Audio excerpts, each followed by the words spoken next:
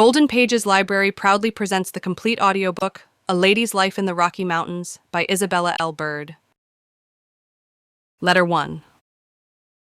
Lake Tahoe, morning in San Francisco, dust, a Pacific mail train, Digger Indians, Cape Horn, a mountain hotel, a pioneer, a Truckee livery stable, a mountain stream, finding a bear, Tahoe. Lake Tahoe, September 2nd. I have found a dream of beauty at which one might look all one's life and sigh. Not lovable like the Sandwich Islands, but beautiful in its own way. A strictly North American beauty. Snow-splotched mountains, huge pines, redwoods, sugar pines, silver spruce. A crystalline atmosphere, waves of the richest color, and a pine-hung lake which mirrors all beauty on its surface. Lake Tahoe is before me, a sheet of water 22 miles long by 10 broad, and in some places 1,700 feet deep. It lies at a height of 6,000 feet, and the snow-crowned summits which wall it in are from 8,000 to 11,000 feet in altitude.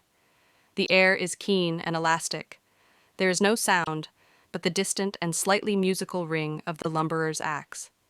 It is a weariness to go back, even in thought, to the clang of San Francisco, which I left in its cold morning fog early yesterday, driving to the Oakland ferry through streets with sidewalks heaped with thousands of cantaloupe and watermelons, tomatoes, cucumbers, squashes, pears, grapes, peaches, apricots, all of startling size as compared with any I ever saw before. Other streets were piled with sacks of flour, left out all night, owing to the security from rain at this season.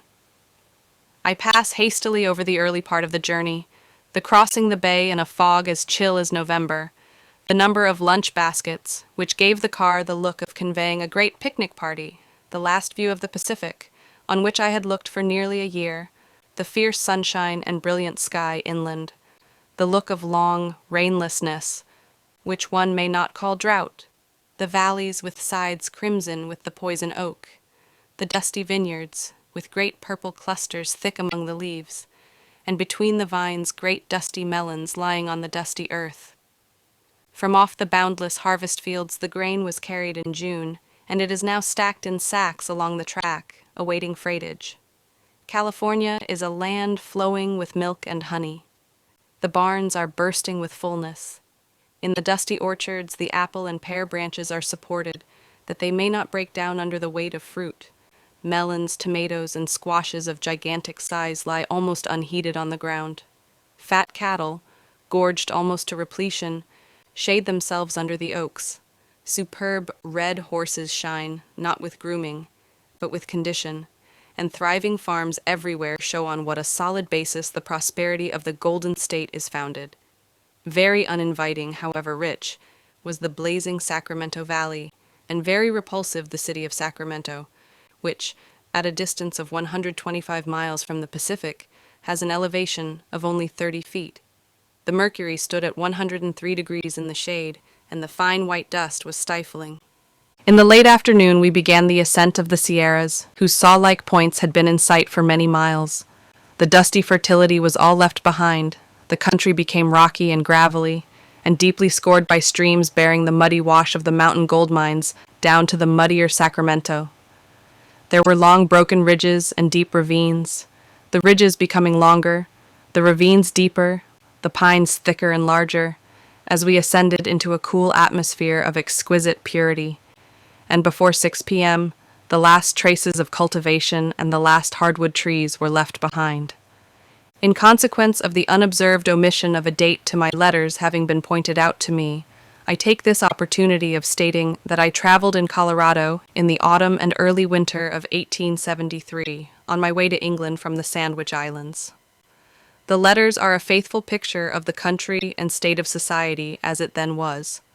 But friends who have returned from the West within the last 6 months tell me that things are rapidly changing, that the frame house is replacing the log cabin, and that the footprints of elk and bighorn may be sought for in vain on the dewy slopes of Estes Park. ILB, Author's Note to the Third Edition, January 16, 1880. At Colfax, a station at a height of 2,400 feet, I got out and walked the length of the train.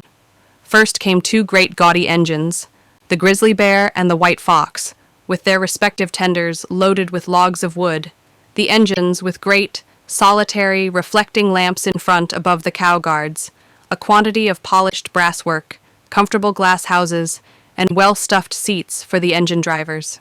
The engines and tenders were succeeded by a baggage car, the latter loaded with bullion and valuable parcels, and in charge of 2 express agents. Each of these cars is 45 feet long. Then came 2 cars loaded with peaches and grapes.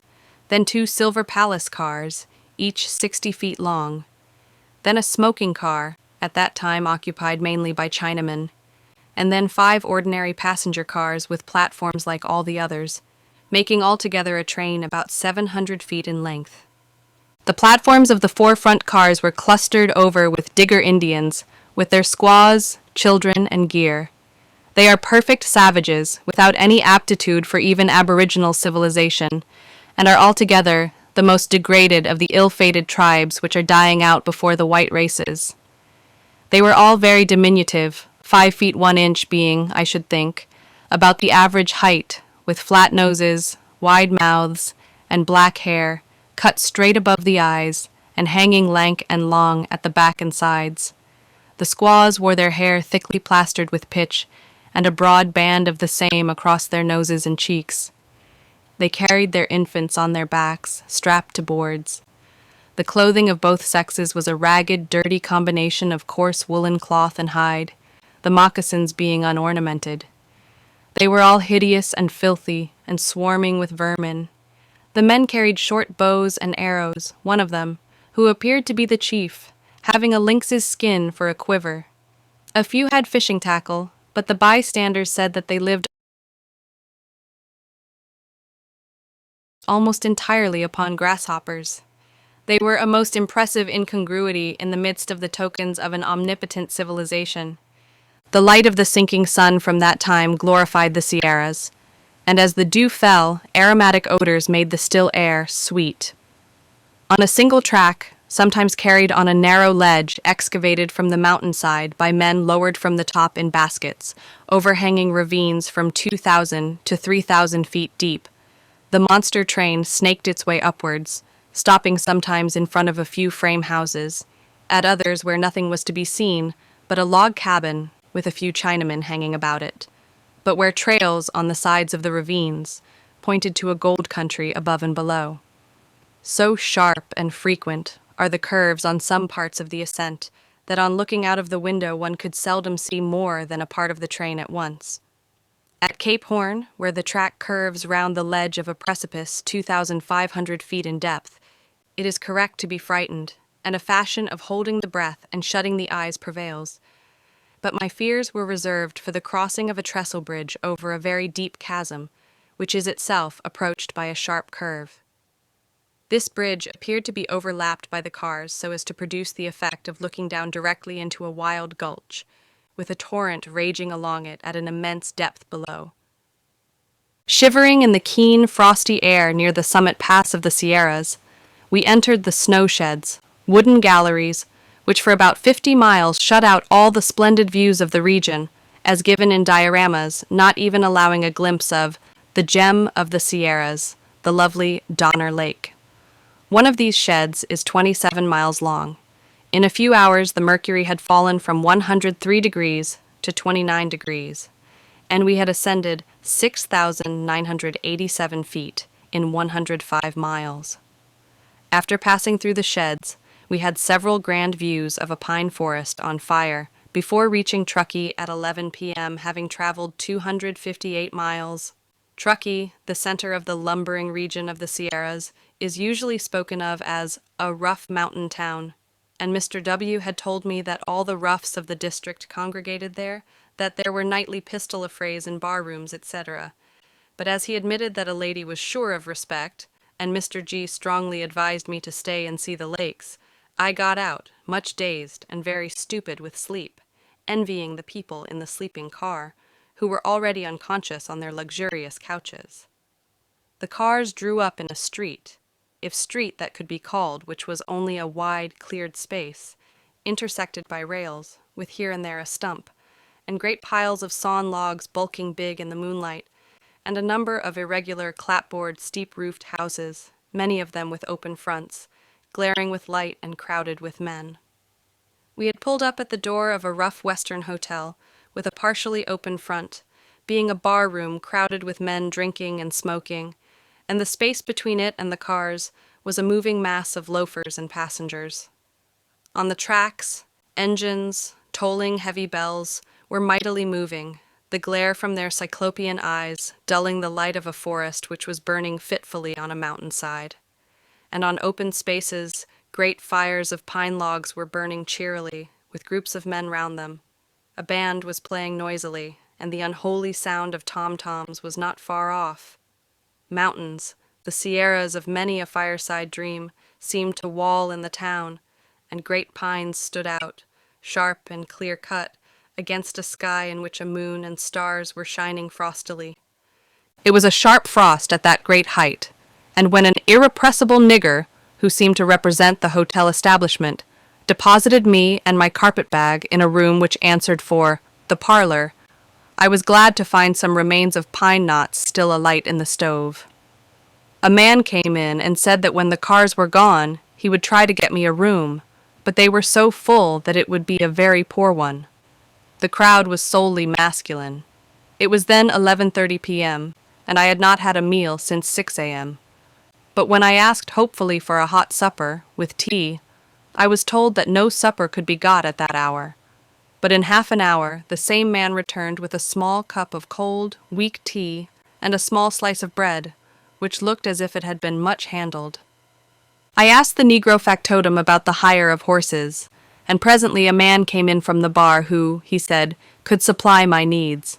This man, the very type of a Western pioneer, bowed, threw himself into a rocking chair, drew a spittoon beside him, cut a fresh quid of tobacco, began to chew energetically, and put his feet, cased in miry high boots, into which his trousers were tucked, on the top of the stove. He said he had horses which would both lope and trot, that some ladies preferred the Mexican saddle, that I could ride alone in perfect safety, and after a route had been devised, I hired a horse for 2 days. This man wore a pioneer's badge as one of the earliest settlers of California, but he had moved on as one place after another had become too civilized for him. But nothing, he added, was likely to change much in Truckee. I was afterwards told that the usual regular hours of sleep are not observed there. The accommodation is too limited for the population of 2,000, which is masculine mainly, and is liable to frequent temporary additions, and beds are occupied continuously, though by different occupants, throughout the greater part of the 24 hours. Consequently, I found the bed and room allotted to me quite tumbled-looking. Men's coats and sticks were hanging up, miry boots were littered about, and a rifle was in one corner. There was no window to the outer air, but I slept soundly, being only once awoke by an increase of the same din in which I had fallen asleep, varied by 3 pistol shots fired in rapid succession. Nelson's Guide to the Central Pacific Railroad. This morning, Truckee wore a totally different aspect. The crowds of the night before had disappeared. There were heaps of ashes where the fires had been. A sleepy German waiter seemed the only person about the premises. The open drinking saloons were nearly empty, and only a few sleepy-looking loafers hung about in what is called the street. It might have been Sunday, but they say that it brings a great accession of throng and jollity. Public worship has died out at present. Work is discontinued on Sunday, but the day is given up to pleasure. Putting a minimum of indispensables into a bag, and slipping on my Hawaiian riding dress over a silk skirt and a dust cloak over all, I stealthily crossed the plaza to the livery stable, the largest building in Truckee, where 12 fine horses were stabled in stalls on each side of a broad drive. My friend of the evening before showed me his rig, 3 velvet-covered side saddles, almost without horns. Some ladies, he said, used the horn of the Mexican saddle, but none in the part rode cavalier fashion. I felt abashed. I could not ride any distance in the conventional mode, and was just going to give up this splendid ravage when the man said, "Ride your own fashion. Here at Truckee, if anywhere in the world, people can do as they like." Blissful Truckee. In no time a large gray horse was rigged out, in a handsome silver-bossed Mexican saddle, with ornamental leather tassels hanging from the stirrup guards and a housing of black bear's skin. I strapped my silk skirt on the saddle, deposited my cloak in the corn bin, and was safely on the horse's back before his owner had time to devise any way of mounting me. Neither he nor any of the loafers who had assembled showed the slightest sign of astonishment, but all were as respectful as possible. For the benefit of other lady travelers, I wish to explain that my Hawaiian riding dress is the American lady's mountain dress, a half-fitting jacket, a skirt reaching to the ankles, and full Turkish trousers gathered into frills falling over the boots. A thoroughly serviceable and feminine costume for mountaineering and other rough traveling, as in the Alps or any other part of the world. ILB, author's note to the second edition, November 27th, 1879. Once on horseback, my embarrassment disappeared, and I rode through Truckee, whose irregular, steep-roofed houses and shanties, set down in a clearing and surrounded closely by mountain and forest, looked like a temporary encampment, passed under the Pacific Railroad, and then, for 12 miles, followed the windings of the Truckee River, a clear, rushing mountain stream in which immense pine logs had gone aground, not to be floated off till the next freshet, a loud-tongued, rollicking stream of ice-cold water, on whose banks no ferns or trailers hang, and which leaves no greenness along its turbulent progress.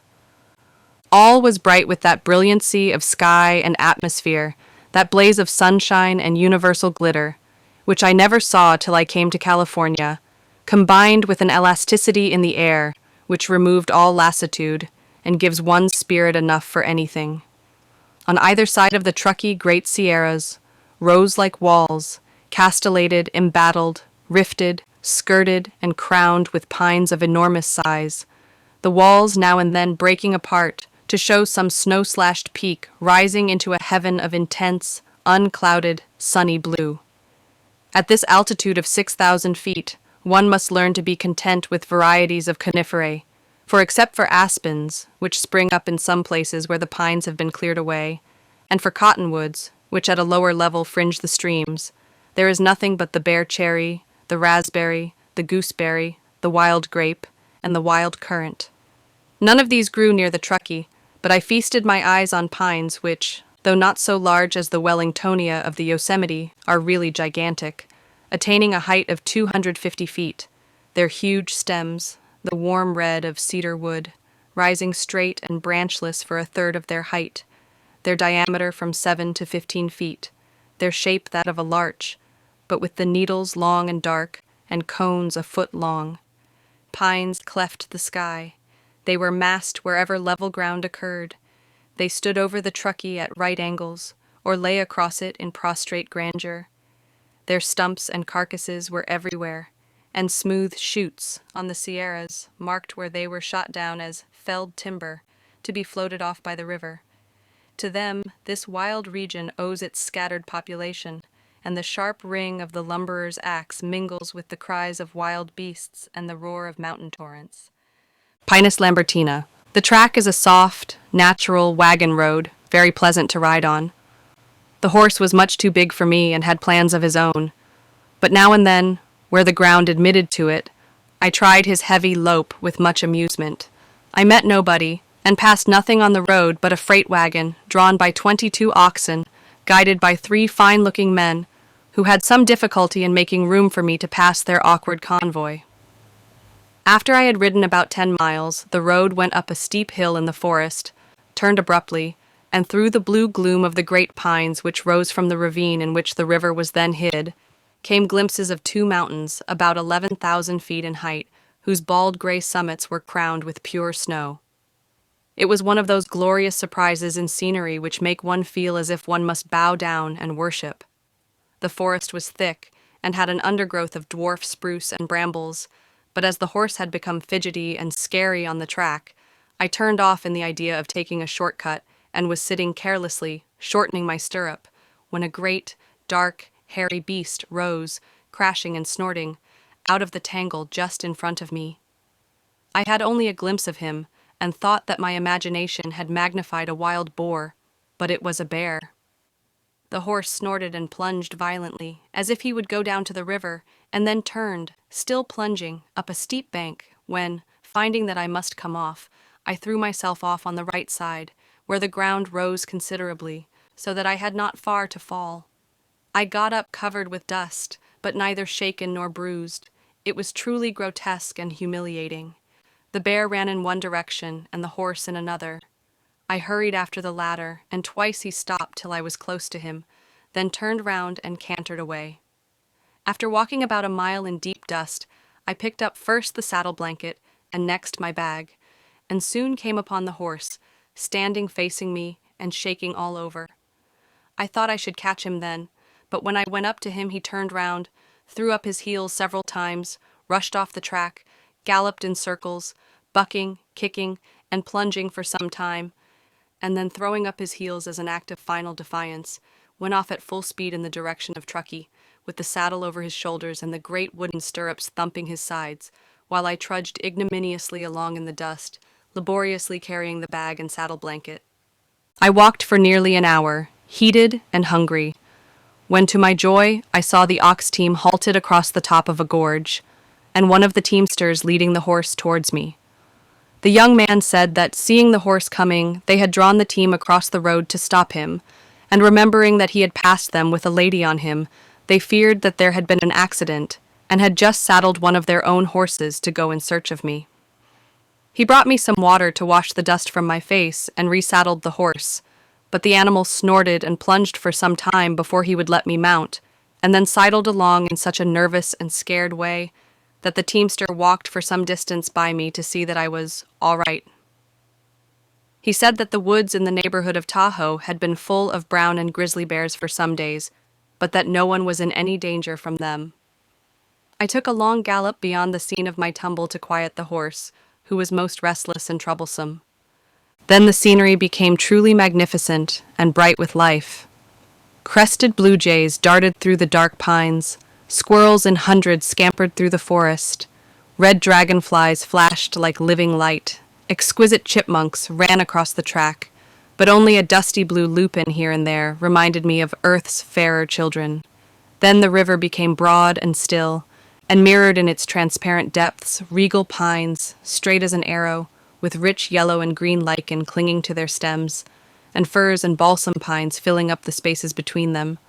The gorge opened, and this mountain-girdled lake lay before me, with its margin broken up into bays and promontories, most picturesquely clothed by huge sugar pines. It lay dimpling and scintillating beneath the noonday sun, as entirely unspoilt as 15 years ago, when its pure loveliness was known only to trappers and Indians. One man lives on it the whole year round. Otherwise, early October strips its shores of their few inhabitants, and thereafter, for 7 months, it is rarely accessible except on snowshoes. It never freezes. In the dense forests which bound it, and drape 2/3 of its gaunt sierras, are hordes of grizzlies, brown bears, wolves, elk, deer, chipmunks, martens, minks, skunks, foxes, squirrels, and snakes. On its margin I found an irregular wooden inn, with a lumber wagon at the door, on which was the carcass of a large grizzly bear, shot behind the house this morning. I had intended to ride 10 miles farther, but finding that the trail in some places was a blind one, and being bewitched by the beauty and serenity of Tahoe, I have remained here sketching, reveling in the view from the veranda, and strolling in the forest. At this height, there is frost every night of the year, and my fingers are benumbed. The beauty is entrancing. The sinking sun is out of sight behind the western Sierras, and all the pine-hung promontories on this side of the water are rich indigo, just reddened with lake, deepening here and there into Tyrian purple. The peaks above, which still catch the sun, are bright rose-red, and all the mountains on the other side are pink. And pink, too, are the far-off summits on which the snowdrifts rest. Indigo, red, and orange tints stain the still water, which lies solemn and dark against the shore, under the shadow of stately pines. An hour later, and a moon nearly full, not a pale flat disk but a radiant sphere, has wheeled up into the flushed sky. The sunset has passed through every stage of beauty, through every glory of color, through riot and triumph, through pathos and tenderness, into a long, dreamy, painless rest, succeeded by the profound solemnity of the moonlight and a stillness broken only by the night cries of beasts in the aromatic forests. ILB. Letter 2. A lady's get-up, grizzly bears, the gems of the Sierras, a tragic tale, a carnival of color. Cheyenne, Wyoming, September 7th. As night came on, the cold intensified, and the stove in the parlor attracted everyone. A San Francisco lady, much got up in paint, emerald green velvet, Brussels lace and diamonds, rattled continuously for the amusement of the company, giving descriptions of persons and scenes in a racy Western twang, without the slightest scruple as to what she said. In a few years, Tahoe will be inundated in summer with similar vulgarity, owing to its easiness of access. I sustained the reputation which our countrywomen bear in America by looking a perfect guy. And feeling that I was a salient point for the speaker's next sally, I was relieved when the landlady, a ladylike Englishwoman, asked me to join herself and her family in the bar-room, where we had much talk about the neighborhood and its wild beasts, especially bears. The forest is full of them, but they seem never to attack people unless when wounded or much aggravated by dogs, or a she-bear thinks you are going to molest her young. I dreamt of bears so vividly that I woke with a furry death hug at my throat, but feeling quite refreshed. When I mounted my horse after breakfast, the sun was high and the air so keen and intoxicating that, giving the animal his head, I galloped up and down hill, feeling completely tireless. Truly, that air is the elixir of life. I had a glorious ride back to Truckee. The road was not as solitary as the day before. In a deep part of the forest, the horse snorted and reared, and I saw a cinnamon-colored bear with 2 cubs cross the track ahead of me. I tried to keep the horse quiet that the mother might acquit me of any designs upon her lolloping children, but I was glad when the ungainly, long-haired party crossed the river. Then I met a team, the driver of which stopped and said he was glad that I had not gone to Cornelian Bay. It was such a bad trail, and hoped I had enjoyed Tahoe.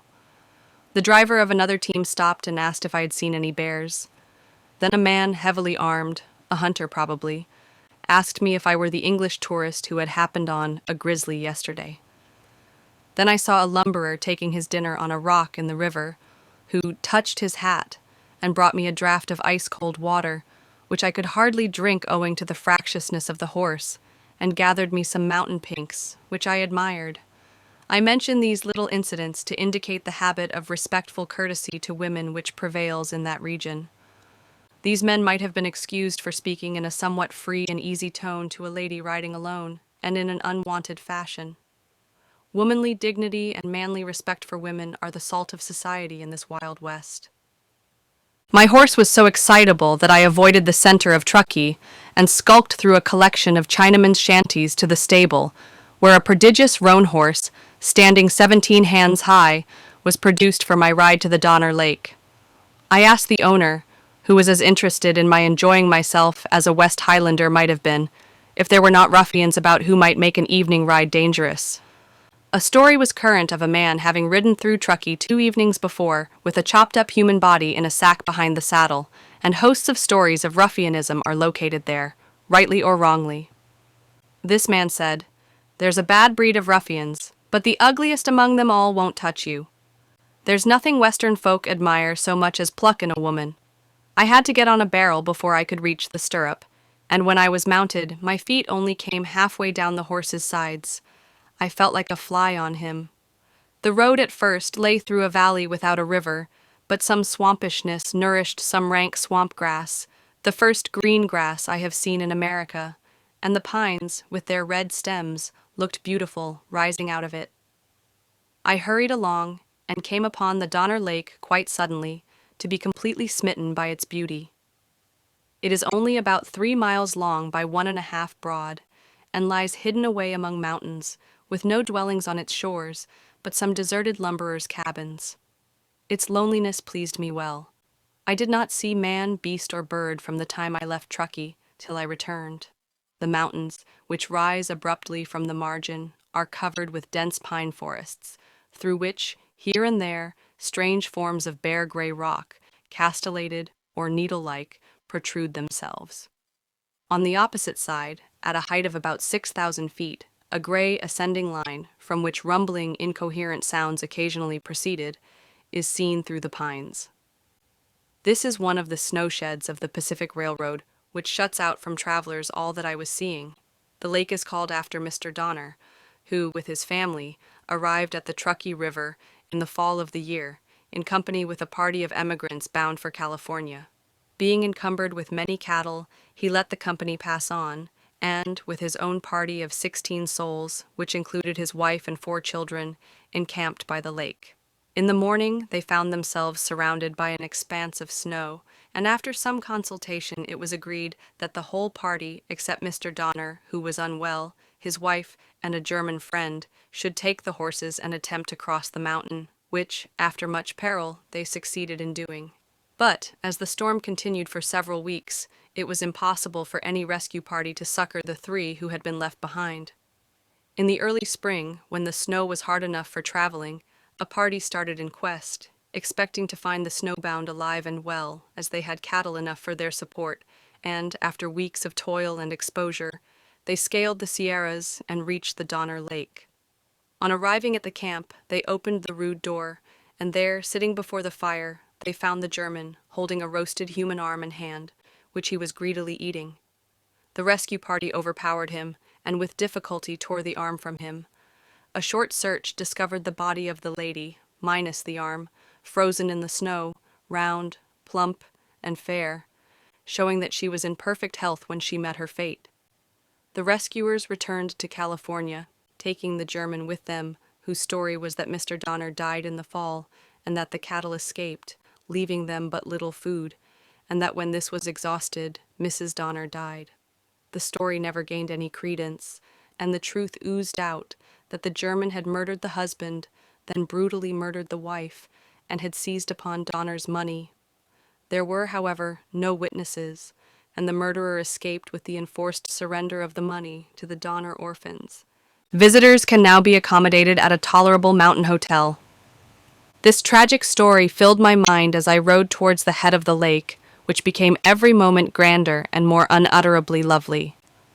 The sun was setting fast, and against his golden light-green promontories, wooded with stately pines, stood out one beyond another in a medium of dark rich blue, while gray-bleached summits, peaked, turreted, and snow-slashed, were piled above them, gleaming with amber light.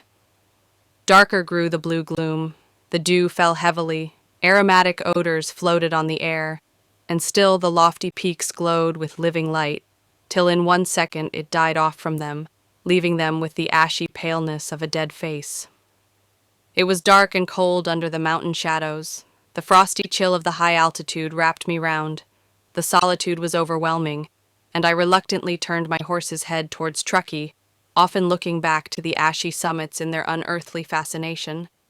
Eastwards, the look of the scenery was changing every moment, while the lake for long remained one burnished sheet of living gold, and Truckee lay utterly out of sight in a hollow filled with lake and cobalt.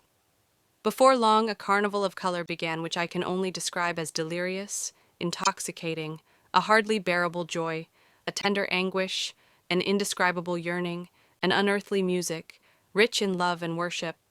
It lasted considerably more than an hour, and though the road was growing very dark, and the train which was to take me thence was fast climbing the Sierras, I could not ride faster than a walk. The eastward mountains, which had been gray, blushed pale pink.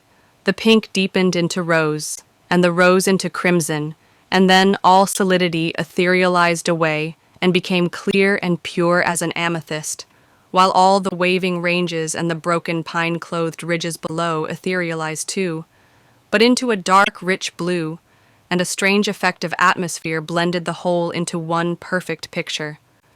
It changed, deepened, reddened, melted, growing more and more wonderful, while under the pines it was night, till, having displayed itself for an hour, the jeweled peaks suddenly became like those of the Sierras, wan as the face of death. Far later the cold golden light lingered in the west, with pines in relief against its purity, and where the rose light had glowed in the east, a huge moon upheaved itself, and the red flicker of forest fires luridly streaked the mountainsides near and far off. I realized that night had come with its eeriness, and putting my great horse into a gallop, I clung on to him till I pulled him up in Truckee, which was at the height of its evening revelries. Fires blazing out of doors, bar rooms and saloons crammed, lights glaring, gaming tables thronged, fiddle and banjo in frightful discord, and the air ringing with ribaldry and profanity. ILB. Letter 3. A temple of Morpheus, Utah, a God-forgotten town, a distressed couple, dog villages, a temperance colony, a Colorado inn, the bug pest, Fort Collins. Cheyenne, Wyoming, September 8th. Precisely at 11 p.m., the huge Pacific train, with its heavy bell tolling, thundered up to the door of the Truckee house, and on presenting my ticket at the double door of a Silver Palace car, the slippered steward, whispering low, conducted me to my berth, a luxurious bed, 3.5 feet wide, with a hair mattress on springs, fine linen sheets, and costly California blankets. The 24 inmates of the car were all invisible, asleep behind rich curtains. It was a true temple of Morpheus. Profound sleep was the object to which everything was dedicated. 4 silver lamps hanging from the roof and burning low gave a dreamy light. On each side of the center passage, rich rep curtains, green and crimson, striped with gold, hung from silver bars running near the roof, and trailed on the soft Axminster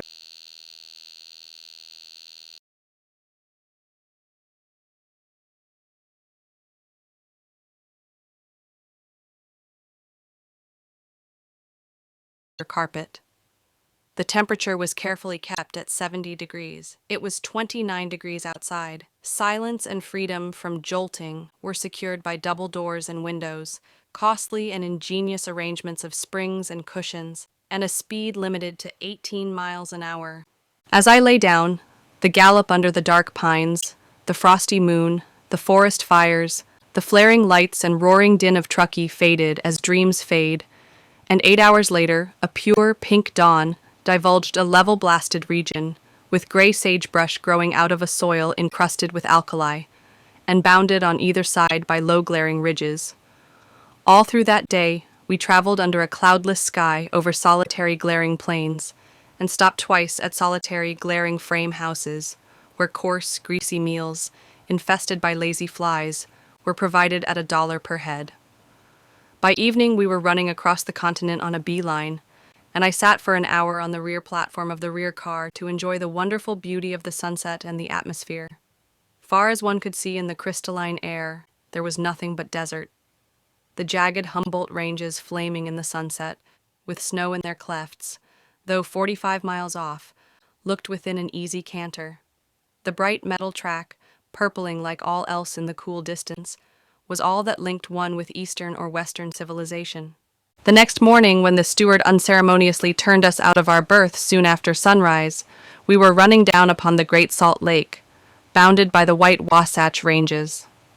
Along its shores, by means of irrigation, Mormon industry has compelled the ground to yield fine crops of hay and barley. And we passed several cabins, from which, even at that early hour, Mormons, each with 2 or 3 wives, were going forth to their day's work. The women were ugly, and their shapeless blue dresses hideous. At the Mormon town of Ogden, we changed cars, and again traversed dusty plains, white and glaring, varied by muddy streams and rough, arid valleys, now and then narrowing into canyons. By common consent, the windows were kept closed to exclude the fine white alkaline dust, which is very irritating to the nostrils. The journey became more and more wearisome as we ascended rapidly over immense plains and wastes of gravel, destitute of mountain boundaries, and with only here and there a knob or butte to break the monotony. The wheel marks of the trail to Utah often ran parallel with the track, and bones of oxen were bleaching in the sun, the remains of those whose carcasses fell in the wilderness on the long and droughty journey. The daybreak of today, Sunday, found us shivering at Fort Laramie, a frontier post dismally situated at a height of 7,000 feet. Another 1,000 feet over gravelly levels brought us to Sherman, the highest level reached by this railroad. From this point eastward, the streams fall into the Atlantic. The ascent of these apparently level plateaus is called crossing the Rocky Mountains, but I have seen nothing of the range except two peaks like teeth lying low on the distant horizon. It became mercilessly cold. Some people thought it snowed, but I only saw rolling billows of fog. Lads passed through the cars the whole morning, selling newspapers, novels, cacti, lollipops, popcorn, peanuts, and ivory ornaments, so that having lost all reckoning of the days, I never knew that it was Sunday till the cars pulled up at the door of the hotel in this detestable place. The mountains which bound the Valley of the Babbling Waters, Utah, afford striking examples of these knobs or buttes. The surrounding plains were endless and verdureless. The scanty grasses were long ago turned into sun-cured hay by the fierce summer heats. There is neither tree nor bush. The sky is gray, the earth buff, the air blay and windy, and clouds of coarse granitic dust sweep across the prairie and smother the settlement. Cheyenne is described as a God-forsaken, God-forgotten place. That it forgets God is written on its face. It owes its existence to the railroad and has diminished in population, but is a depot for a large amount of the necessaries of life which are distributed through the scantily settled districts within distances of 300 miles by freight wagons, each drawn by 4 or 6 horses or mules, or double that number of oxen. At times, over 100 wagons, with double that number of teamsters, are in Cheyenne at once.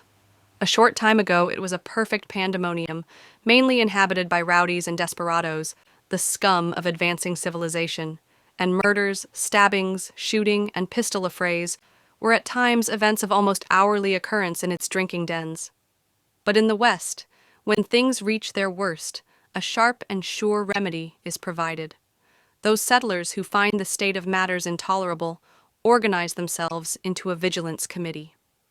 Judge Lynch, with a few feet of rope, appears on the scene. The majority crystallizes round the supporters of order. Warnings are issued to obnoxious people, simply bearing a scrawl of a tree with a man dangling from it, with such words as, "Clear out of this by 6 a.m.," or a number of the worst desperadoes are tried by a yet more summary process than a drumhead court-martial, strung up, and buried ignominiously. I have been told that 120 ruffians were disposed of in this way here in a single fortnight. Cheyenne is now as safe as Hilo, and the interval between the most desperate lawlessness and the time when United States law, with its corruption and feebleness, comes upon the scene, is one of comparative security and good order. Piety is not the forte of Cheyenne. The roads resound with atrocious profanity, and the rowdyism of the saloons and bar-rooms is repressed, not extirpated. The population, once 6,000, is now about 4,000. It is an ill-arranged set of frame houses and shanties and rubbish heaps, and offal of deer and antelope produce the foulest smells I have smelt for a long time. Some of the houses are painted a blinding white, others are unpainted. There is not a bush, or garden, or green thing. It just straggles out promiscuously on the boundless brown plains, on the extreme verge of which 3 toothy peaks are seen. It is utterly slovenly-looking and unornamental, abounds in slouching barroom-looking characters, and looks a place of low, mean lives. Below the hotel window, freight cars are being perpetually shunted, but beyond the railroad tracks are nothing but the brown plains, with their lonely sights, now a solitary horseman at a traveling amble, then a party of Indians in paint and feathers, but civilized up to the point of carrying firearms, mounted on sorry ponies, the bundled-up squaws riding astride on the baggage ponies. Then a drove of ridgy-spined, long-horned cattle, which have been several months eating their way from Texas, with their escort of 4 or 5 much-spurred horsemen, in peaked hats, blue hooded coats, and high boots, heavily armed with revolvers and repeating rifles, and riding small, wiry horses. A solitary wagon, with a white tilt, drawn by 8 oxen, is probably bearing an emigrant and his fortunes to Colorado. On one of the dreary spaces of the settlement, 6 white-tilted wagons, each with 12 oxen, are standing on their way to a distant part.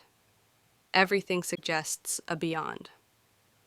The discovery of gold in the Black Hills has lately given it a great impetus, and as it is the chief point of departure for the diggings, it is increasing in population and importance. July 1879. September 9th. I have found at the post office here a circular letter of recommendation from ex-Governor Hunt, procured by Miss Kingsley's kindness, and another equally valuable one of authentication and recommendation from Mr. Bowles of the Springfield Republican, whose name is a household word in all the West. Armed with these, I shall plunge boldly into Colorado. I am suffering from giddiness and nausea produced by the bad smells. A help here says that there have been 56 deaths from cholera during the last 20 days. Is common humanity lacking, I wonder, in this region of hard greed? Can it not be bought by dollars here, like every other commodity, votes included? Last night I made the acquaintance of a shadowy gentleman from Wisconsin, far gone in consumption, with a spirited wife and young baby. He had been ordered to the plains as a last resource, but was much worse. Early this morning he crawled to my door, scarcely able to speak from debility and bleeding from the lungs, begging me to go to his wife, who, the doctor said, was ill of cholera.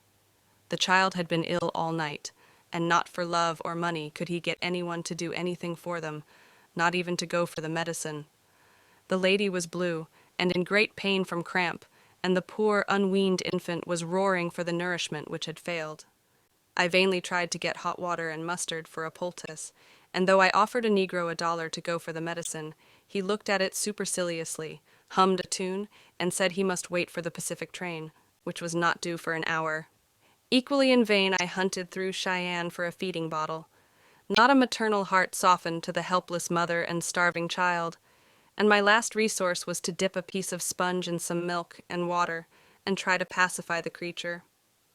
I applied Rigolo's leaves, went for the medicine, saw the popular host, a bachelor, who mentioned a girl who, after much difficulty, consented to take charge of the baby for $2 a day and attend to the mother, and having remained till she began to amend, I took the cars for Greeley, a settlement on the plains, which I had been recommended to make my starting point for the mountains.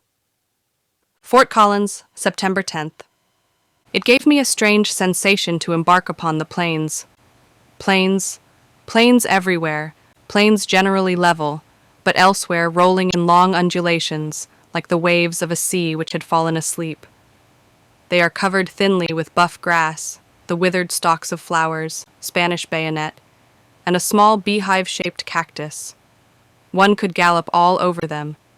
They are peopled with large villages of what are called prairie dogs, because they utter a short, sharp bark, but the dogs are, in reality, marmots.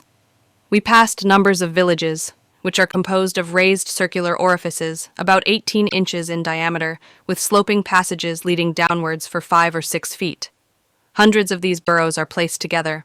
On nearly every rim, a small, furry, reddish-buff beast sat on his hind legs, looking, so far as head went, much like a young seal. These creatures were acting as sentinels and sunning themselves.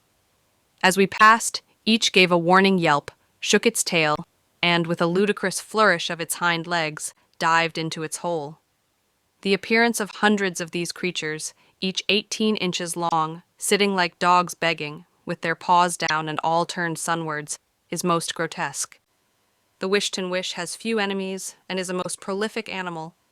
From its enormous increase and the energy and extent of its burrowing operations, one can fancy that in the course of years the prairies will be seriously injured, as it honeycombs the ground and renders it unsafe for horses. The burrows seem usually to be shared by owls, and many of the people insist that a rattlesnake is also an inmate. But I hope for the sake of the harmless, cheery little prairie dog that this unwelcome fellowship is a myth.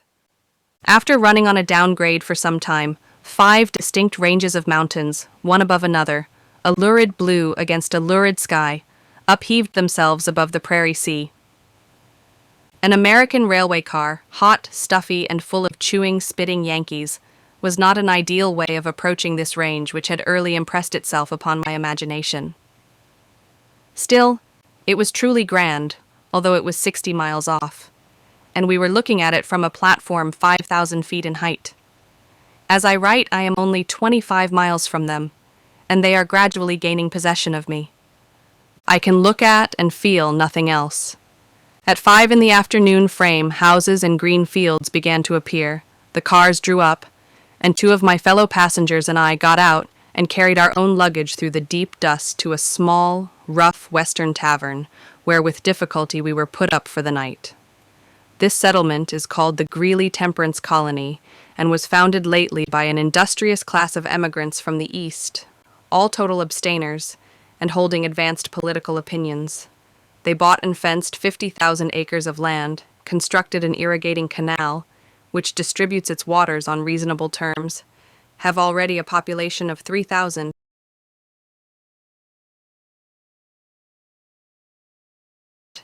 and are the most prosperous and rising colony in Colorado, being altogether free from either laziness or crime. Their rich fields are artificially productive solely, and after seeing regions where nature gives spontaneously, one is amazed that people should settle here to be dependent on irrigating canals, with the risk of having their crops destroyed by grasshoppers. A clause in the charter of the colony prohibits the introduction, sale, or consumption of intoxicating liquor, and I hear that the men of Greeley carry their crusade against drink even beyond their limits, and have lately sacked 3 houses open for the sale of drink near their frontier, pouring the whiskey upon the ground, so that people don't now like to run the risk of bringing liquor near Greeley. And the temperance influence is spreading over a very large area. As the men have no bar rooms to sit in, I observed that Greeley was asleep at an hour when other places were beginning their revelries.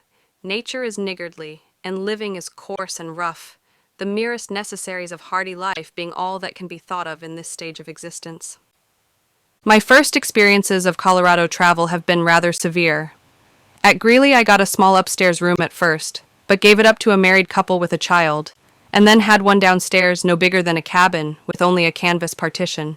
It was very hot, and every place was thick with black flies. The English landlady had just lost her help, and was in a great fuss, so that I helped her to get supper ready. Its chief features were greasiness and black flies. 20 men in working clothes fed and went out again, nobody speaking to nobody. The landlady introduced me to a Vermont settler who lives in the foothills, who was very kind and took a great deal of trouble to get me a horse. Horses abound, but they are either large American horses, which are only used for draft, or small active horses, called broncos, said to be from a Spanish word, signifying that they can never be broke. They nearly all buck, and are described as being more ugly and treacherous than mules. There is only one horse in Greeley, safe for a woman to ride. I tried an Indian pony by moonlight, such a moonlight, but found he had tender feet. The kitchen was the only sitting room, so I shortly went to bed, to be awoke very soon by crawling creatures apparently in myriads. I struck a light, and found such swarms of bugs that I gathered myself up on the wooden chairs, and dozed uneasily till sunrise. Bugs are a great pest in Colorado. They come out of the earth, infest the wooden walls, and cannot be got rid of by any amount of cleanliness. Many careful housewives take their beds to pieces every week, and put carbolic acid on them. It was a glorious, cool morning, and the great range of the Rocky Mountains looked magnificent. I tried the pony again, but found he would not do for a long journey, and as my Vermont acquaintance offered me a seat in his wagon to Fort Collins, 25 miles nearer the mountains, I threw a few things together and came here with him. We left Greeley at 10, and arrived here at 4:30, staying an hour for food on the way. I liked the first half of the drive, but the fierce, ungoverned, blazing heat of the sun on the whitish earth for the last half was terrible even with my white umbrella, which I have not used since I left New Zealand. It was sickening. Then the eyes have never anything green to rest upon, except in the river bottoms, where there is green hay grass. We followed mostly the course of the river Cache à la Poudre, which rises in the mountains, and after supplying Greeley with irrigation, falls into the Platte, which is an affluent of the Missouri. When once beyond the scattered houses and great ring fence of the vigorous Greeley colonists, we were on the boundless prairie. Now and then horsemen passed us, and we met 3 wagons with white tilts. Except where the prairie dogs have honeycombed the ground, you can drive almost anywhere, and the passage of a few wagons over the same track makes a road. We forded the river, whose course is marked the whole way by a fringe of small cottonwoods and aspens, and traveled hour after hour with nothing to see except some dog towns, with their quaint little sentinels. But the view in front was glorious. The Alps, from the Lombard plains, are the finest mountain panorama I ever saw, but not equal to this, for not only do 5 high-peaked giants, each nearly the height of Mont Blanc, lift their dazzling summits above the lower ranges, but the expanse of mountains is so vast, and the whole lie in a transparent medium of the richest blue, not haze, something peculiar to the region. The lack of foreground is a great artistic fault, and the absence of greenery is melancholy, and makes me recall sadly the entrancing detail of the Hawaiian Islands. Once only, the second time we forded the river, the cottonwoods formed a foreground, and then the loveliness was heavenly. We stopped at a log house and got a rough dinner of beef and potatoes, and I was amused at the 5 men who shared it with us for apologizing to me for being without their coats, as if coats would not be an enormity on the plains. It is the election day for the territory, and men were galloping over the prairie to register their votes. The 3 in the wagon talked politics the whole time. They spoke openly and shamelessly of the prices given for votes, and apparently there was not a politician on either side who was not accused of degrading corruption. We saw a convoy of 5,000 head of Texas cattle traveling from southern Texas to Iowa. They had been 9 months on the way. They were under the charge of 20 mounted vaqueros, heavily armed, and a light wagon accompanied them, full of extra rifles and ammunition, not unnecessary, for the Indians are raiding in all directions, maddened by the reckless and useless slaughter of the buffalo, which is their chief subsistence.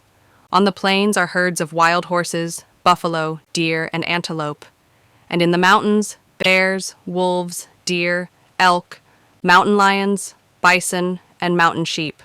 You see a rifle in every wagon, as people always hope to fall in with game. By the time we reached Fort Collins, I was sick and dizzy with the heat of the sun, and not disposed to be pleased with a most unpleasing place. It was a military post, but at present consists of a few frame houses put down recently on the bare and burning plain. The settlers have great expectations. But of what? The mountains look hardly nearer than from Greeley. One only realizes their vicinity by the loss of their higher peaks. This house is freer from bugs than the one at Greeley, but full of flies. These new settlements are altogether revolting, entirely utilitarian, given up to talk of dollars as well as to making them, with coarse speech, coarse food, coarse everything, nothing wherewith to satisfy the higher cravings if they exist, nothing on which the eye can rest with pleasure. The lower floor of this inn swarms with locusts in addition to thousands of black flies. The latter cover the ground and rise buzzing from it as you walk. ILB. Letter 4. A plague of flies, a melancholy charioteer, the foothills, a mountain boarding house, a dull life, being agreeable, climate of Colorado, soroche and snakes. Canyon, September 12th. I was actually so dull and tired that I deliberately slept away the afternoon in order to forget the heat and flies. 30 men in working clothes, silent and sad-looking, came in to supper. The beef was tough and greasy.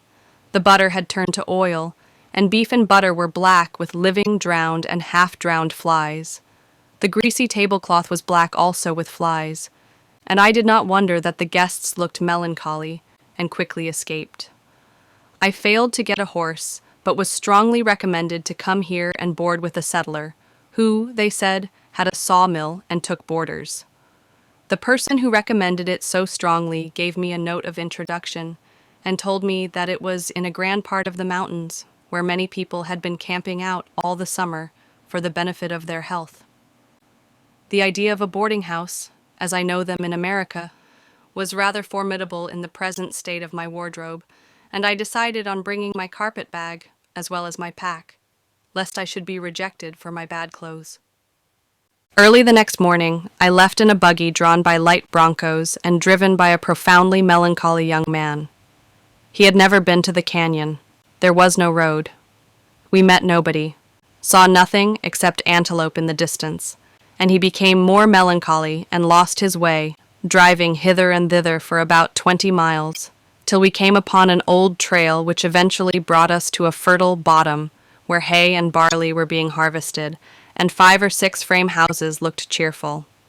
I had been recommended to 2 of these, which professed to take in strangers, but one was full of reapers, and in the other a child was dead. So I took the buggy on, glad to leave the glaring, prosaic settlement behind. There was a most curious loneliness about the journey up to that time.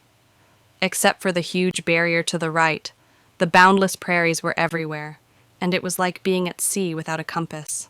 The wheels made neither sound nor indentation as we drove over the short, dry grass, and there was no cheerful clatter of horses' hoofs. The sky was cloudy, and the air hot and still. In one place we passed the carcass of a mule, and a number of vultures soared up from it, to descend again immediately. Skeletons and bones of animals were often to be seen.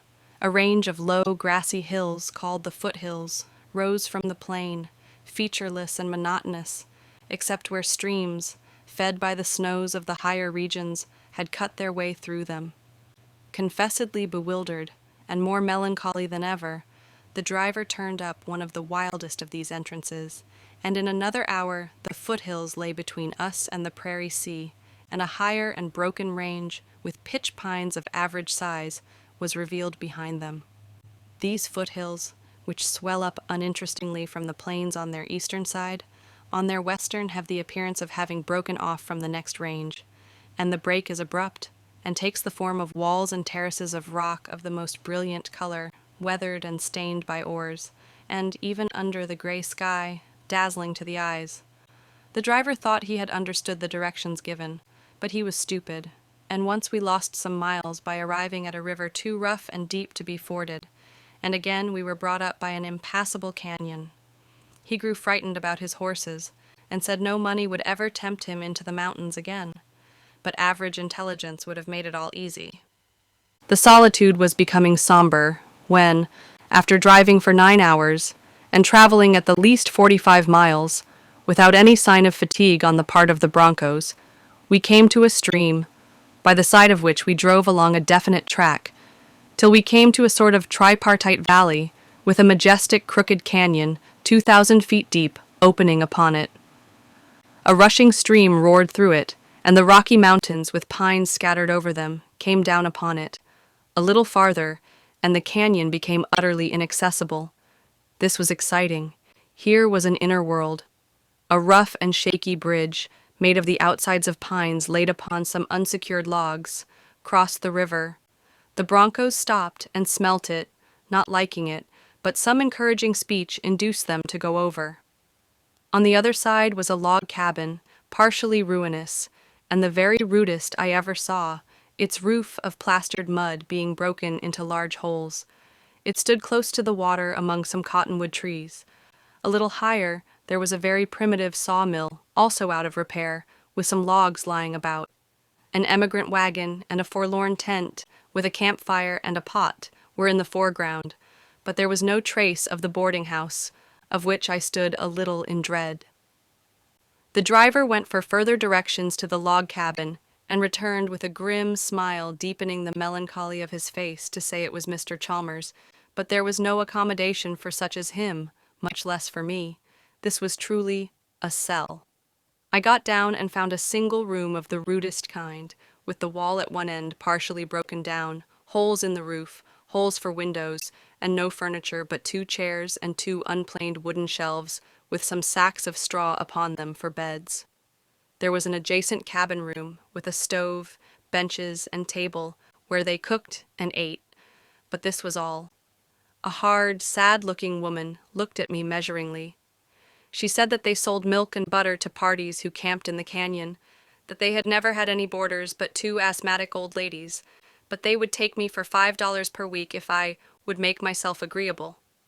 The horses had to be fed, and I sat down on a box, had some dried beef and milk, and considered the matter. If I went back to Fort Collins, I thought I was farther from a mountain life, and had no choice but Denver, a place from which I shrank, or to take the cars for New York. Here the life was rough, rougher than any I had ever seen, and the people repelled me by their faces and manners. But if I could rough it for a few days, I might, I thought, get over canyons and all other difficulties into Estes Park, which has become the goal of my journey and hopes. So I decided to remain. September 16th.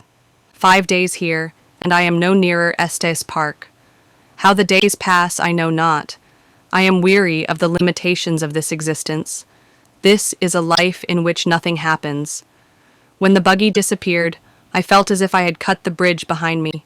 I sat down and knitted for some time, my usual resource under discouraging circumstances. I really did not know how I should get on. There was no table, no bed, no basin, no towel, no glass, no window, no fastening on the door. The roof was in holes, the logs were unchinked, and one end of the cabin was partially removed. Life was reduced to its simplest elements. I went out. The family all had something to do and took no notice of me. I went back, and then an awkward girl of 16, with uncombed hair and a painful repulsiveness of face and air, sat on a log for half an hour and stared at me. I tried to draw her into talk, but she twirled her fingers and replied snappishly in monosyllables. Could I by any effort make myself agreeable? I wondered. The day went on. I put on my Hawaiian dress, rolling up the sleeves to the elbows in an agreeable fashion. Towards evening, the family returned to feed and pushed some dried beef and milk in at the door. They all slept under the trees, and before dark carried the sacks of straw out for their bedding. I followed their example that night, or rather, watched Charles's wane while they slept, but since then have slept on blankets on the floor under the roof. They have neither lamp nor candle, so if I want to do anything after dark, I have to do it by the unsteady light of pine knots. As the nights are cold and free from bugs, and I do a good deal of manual labor, I sleep well. At dusk, I make my bed on the floor and draw a bucket of ice-cold water from the river.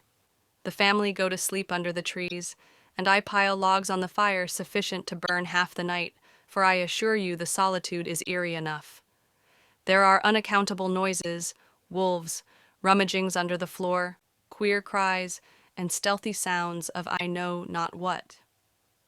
One night a beast, fox or skunk, rushed in at the open end of the cabin and fled through the window, almost brushing my face, and on another, the head and 3 or 4 inches of the body of a snake were protruded through a chink of the floor close to me, to my extreme disgust. My mirror is the polished inside of my watch case. At sunrise, Mrs. Chalmers comes in, if coming into a nearly open shed can be called in, and makes a fire, because she thinks me too stupid to do it, and mine is the family room, and by 7 I am dressed, have folded the blankets, and swept the floor, and then she puts some milk and bread or stirabout on a box by the door. After breakfast I draw more water, and wash 1 or 2 garments daily, taking care that there are no witnesses of my inexperience. Yesterday a calf sucked one into hopeless rags. The rest of the day I spend in mending, knitting, writing to you, and the various odds and ends which arise when one has to do all for oneself. At 12 and 6 some food is put on the box by the door, and at dusk we make up our beds. A distressed emigrant woman has just given birth to a child in a temporary shanty by the river, and I go to help her each day. I have made the acquaintance of all the careworn, struggling settlers within a walk. All have come for health, and most have found or are finding it, even if they have not better shelter than a wagon tilt or a blanket on sticks laid across 4 poles. The climate of Colorado is considered the finest in North America, and consumptives, asthmatics, dyspeptics, and sufferers from nervous diseases are here in hundreds and thousands, either trying the camp cure for 3 or 4 months or settling here permanently. People can safely sleep out of doors for 6 months of the year. The plains are from 4,000 to 6,000 feet high, and some of the settled parks, or mountain valleys, are from 8,000 to 10,000. The air, besides being much rarefied, is very dry. The rainfall is far below the average, dews are rare, and fogs nearly unknown. The sunshine is bright and almost constant, and 3/4 of the days are cloudless. The milk, beef, and bread are good.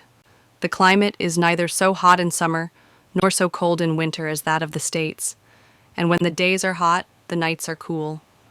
Snow rarely lies on the lower ranges, and horses and cattle don't require to be either fed or housed during the winter.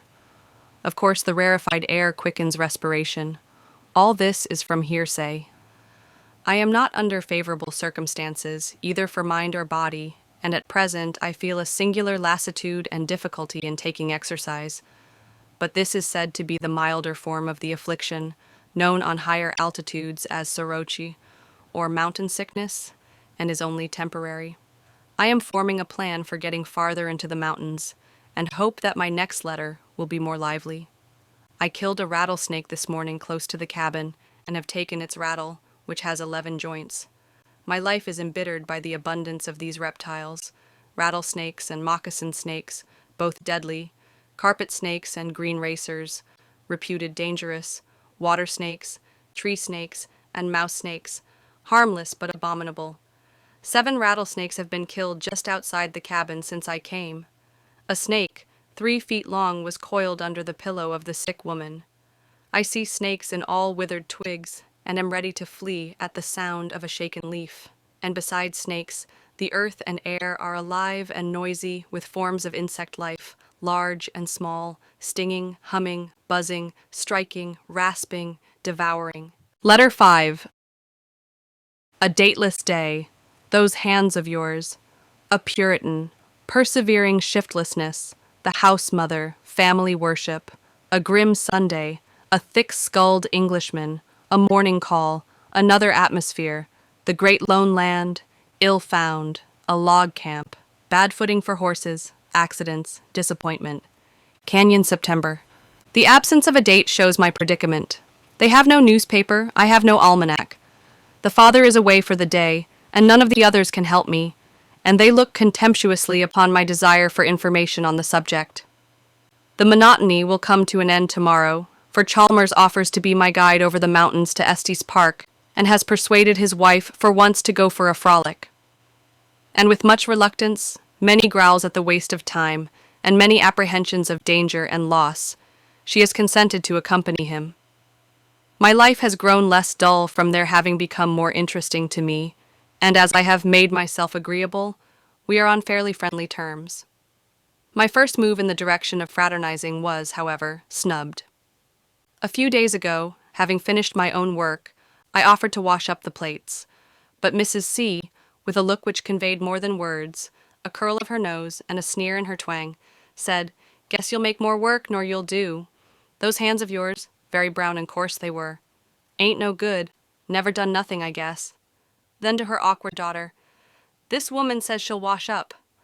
Ha ha! Look at her arms and hands.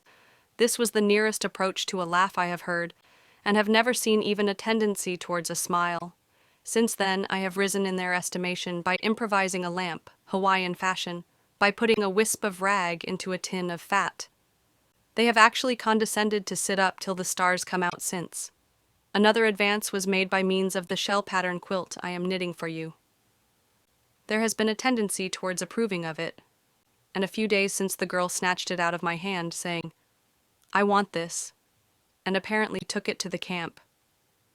This has resulted in my having a knitting class, with the woman, her married daughter, and a woman from the camp as pupils. Then I have gained ground with the man by being able to catch and saddle a horse. I am often reminded of my favorite couplet. Beware of desperate steps. The darkest day, live till tomorrow, will have passed away. But oh, what a hard, narrow life it is with which I am now in contact. A narrow and unattractive religion, which I believe still to be genuine, and an intense but narrow patriotism, are the only higher influences. Chalmers came from Illinois 9 years ago, pronounced by the doctors to be far gone in consumption, and in 2 years he was strong. They are a queer family. Somewhere in the remote highlands I have seen such another. Its head is tall, gaunt, lean, and ragged, and has lost one eye. On an English road one would think him a starving or a dangerous beggar. He is slightly intelligent, very opinionated, and wishes to be thought well-informed, which he is not. He belongs to the straightest sect of Reformed Presbyterians, psalm singers, but exaggerates anything of bigotry and intolerance which may characterize them, and rejoices in truly merciless fashion over the excision of the philanthropic Mr. Stewart of Philadelphia, for worshipping with congregations which sing hymns. His great boast is that his ancestors were Scottish Covenanters. He considers himself a profound theologian, and by the pine logs at night discourses to me on the mysteries of the eternal counsels and the divine decrees.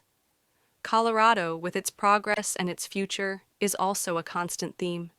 He hates England with a bitter, personal hatred, and regards any allusions which I make to the progress of Victoria as a personal insult. He trusts to live to see the downfall of the British monarchy and the disintegration of the empire.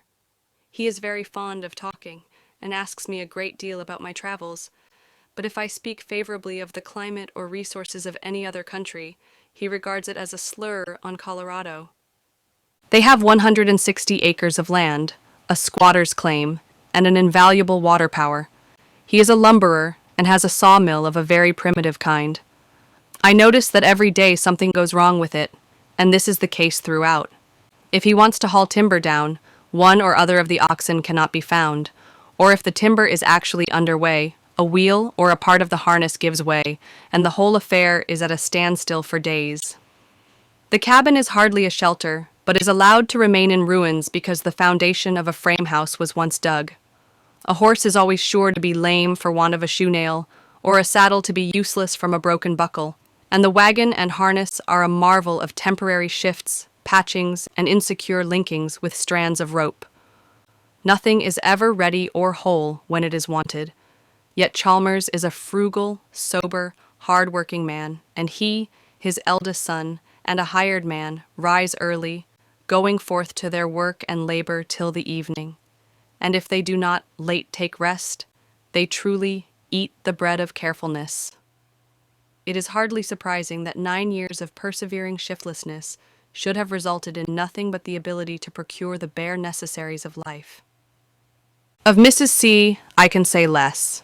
She looks like one of the English poor women of our childhood, lean, clean, toothless, and speaks, like some of them, in a piping, discontented voice, which seems to convey a personal reproach.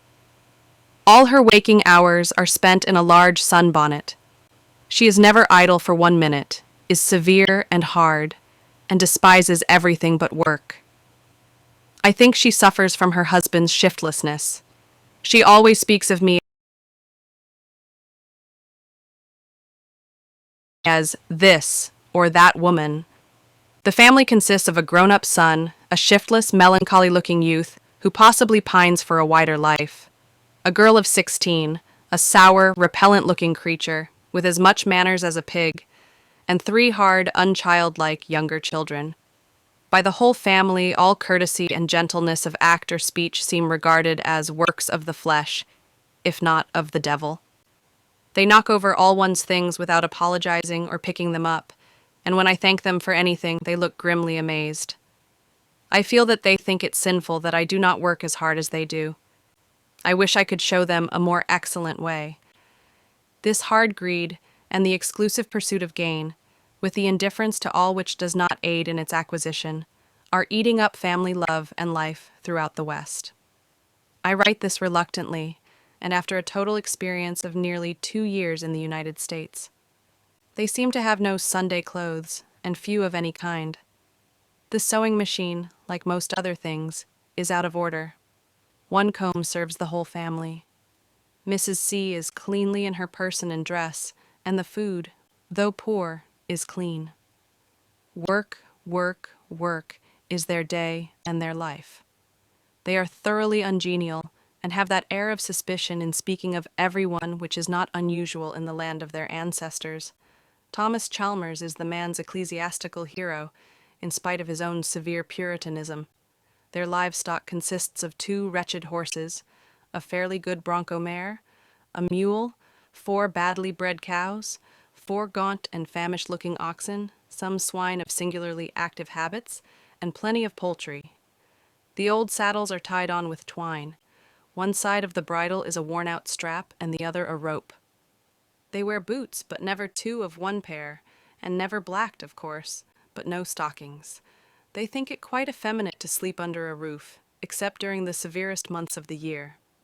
There is a married daughter across the river, just the same hard, loveless, moral, hard-working being as her mother. Each morning, soon after 7, when I have swept the cabin, the family come in for worship. Chalmers wails a psalm, in every sense of the word wail, to the most doleful of dismal tunes.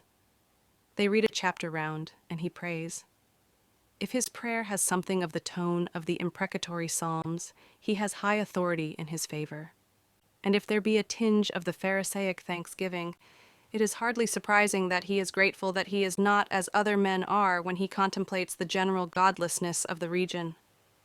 Sunday was a dreadful day. The family kept the commandment literally and did no work. Worship was conducted twice and was rather longer than usual.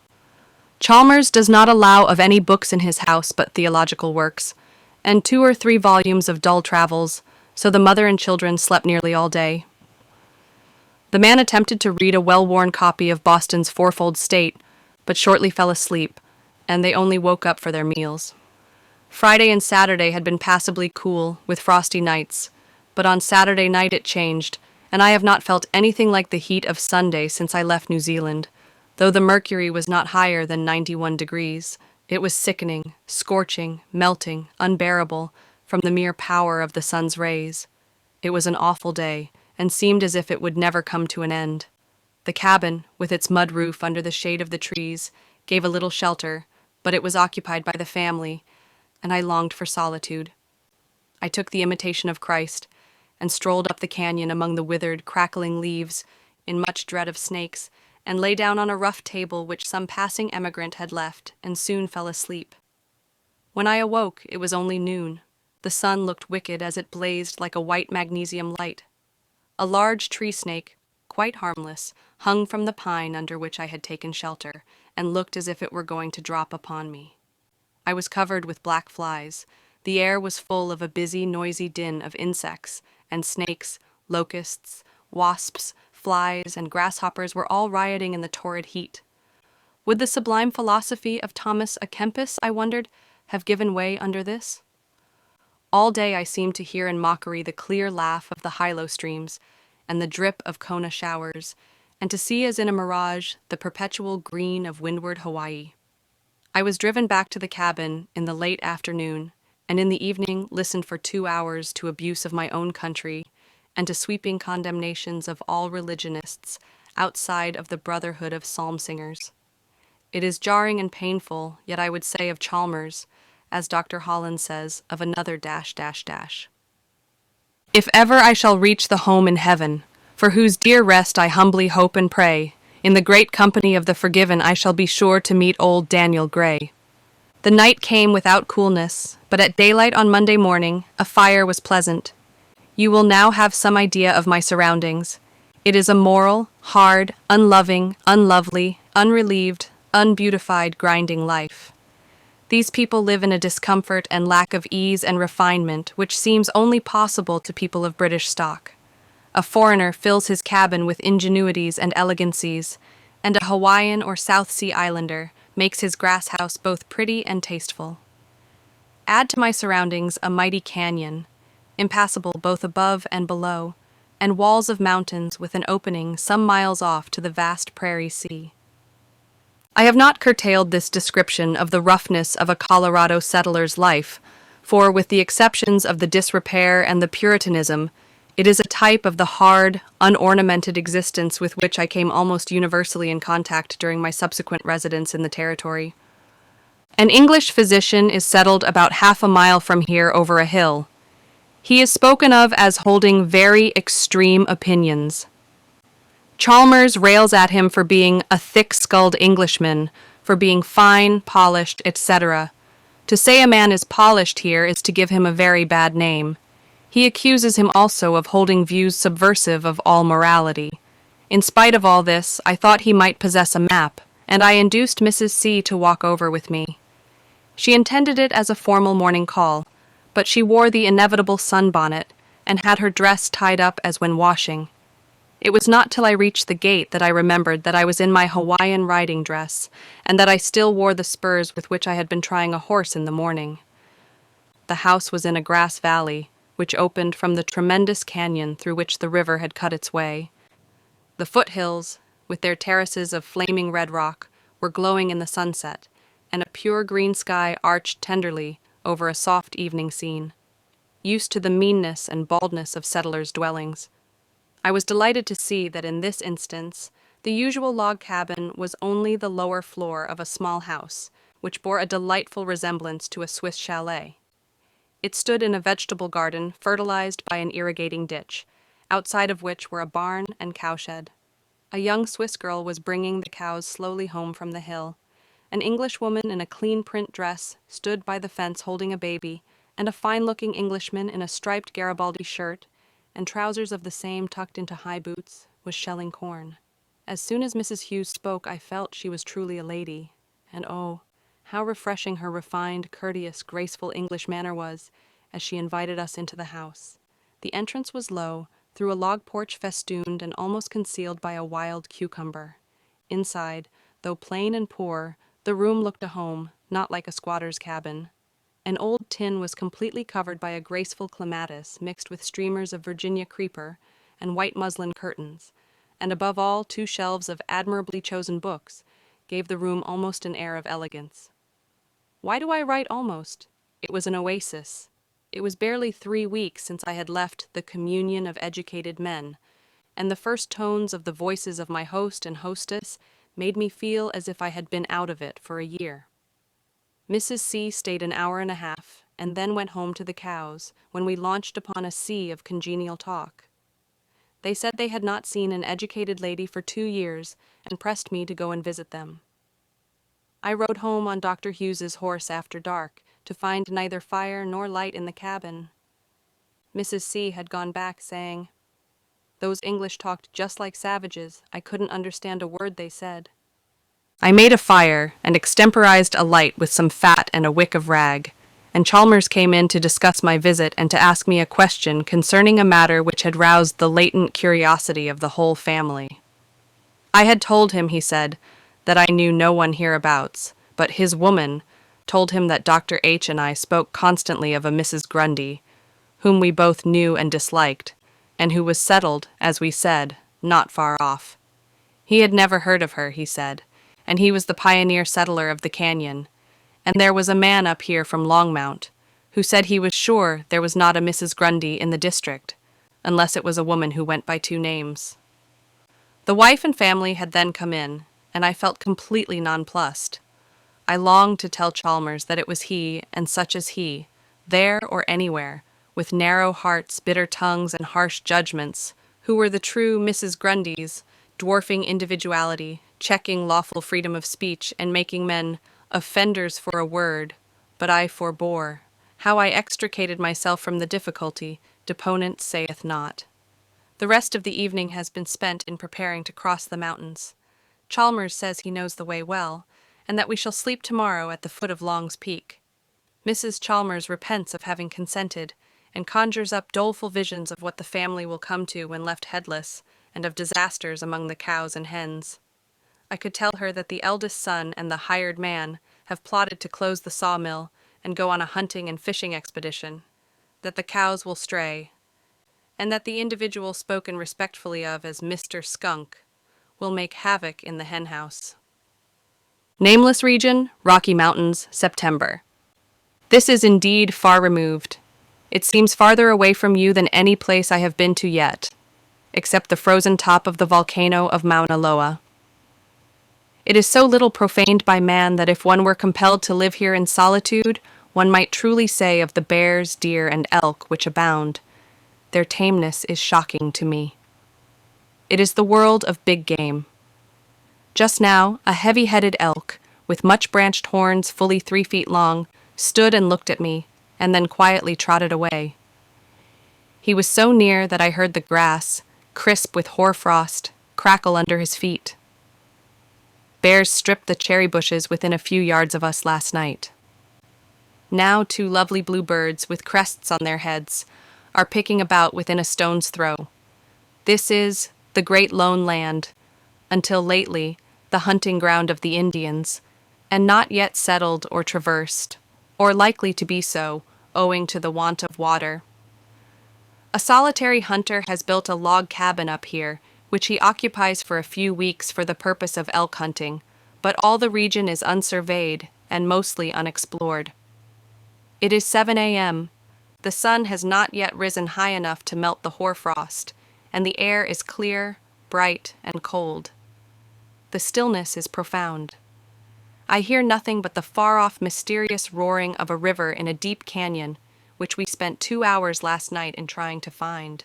The horses are lost, and if I were disposed to retort upon my companions the term they invariably apply to me, I should now write with bitter emphasis, "That man and that woman have gone in search of them." The scenery up here is glorious, combining sublimity with beauty, and in the elastic air fatigue has dropped off from me. This is no region for tourists and women, only for a few elk and bear hunters at times, and its unprofaned freshness gives me new life. I cannot by any words give you an idea of scenery so different from any that you or I have ever seen. This is an upland valley of grass and flowers, of glades and sloping lawns, and cherry-fringed beds of dry streams, and clumps of pines artistically placed, and mountainsides densely pine-clad, the pines breaking into fringes as they come down upon the park, and the mountains breaking into pinnacles of bold gray rock as they pierce the blue of the sky. A single dell of bright green grass, on which dwarf clumps of the scarlet poison oak look like beds of geraniums, slopes towards the west, as if it must lead to the river which we seek. Deep, vast canyons, all trending westwards, lie in purple gloom. Pine-clad ranges, rising into the blasted top of Storm Peak, all run westwards too, and all the beauty and glory are but the frame out of which rises, heaven-piercing, pure in its pearly luster, as glorious a mountain as the sun tinges red in either hemisphere, the splintered, pinnacled, lonely, ghastly, imposing double-peaked summit of Long's Peak, the Mont Blanc of northern Colorado.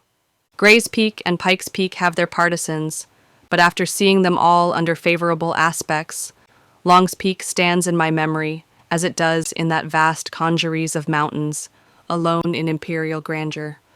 This is a view to which nothing needs to be added. This is truly the lodge in some vast wilderness, for which one often sighs, when in the midst of a bustle at once sordid and trivial. In spite of Dr. Johnson, these monstrous protuberances do inflame the imagination and elevate the understanding. This scenery satisfies my soul.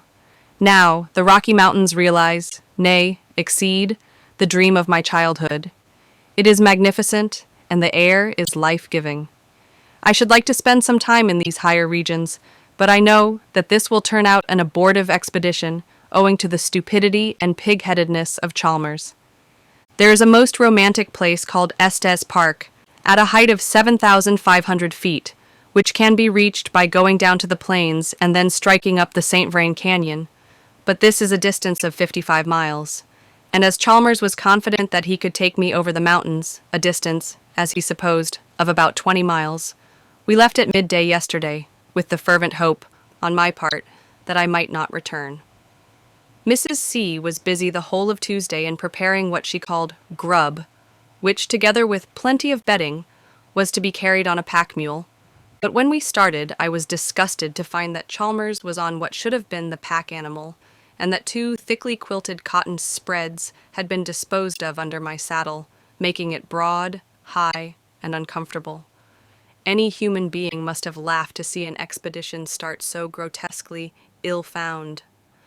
I had a very old iron-gray horse, whose lower lip hung down feebly, showing his few teeth, while his forelegs stuck out forwards, and matter ran from both his nearly blind eyes. It is kindness to bring him up to abundant pasture. My saddle is an old McClellan cavalry saddle, with a battered brass peak, and the bridle is a rotten leather strap on one side and a strand of rope on the other. The cotton quilts covered the Rosinante from mane to tail. Mrs. C. wore an old print skirt, an old short gown, a print apron, and a sunbonnet, with a flap coming down to her waist, and looked as careworn and clean as she always does. The inside horn of her saddle was broken, To the outside one hung a saucepan and a bundle of clothes. The one girth was nearly at the breaking point when we started. My pack, with my well-worn umbrella upon it, was behind my saddle. I wore my Hawaiian riding dress, with a handkerchief tied over my face, and the sun cover of my umbrella folded and tied over my hat, for the sun was very fierce. The queerest figure of all was the would-be guide. With his one eye, his gaunt, lean form, and his torn clothes, he looked more like a strolling tinker than the honest, worthy settler that he is. He bestrode rather than rode a gaunt mule, whose tail had all been shaven off, except a turf for a tassel at the end. 2 flour bags which leaked were tied on behind the saddle, 2 quilts were under it, and my canvas bag, a battered canteen, a frying pan, and 2 lariats hung from the horn. On one foot C wore an old high boot, into which his trouser was tucked, and on the other an old brogue, through which his toes protruded. We had an ascent of 4 hours through a ravine which gradually opened out upon this beautiful park, but we rode through it for some miles before the view burst upon us. The vastness of this range, like astronomical distances, can hardly be conceived of. At this place, I suppose, it is not less than 250 miles wide, and with hardly a break in its continuity, it stretches almost from the Arctic Circle to the Straits of Magellan. From the top of Long's Peak, within a short distance, 22 summits, each above 12,000 feet in height, are visible, and the snowy range, the backbone or divide of the continent, is seen snaking distinctly through the wilderness of ranges, with its waters starting for either ocean. From the first ridge we crossed after leaving Canyon, we had a singular view of range beyond range cleft by deep canyons and abounding in elliptical valleys, richly grassed. The slopes of all the hills, as far as one could see, were waving with fine grass ready for the scythe, but the food of wild animals only. All these ridges are heavily timbered with pitch pines, and where they come down on the grassy slopes, they look as if the trees had been arranged by a landscape gardener. Far off, through an opening in a canyon, we saw the prairie simulating the ocean. Far off, through an opening in another direction, was the glistening outline of the snowy range. But still, till we reached this place, it was monotonous, though grand as a whole, a gray-green or buff-gray, with outbreaks of brilliantly colored rock, only varied by the black-green of pines, which are not the stately pyramidal pines of the Sierra Nevada, but much resemble the natural Scotch fir. Not many miles from us is North Park, a great tract of land said to be rich in gold, but those who have gone to prospect have seldom returned, the region being the home of tribes of Indians who live in perpetual hostility to the whites and to each other. At this great height, and most artistically situated, we came upon a rude log camp tenanted in winter by an elk hunter, but now deserted. Chalmers, without any scruple, picked the padlock. We lighted a fire, made some tea, and fried some bacon, and after a good meal, mounted again, and started for Estes Park. For 4 weary hours we searched hither and thither along every indentation of the ground, which might be supposed to slope towards the Big Thompson River, which we knew had to be forded. Still, as the quest grew more tedious, Long's Peak stood before us as a landmark in purple glory, and still at his feet lay a hollow filled with deep blue atmosphere, where I knew that Estes Park must lie, and still between us and it lay never-lessening miles of inaccessibility, and the sun was ever weltering, and the shadows ever lengthening, and Chalmers, who had started confident, bumptious, blatant, was ever becoming more bewildered, and his wife's thin voice more piping and discontented, and my stumbling horse more insecure, and I more determined, as I am at this moment, that somehow or other I would reach that blue hollow, and even stand on Long's Peak where the snow was glittering. Affairs were becoming serious, and Chalmers's incompetence a source of real peril, when, after an exploring expedition, he returned more bumptious than ever, saying he knew it would be all right. He had found a trail, and we could get across the river by dark and camp out for the night. So he led us into a steep, deep, rough ravine, where we had to dismount, for trees were lying across it everywhere, and there was almost no footing on the great slabs of shelving rock. Yet there was a trail, tolerably well worn, and the branches and twigs near the ground were well broken back.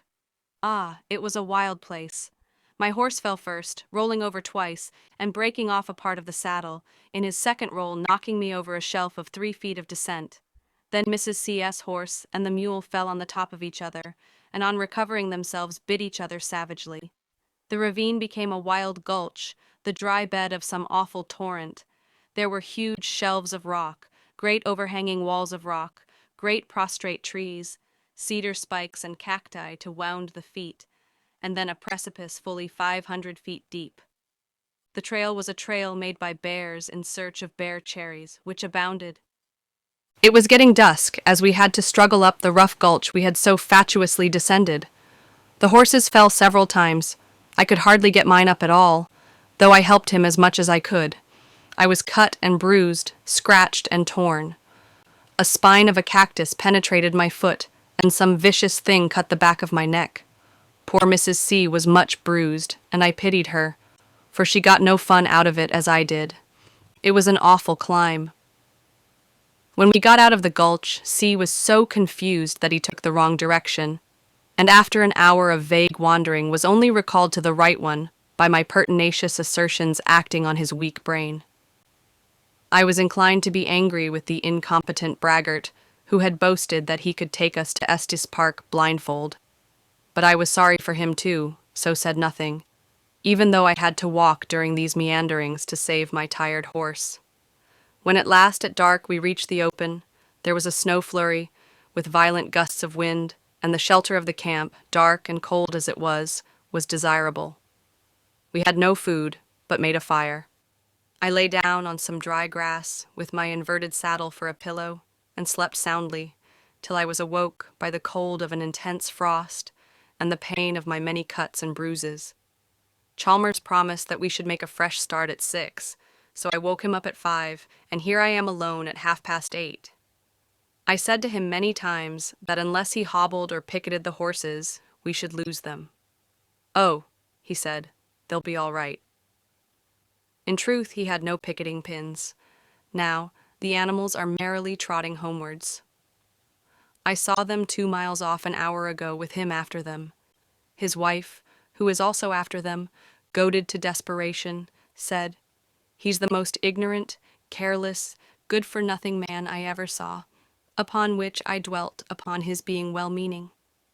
There is a sort of well here, but our afternoon tea and watering the horses drained it, so we have had nothing to drink since yesterday, for the canteen, which started without a cork, lost all its contents when the mule fell. I have made a monstrous fire, but thirst and impatience are hard to bear, and preventable misfortunes are always irksome. I have found the stomach of a bear with fully a pint of cherry stones in it, and have spent an hour in getting the kernels. And lo, now at 9:30, I see the culprit and his wife coming back with the animals. ILB Lower Canyon, September 21st. We never reached Estes Park. There is no trail, and horses have never been across. We started from camp at 10 and spent 4 hours in searching for the trail. Chalmers tried gulch after gulch again, his self-assertion giving way a little after each failure, sometimes going east when we should have gone west, always being brought up by a precipice or other impossibility. At last, he went off by himself, and returned rejoicing, saying he had found the trail. And soon, sure enough, we were on a well-defined old trail, evidently made by carcasses which have been dragged along it by hunters. Vainly I pointed out to him that we were going northeast when we should have gone southwest, and that we were ascending instead of descending. "Oh, it's all right, and we shall soon come to water," he always replied. For 2 hours we ascended slowly through a thicket of aspen, the cold continually intensifying. But the trail, which had been growing fainter, died out, and an opening showed the top of Storm Peak not far off and not much above us, though it is 11,000 feet high. I could not help laughing. He had deliberately turned his back on Estes Park. He then confessed that he was lost, and that he could not find the way back. His wife sat down on the ground and cried bitterly. We ate some dry bread, and then I said I had had much experience in traveling, and would take the control of the party, which was agreed to, and we began the long descent. Soon after his wife was thrown from her horse, and cried bitterly again from fright and mortification. Soon after that, the girth of the mule's saddle broke, and having no crupper, saddle and addenda went over his head, and the flour was dispersed. Next, the girth of the woman's saddle broke, and she went over her horse's head. Then he began to fumble helplessly at it, railing against England the whole time, while I secured the saddle, and guided the route back to an outlet of the park. There a fire was built, and we had some bread and bacon, and then a search for water occupied nearly 2 hours, and resulted in the finding of a mud hole, trodden and defiled by hundreds of feet, of elk, bears, cats, deer, and other beasts, and containing only a few gallons of water as thick as pea soup, with which we watered our animals and made some strong tea. The sun was setting in glory as we started for the 4 hours' ride home, and the frost was intense, and made our bruised, grazed limbs ache painfully. I was sorry for Mrs. Chalmers, who had had several falls, and bore her aches patiently, and had said several times to her husband, with a kind meaning, "I am real sorry for this woman." I was so tired with the perpetual stumbling of my horse, as well as stiffened with the bitter cold, that I walked for the last hour or two. And Chalmers, as if to cover his failure, indulged in loud, incessant talk, abusing all other religionists and railing against England in the coarsest American fashion. Yet, after all, they were not bad souls, and though he failed so grotesquely, he did his incompetent best. The log fire in the ruinous cabin was cheery, and I kept it up all night, and watched the stars through the holes in the roof, and thought of Long's Peak in its glorious solitude, and resolved that, come what might, I would reach Estes Park. ILB. Letter 6. A bronco mare, an accident, Wonderland, a sad story, the children of the territories, hard greed, halcyon hours, smartness, old-fashioned prejudices, the Chicago colony, good luck, 3 notes of admiration, a good horse, the St. Vrain, the Rocky Mountains at last, Mountain Jim, a death hug, Estes Park, Lower Canyon, September 25th. This is another world. My entrance upon it was signalized in this fashion. Chalmers offered me a bronco mare for a reasonable sum, and though she was a shifty, half-broken young thing, I came over here on her to try her, when just as I was going away, she took into her head to scare and buck, and when I touched her with my foot, she leaped over a heap of timber, and the girth gave way, and the onlookers tell me that while she jumped, I fell over her tail from a good height upon the hard gravel, receiving a parting kick on my knee. They could hardly believe that no bones were broken. The flesh of my left arm looks crushed into a jelly, but cold water dressings will soon bring it right, and a cut on my back bled profusely, and the bleeding, with many bruises and the general shake, have made me feel weak, but circumstances do not admit of making a fuss, and I really think that the rents in my riding dress will prove the most important part of the accident. The surroundings here are pleasing. The log cabin, on the top of which a room with a steep, ornamental Swiss roof has been built, is in a valley close to a clear, rushing river, which emerges a little higher up from an inaccessible chasm of great sublimity. One side of the valley is formed by cliffs and terraces of porphyry, as red as the reddest new brick, and at sunset blazing into vermilion. Through rifts in the nearer ranges there are glimpses of pine-clothed peaks, which, towards twilight, pass through every shade of purple and violet. The sky and the earth combine to form a wonderland every evening, such rich, velvety coloring in crimson and violet, such an orange, green, and vermilion sky, such scarlet and emerald clouds, such an extraordinary dryness and purity of atmosphere, and then the glorious afterglow which seems to blend earth and heaven. For color, the Rocky Mountains beat all I have seen. The air has been cold, but the sun bright and hot during the last few days. The story of my host is a story of misfortune. It indicates who should not come to Colorado. He and his wife are under 35. The son of a London physician in large practice, with a liberal education in the largest sense of the word, unusual culture and accomplishments, and the partner of a physician in good practice in the second city in England, he showed symptoms which threatened pulmonary disease. In an evil hour, he heard of Colorado with its unrivaled climate, boundless resources, etc., and fascinated not only by these material advantages, but by the notion of being able to found or reform society on advanced social theories of his own, he became an emigrant. Mrs. Hughes is one of the most charming and lovable women I have ever seen, and their marriage is an ideal one. Both are fitted to shine in any society, but neither had the slightest knowledge of domestic and farming details. Dr. H. did not know how to saddle or harness a horse. Mrs. H. did not know whether you should put an egg into cold or hot water when you meant to boil it. They arrived at Longmount, bought up this claim, rather for the beauty of the scenery than for any substantial advantages, were cheated in land, goods, oxen, everything, and, to the discredit of the settlers, seemed to be regarded as fair game. Everything has failed with them, and though they rise early and late take rest, and eat the bread of carefulness, they hardly keep their heads above water. A young Swiss girl, devoted to them both, works as hard as they do. They have one horse, no wagon, some poultry, and a few cows, but no hired man. It is the hardest and least ideal struggle that I have ever seen made by educated people. They had all their experience to learn, and they have bought it by losses and hardships. That they have learnt so much surprises me. Dr. H. and these two ladies built the upper room and the addition to the house without help. He has cropped the land himself, and has learned the difficult art of milking cows. Mrs. H. makes all the clothes required for a family of 6, and her evenings, when the hard day's work is done and she is ready to drop from fatigue, are spent in mending and patching. The day is one long grind, without rest or enjoyment, or the pleasure of chance intercourse with cultivated people.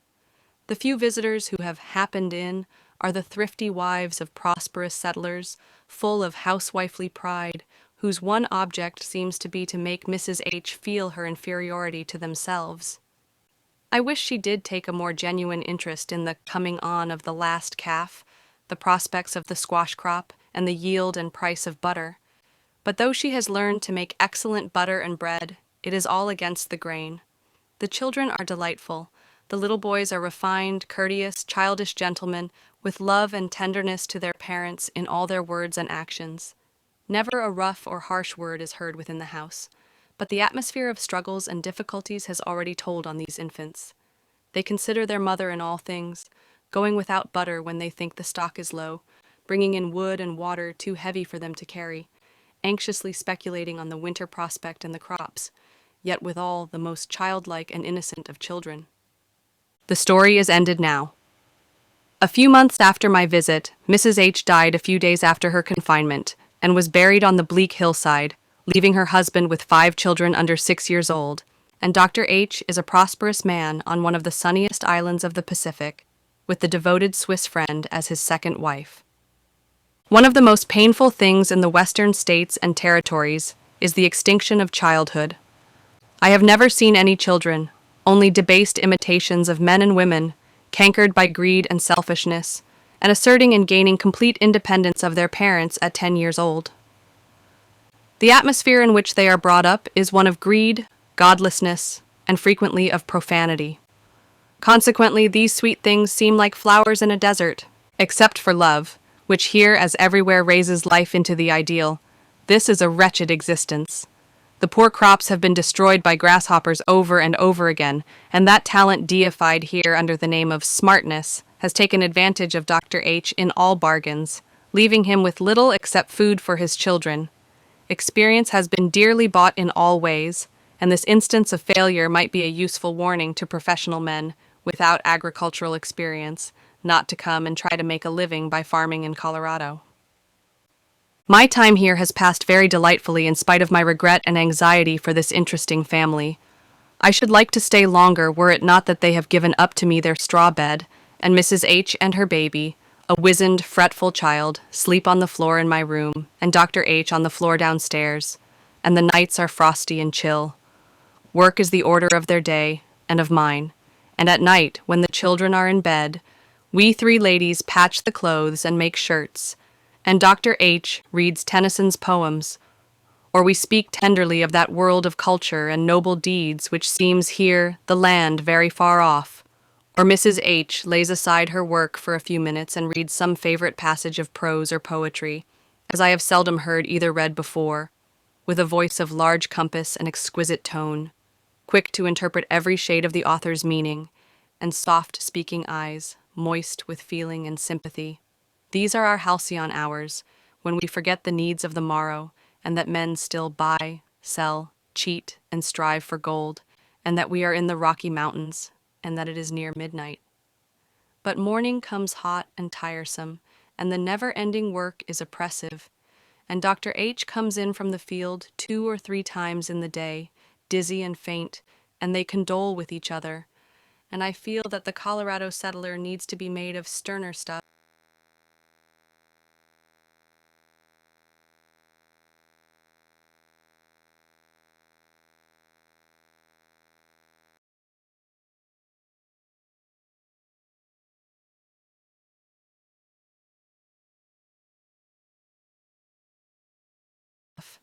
and to possess more adaptability.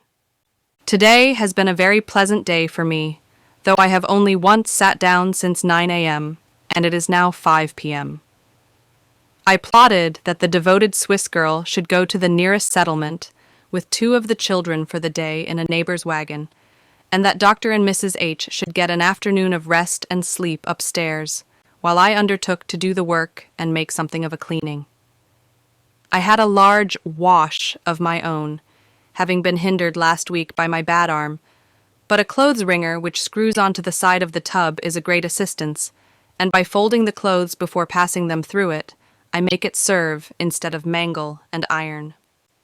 After baking the bread and thoroughly cleaning the churn and pails, I began upon the tins and pans, the cleaning of which had fallen into arrears, and was hard at work, very greasy and grimy, when a man came in to know where to ford the river with his ox team, and as I was showing him, he looked pityingly at me, saying, "Be you the new hired girl? Bless me, you're awful small." Yesterday we saved 300 weight of tomatoes for winter use, and about 2 tons of squash and pumpkin for the cattle, 2 of the former weighing 140 pounds. I pulled nearly 1/4 of an acre of maize, but it was a scanty crop, and the husks were poorly filled. I much prefer field work to the scouring of greasy pans and to the wash tub, and both to either sewing or writing. This is not Arcadia. Smartness, which consists in overreaching your neighbor in every fashion which is not illegal, is the quality which is held in the greatest repute, and mammon is the divinity. From a generation brought up to worship the one and admire the other, little can be hoped. In districts distant as this is from church ordinances, there are 3 ways in which Sunday is spent.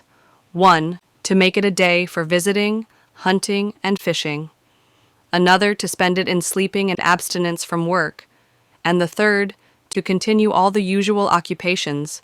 Consequently, harvesting and felling and hauling timber are to be seen in progress.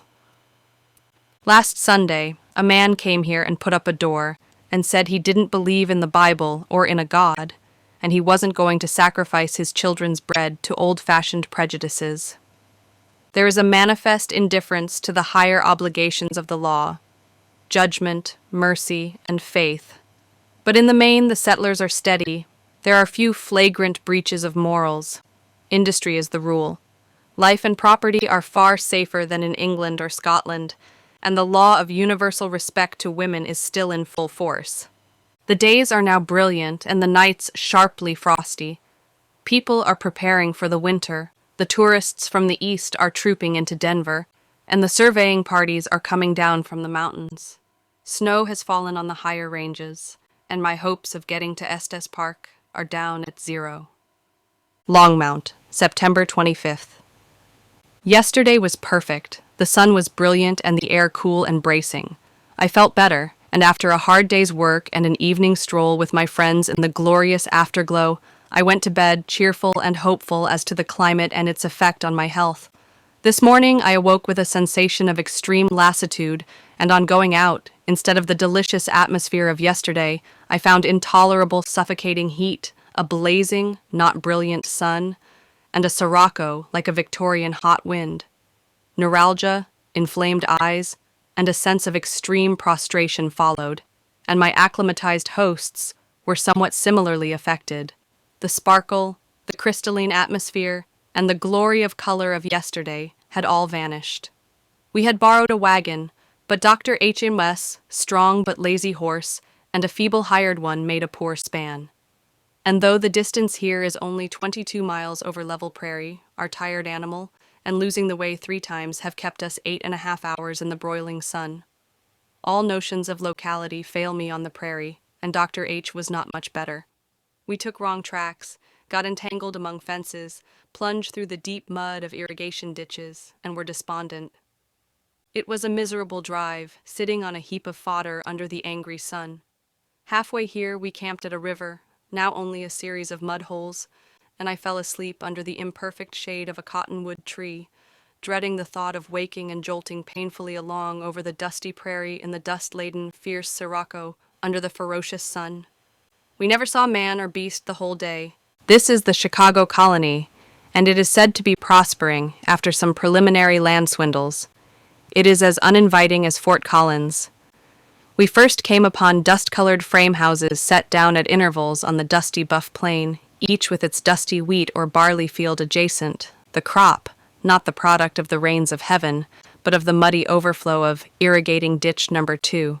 Then comes a road made up of many converging wagon tracks, which stiffen into a wide, straggling street, in which glaring frame houses and a few shops stand opposite to each other. A 2-story house, one of the whitest and most glaring, and without a veranda like all the others, is the St. Vrain Hotel, called after the St. Vrain River, out of which the ditch is taken which enables Longmount to exist. Everything was broiling in the heat of the slanting sun, which all day long had been beating on the unshaded wooden rooms.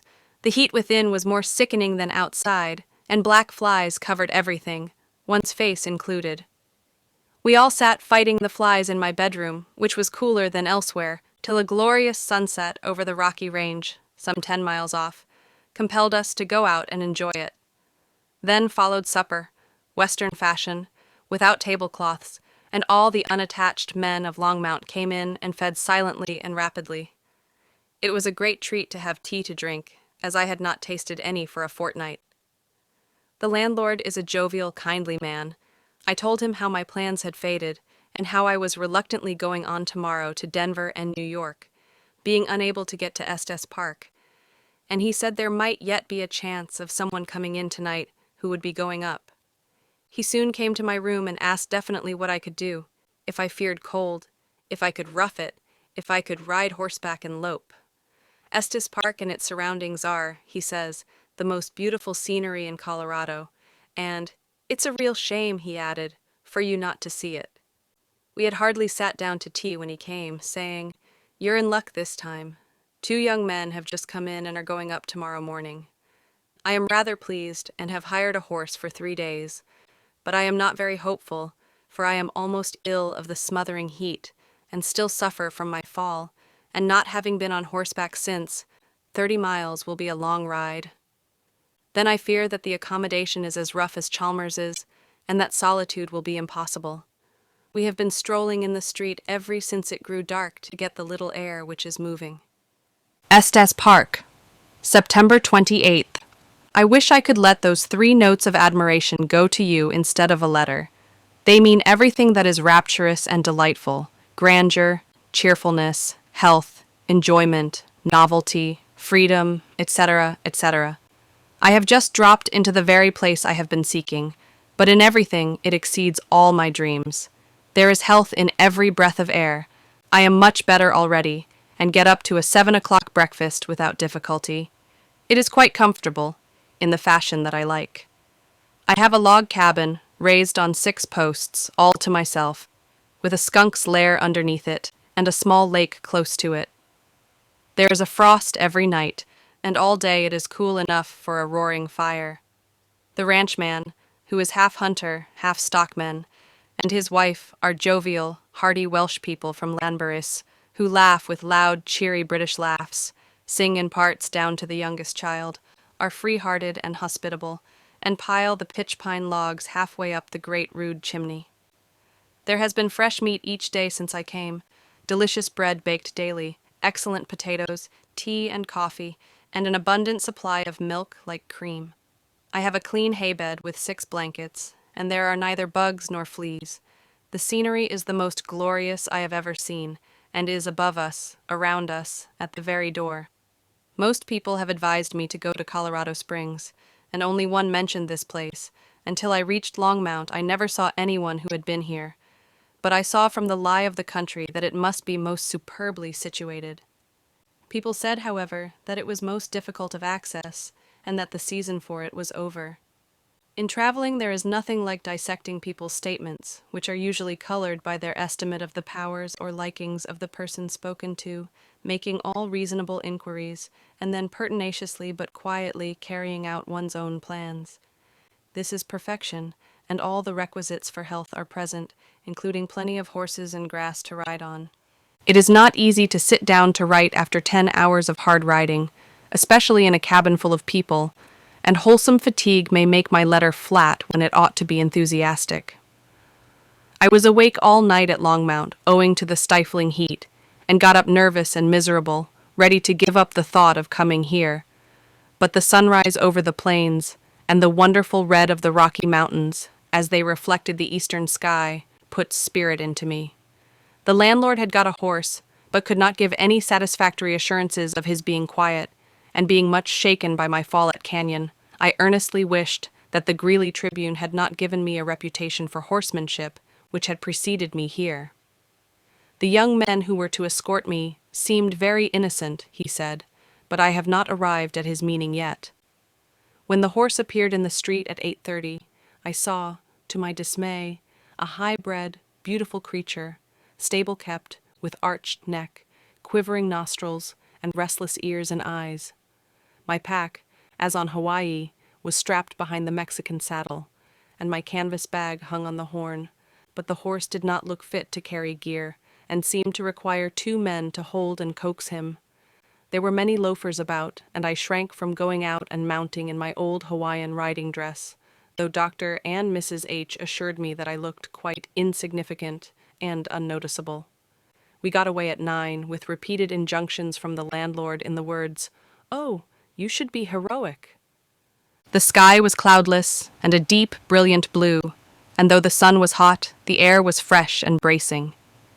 The ride for glory and delight I shall label along with one to Hanalei, and another to Mauna Kea, Hawaii. I felt better quite soon.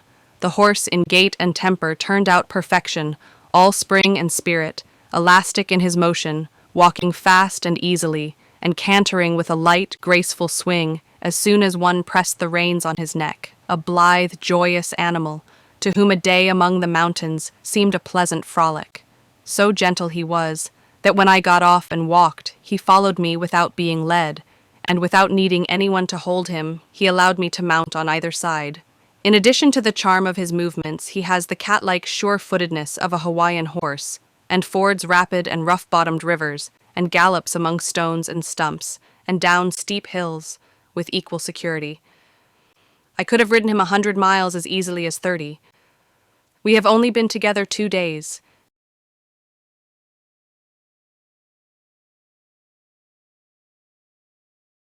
Yet we are firm friends, and thoroughly understand each other.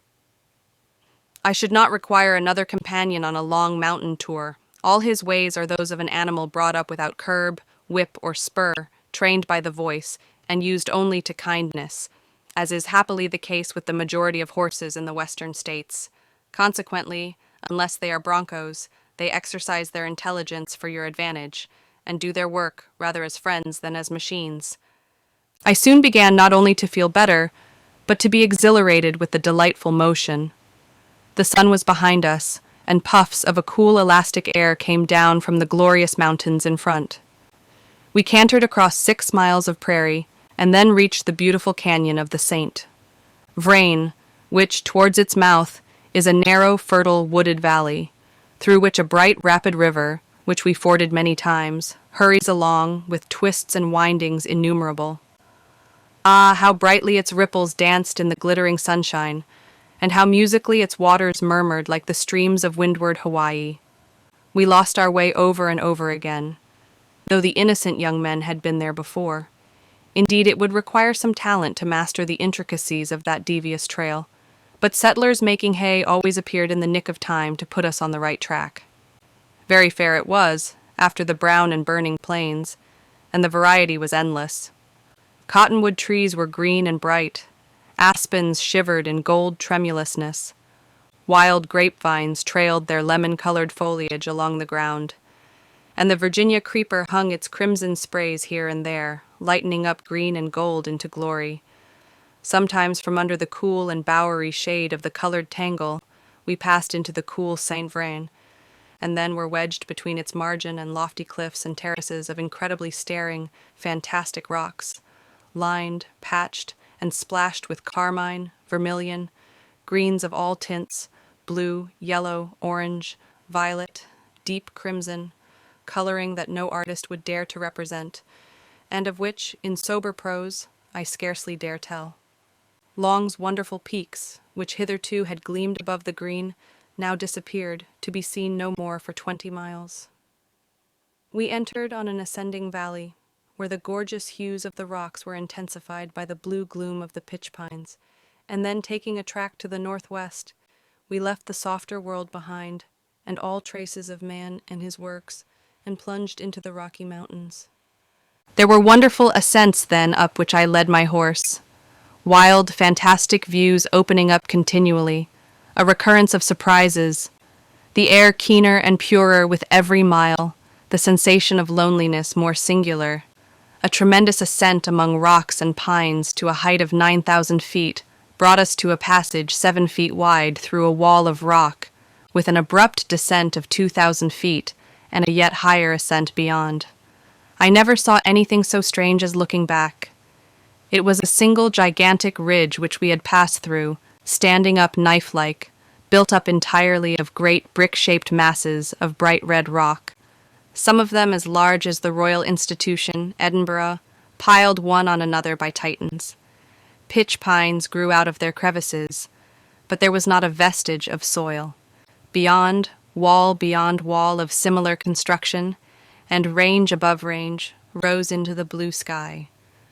15 miles more over great ridges, along passes dark with shadow, and so narrow that we had to ride in the beds of the streams which had excavated them, round the bases of colossal pyramids of rock crested with pines, up into fair upland parks, scarlet in patches with the poison oak, parks so beautifully arranged by nature that I momentarily expected to come upon some stately mansion.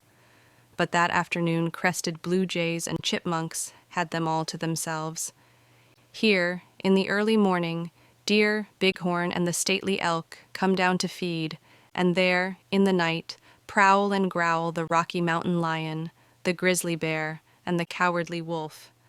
There were chasms of immense depth, dark with the indigo gloom of pines, and mountains with snow gleaming on their splintered crests, loveliness to bewilder and grandeur to awe, and still streams and shady pools and cool depths of shadow. Mountains again, dense with pines, among which patches of aspen gleamed like gold. Valleys where the yellow cottonwood mingled with the crimson oak, and so on and on through the lengthening shadows, till the trail, which in places had been hardly legible, became well defined, and we entered a long gulch with broad swellings of grass belted with pines. A very pretty mare, hobbled, was feeding. A collie dog barked at us, and among the scrub, not far from the track, there was a rude black log cabin, as rough as it could be to be a shelter at all, with smoke coming out of the roof and window. We diverged towards it. It mattered not that it was the home, or rather den, of a notorious ruffian and desperado. One of my companions had disappeared hours before. The remaining one was a town-bred youth. I longed to speak to someone who loved the mountains. I called the hut a den. It looked like the den of a wild beast. The big dog lay outside it in a threatening attitude and growled. The mud roof was covered with lynx, beaver, and other furs laid out to dry. Beaver paws were pinned out on the logs. A part of the carcass of a deer hung at one end of the cabin. A skinned beaver lay in front of a heap of peltry just within the door, and antlers of deer, old horseshoes, and offal of many animals lay about the den. Roused by the growling of the dog, his owner came out, A broad, thick-set man, about the middle height, with an old cap on his head, and wearing a gray hunting suit much the worse for wear, almost falling to pieces, in fact, a digger's scarf knotted round his waist, a knife in his belt, and a bosom friend, a revolver, sticking out of the breast pocket of his coat. His feet, which were very small, were bare, except for some dilapidated moccasins made of horsehide. The marvel was how his clothes hung together, and on him. The scarf round his waist must have had something to do with it. His face was remarkable. He is a man about 45, and must have been strikingly handsome. He has large gray-blue eyes, deeply set, with well-marked eyebrows, a handsome aquiline nose, and a very handsome mouth. His face was smooth-shaven, except for a dense mustache and imperial. Tawny hair, in thin, uncared-for curls, fell from under his hunter's cap and over his collar. One eye was entirely gone, and the loss made one side of the face repulsive, while the other might have been modeled in marble. Desperado was written in large letters all over him. I almost repented of having sought his acquaintance. His first impulse was to swear at the dog, but on seeing a lady he contented himself with kicking him, and coming to me he raised his cap, showing as he did so a magnificently formed brow and head, and in a cultured tone of voice asked if there were anything he could do for me. I asked for some water, and he brought some in a battered tin, gracefully apologizing for not having anything more presentable. We entered into conversation, and as he spoke I forgot both his reputation and appearance, for his manner was that of a chivalrous gentleman, his accent refined, and his language easy and elegant. I inquired about some beaver's paws which were drying, and in a moment they hung on the horn of my saddle. Apropos of the wild animals of the region, he told me that the loss of his eye was owing to a recent encounter with a grizzly bear, which, after giving him a death hug, tearing him all over, breaking his arm, and scratching out his eye, had left him for dead. As we rode away, for the sun was sinking, he said courteously, "You are not an American. I know from your voice that you are a countrywoman of mine. I hope you will allow me the pleasure of calling on you." Of this unhappy man, who was shot 9 months later within 2 miles of his cabin, I write in the subsequent letters only as he appeared to me. His life, without doubt, was deeply stained with crimes and vices, and his reputation for ruffianism was a deserved one. But in my intercourse with him, I saw more of his nobler instincts than of the darker parts of his character, which, unfortunately for himself and others, showed itself in its worst colors at the time of his tragic end. It was not until after I left Colorado, not indeed until after his death, that I heard of the worst points of his character. This man, known through the territories and beyond them as Rocky Mountain Jim, or more briefly as Mountain Jim, is one of the famous scouts of the plains, and is the original of some daring portraits in fiction concerning Indian frontier warfare. So far as I have at present heard, he is a man for whom there is now no room, for the time for blows and blood in this part of Colorado is past, and the fame of many daring exploits is sullied by crimes which are not easily forgiven here. He now has a squatter's claim, but makes his living as a trapper and is a complete child of the mountains. Of his genius and chivalry to women there does not appear to be any doubt, but he is a desperate character and is subject to ugly fits when people think it best to avoid him. It is here regarded as an evil that he has located himself at the mouth of the only entrance to the park, for he is dangerous with his pistols, and it would be safer if he were not here. His besetting sin is indicated in the verdict pronounced on him by my host. When he's sober, Jim's a perfect gentleman, but when he's had liquor, he's the most awful ruffian in Colorado.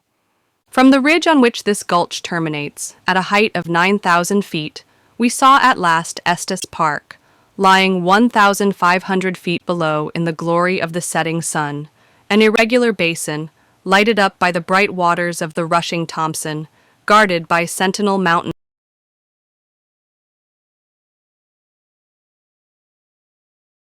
of fantastic shape and monstrous size, with Long's Peak rising above them all in unapproachable grandeur, while the snowy range, with its outlying spurs heavily timbered, come down upon the park slashed by stupendous canyons lying deep in purple gloom. The rushing river was blood-red, Long's Peak was aflame, the glory of the glowing heaven was given back from earth. Never, nowhere, have I seen anything to equal the view into Estes Park. The mountains of the land which is very far off are very near now, but the near is more glorious than the far, and reality than dreamland. The mountain fever seized me, and giving my tireless horse one encouraging word, he dashed at full gallop over a mile of smooth sward at delirious speed.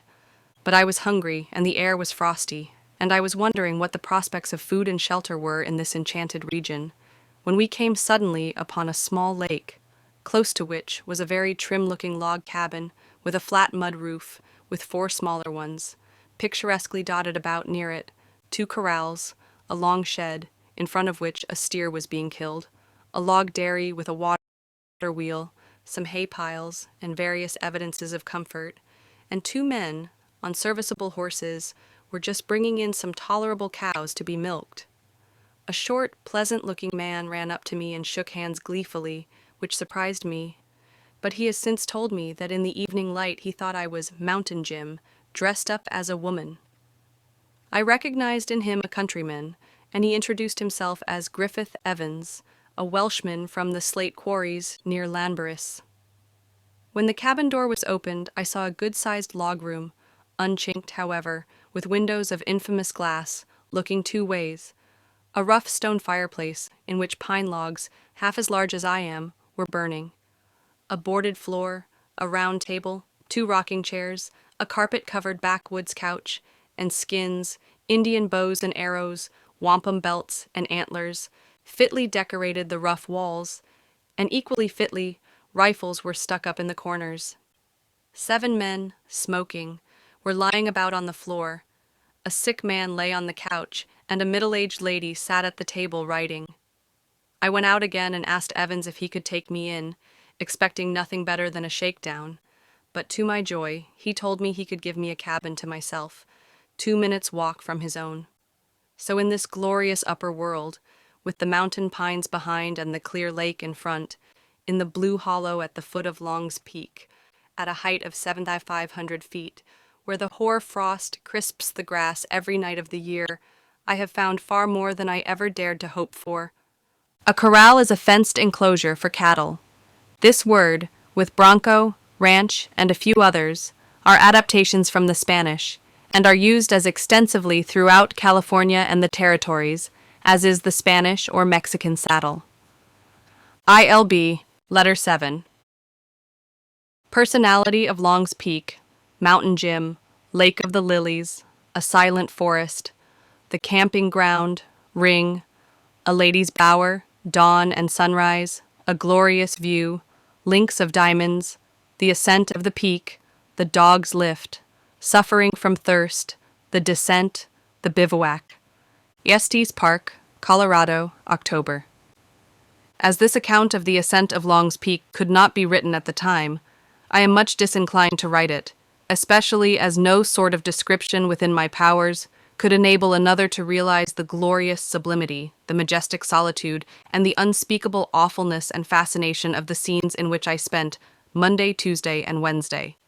Long's Peak, 14,700 feet high, blocks up one end of Estes Park, and dwarfs all the surrounding mountains. From it on this side rise Snowbourne, the bright St. Vrain, and the Big and Little Thompson. By sunlight or moonlight, its splintered gray crest is the one object which, in spite of wapiti and bighorn, skunk and grizzly, unfailingly arrests the eyes.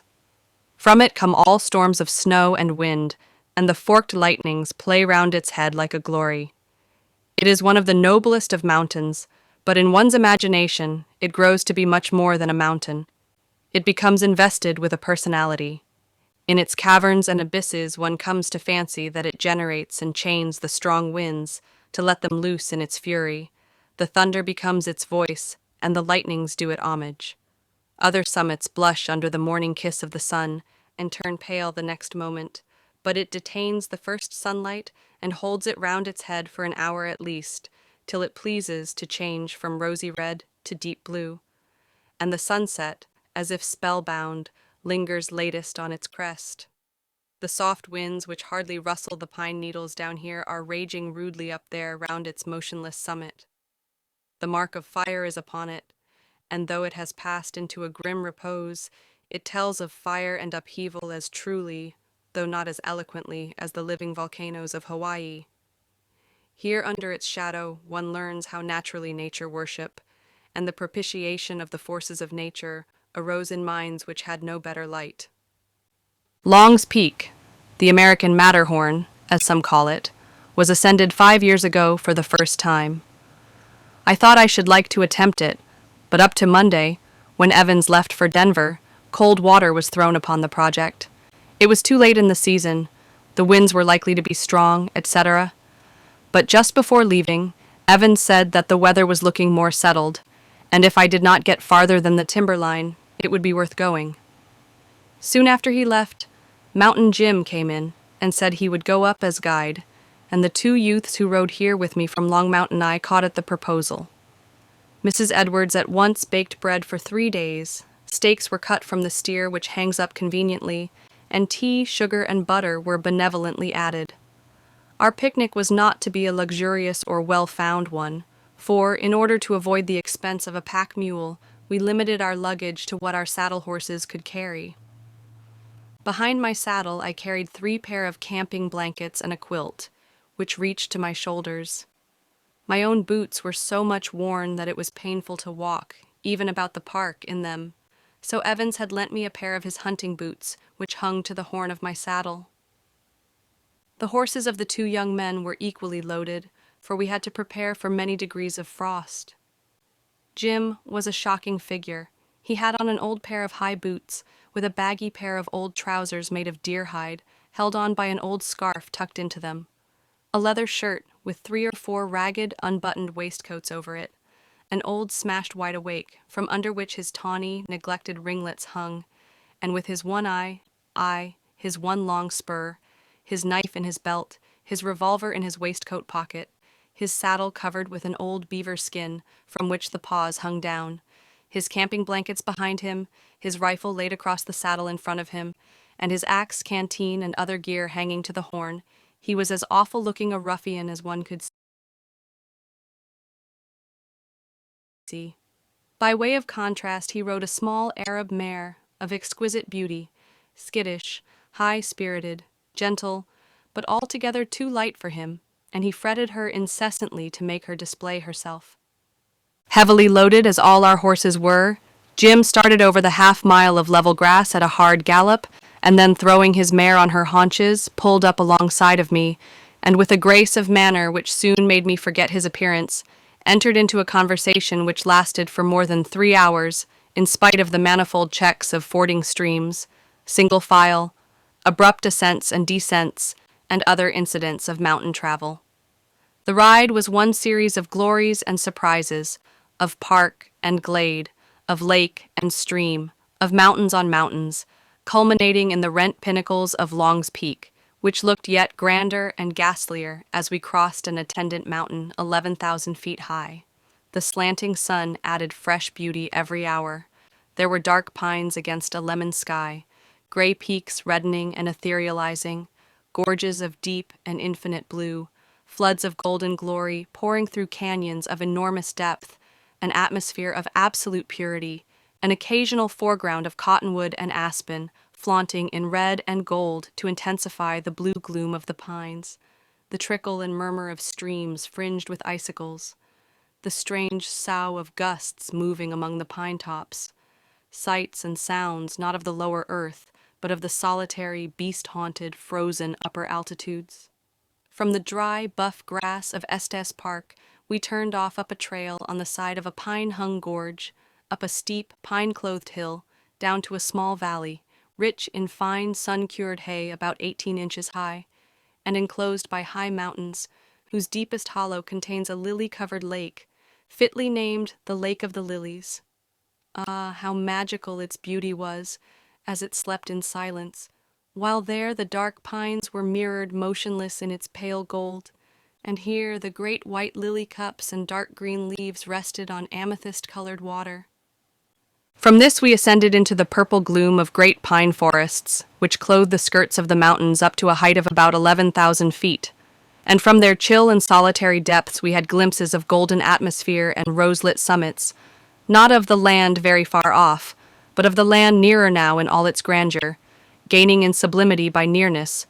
Glimpses, too, through a broken vista of purple gorges, of the illimitable plains lying idealized in the late sunlight, their baked brown expanse transfigured into the likeness of a sunset sea, rolling infinitely in waves of misty gold.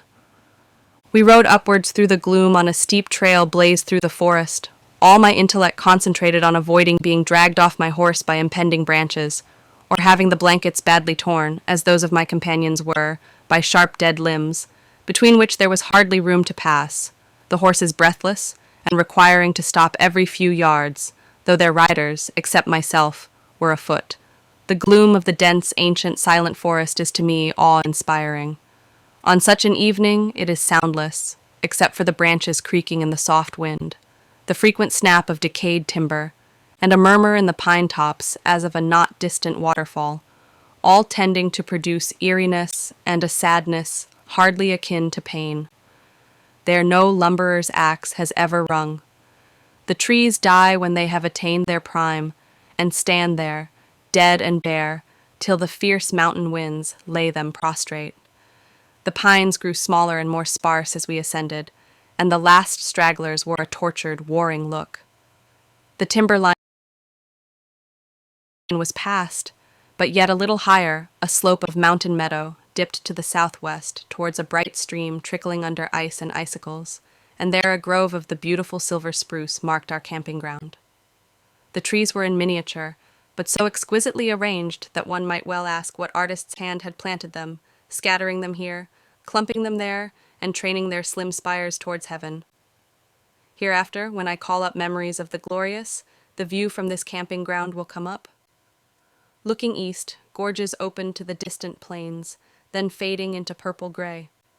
Mountains with pine-clothed skirts rose in ranges, or solitary uplifted their gray summits, while close behind, but nearly 3,000 feet above us, towered the bald white crest of Long's Peak, its huge precipices red with the light of a sun long lost to our eyes. Close to us, in the caverned side of the peak, was snow that, owing to its position, is eternal. Soon the afterglow came on, and before it faded a big half-moon hung out of the heavens, shining through the silver-blue foliage of the pines on the frigid background of snow and turning the whole into fairyland. The photo which accompanies this letter is by a courageous Denver artist who attempted the ascent just before I arrived, but, after camping out at the timberline for a week, was foiled by the perpetual storms and was driven down again, leaving some very valuable apparatus about 3,000 feet from the summit. Unsaddling and picketing the horses securely, making the beds of pine shoots and dragging up logs for fuel, warmed us all. Jim built up a great fire, and before long we were all sitting around it at supper. It didn't matter much that we had to drink our tea out of the battered meat tins in which it was boiled, and eat strips of beef reeking with pine smoke without plates or forks. Treat Jim as a gentleman, and you'll find him one, I had been told, and though his manner was certainly bolder and freer than that of gentlemen generally, no imaginary fault could be found. He was very agreeable as a man of culture, as well as a child of nature. The desperado was altogether out of sight. He was very courteous, and even kind to me, which was fortunate, as the young men had little idea of showing even ordinary civilities. That night I made the acquaintance of his dog Ring, said to be the best hunting dog in Colorado, with the body and legs of a collie, but a head approaching that of a mastiff, a noble face with a wistful human expression, and the most truthful eyes I ever saw in an animal. His master loves him if he loves anything, but in his savage moods ill-treats him. Ring's devotion never swerves, and his truthful eyes are rarely taken off his master's face. He is almost human in his intelligence, and, unless he is told to do so, he never takes notice of anyone but Jim. In a tone as if speaking to a human being, his master, pointing to me, said, "Ring, go to that lady and don't leave her again tonight." Ring at once came to me, looked into my face, laid his head on my shoulder, and then lay down beside me with his head on my lap, but never taking his eyes from Jim's face. Letter 8. Estes Park, big game, parks in Colorado, magnificent scenery, flowers and pines, an awful road, our log cabin, Griffith Evans, a miniature world, our topics, a night alarm, a skunk, morning glories, daily routine, the panic, wait for the wagon, a musical evening, Estes Park, Colorado Territory, October 2nd. How time has slipped by, I do not know. This is a glorious region, and the air and life are intoxicating. I live mainly out of doors and on horseback, wear my half-threadbare Hawaiian dress, sleep sometimes under the stars on a bed of pine boughs, ride on a Mexican saddle, and hear once more the low music of my Mexican spurs. There's a stranger, heave arf a brick at him, is said by many travelers to express the feeling of the new settlers in these territories. This is not my experience in my cheery mountain home. How the rafters ring as I write with songs and mirth, while the pitch pine logs blaze and crackle in the chimney, and the fine snow dust drives in through the chinks and forms mimic snow wreaths on the floor, and the wind raves and howls and plays among the creaking pine branches and snaps them short off, and the lightning plays round the blasted top of Long's Peak, and the hardy hunters divert themselves with the thought that, when I go to bed, I must turn out and face the storm. You will ask, what is Estes Park? This name, with the quiet Midland country's sound, suggests park palings well lichened, a lodge with a curtsying woman, fallow deer, and a Queen Anne mansion. Such as it is, Estes Park is mine. It is unsurveyed, no man's land, and mine by right of love, appropriation, and appreciation. By the seizure of its peerless sunrises and sunsets, its glorious afterglow, its blazing noons, its hurricanes sharp and furious, its wild auroras, its glories of mountain and forest, of canyon, lake, and river, and the stereotyping them all in my memory.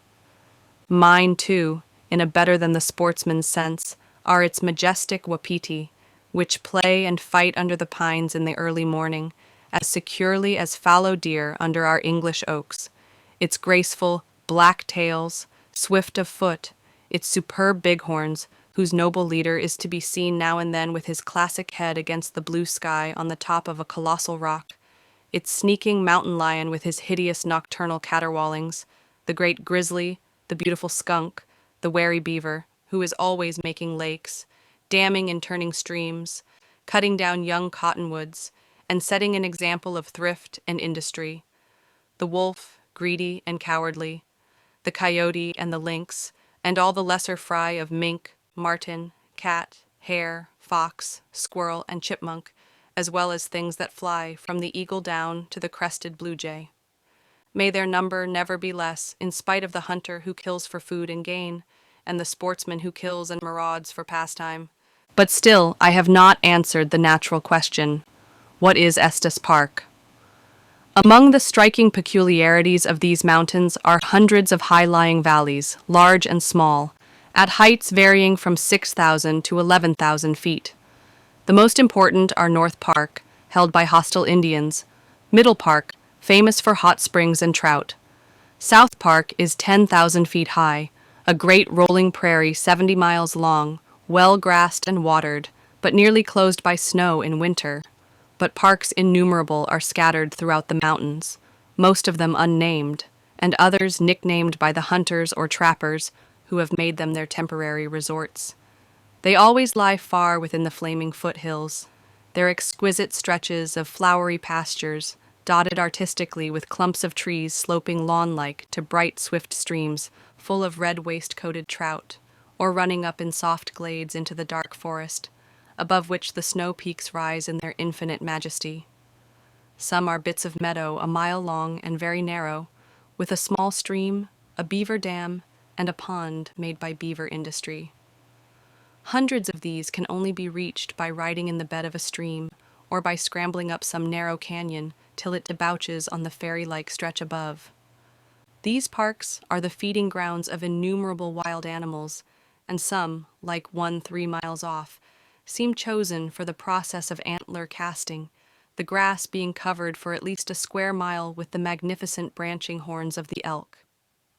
Nor should I at this time, had not Henry Kingsley, Lord Dunraven, and the Field divulged the charms and whereabouts of these happy hunting grounds, with the certain result of directing a stream of tourists into the solitary, beast-haunted paradise. Estes Park combines the beauties of all. Dismiss all thoughts of the Midland counties. For park palings there are mountains, forest-skirted, 9,000, 11,000, 14,000 feet high. For a lodge, 2 sentinel peaks of granite guarding the only feasible entrance. And for a Queen Anne mansion, an unchinked log cabin with a vault of sunny blue overhead. The park is most irregularly shaped and contains hardly any level grass. It is an aggregate of lawns, slopes, and glades, about 18 miles in length, but never more than 2 miles in width. The Big Thompson, a bright, rapid trout stream, snow-born on Long's Peak a few miles higher, takes all sorts of magical twists, vanishing and reappearing unexpectedly, glancing among lawns, rushing through romantic ravines, everywhere making music through the still, long nights.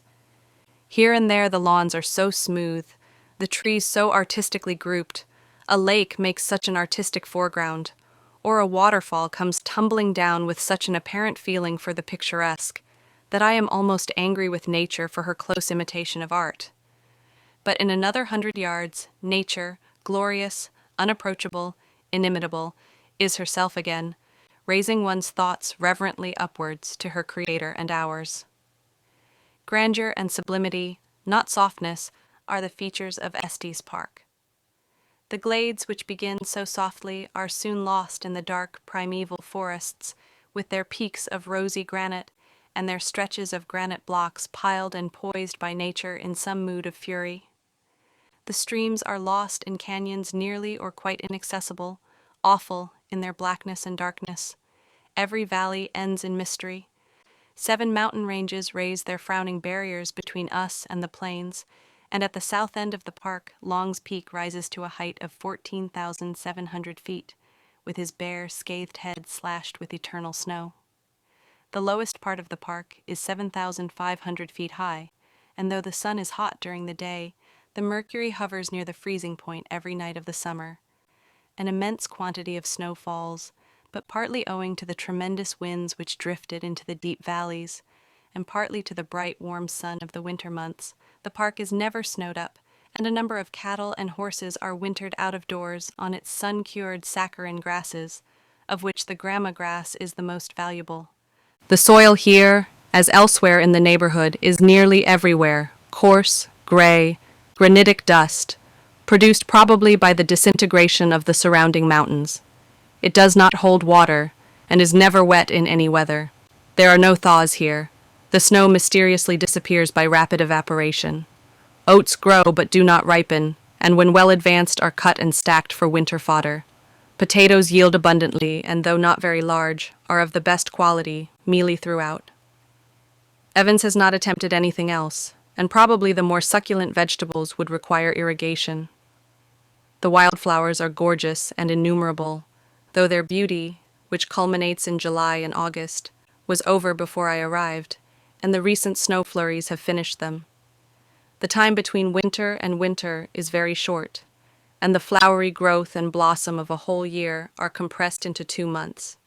Here are dandelions, buttercups, larkspurs, harebells, violets, roses, blue gentian, columbine, painter's brush, and 50 others, blue and yellow predominating.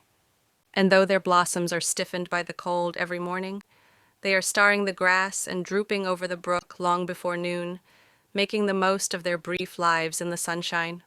Of ferns, after many a long hunt, I have only found the Cystopteris fragilis and the Blechnum spicant, but I hear that the Pteris aquilina is also found. Snakes and mosquitoes do not appear to be known here. Coming almost direct from the tropics, one is dissatisfied with the uniformity of the foliage. Indeed, foliage can hardly be written of, as the trees properly so called at this height are exclusively coniferae, and bear needles instead of leaves. In places there are patches of spindly aspens which have turned a lemon yellow, and along the streams bear cherries, vines, and roses, lighten the gulches with their variegated crimson leaves. The pines are not imposing, either from their girth or height. Their coloring is blackish-green, and though they are effective singly or in groups, They are somber and almost funereal when densely massed, as here, along the mountainsides. The timberline is at a height of about 11,000 feet and is singularly well defined. The most attractive tree I have seen is the silver spruce, Abies engelmanni, near of kin to what is often called the balsam fir. Its shape and color are both beautiful. My heart warms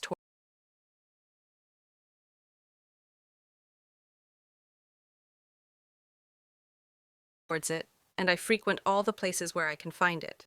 It looks as if a soft blue-silver powder had fallen on its deep green needles, or as if a bluish hoarfrost, which must melt at noon, were resting upon it.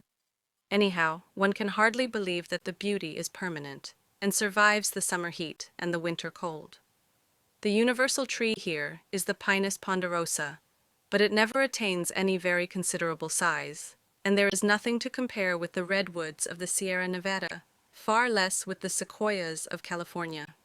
As I have written before, Estes Park is 30 miles from Longmount, the nearest settlement, and it can be reached on horseback only by the steep and devious track by which I came, passing through a narrow rift in the top of a precipitous ridge 9,000 feet high, called the Devil's Gate.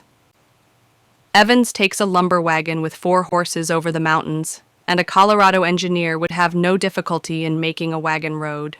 In several of the gulches over which the track hangs, there are the remains of wagons which have come to grief in the attempt to emulate Evans's feat, which without evidence I should have supposed to be impossible.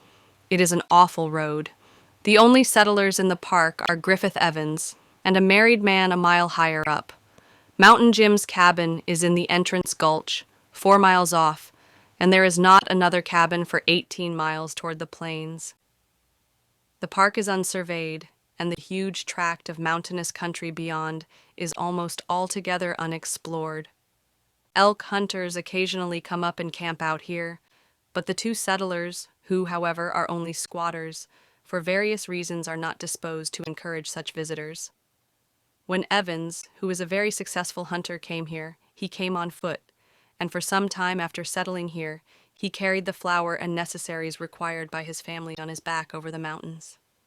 As I intend to make Estes Park my headquarters until the winter sets in, I must make you acquainted with my surroundings and mode of living. The Queen Anne mansion is represented by a log cabin made of big hewn logs. The chinks should be filled with mud and lime, but these are wanting. The roof is formed of barked young spruce, then a layer of hay, and an outer coating of mud, all nearly flat. The floors are roughly boarded.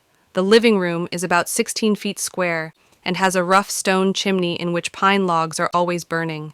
At one end there is a door into a small bedroom, and at the other, a door into a small eating room, at the table of which we feed in relays.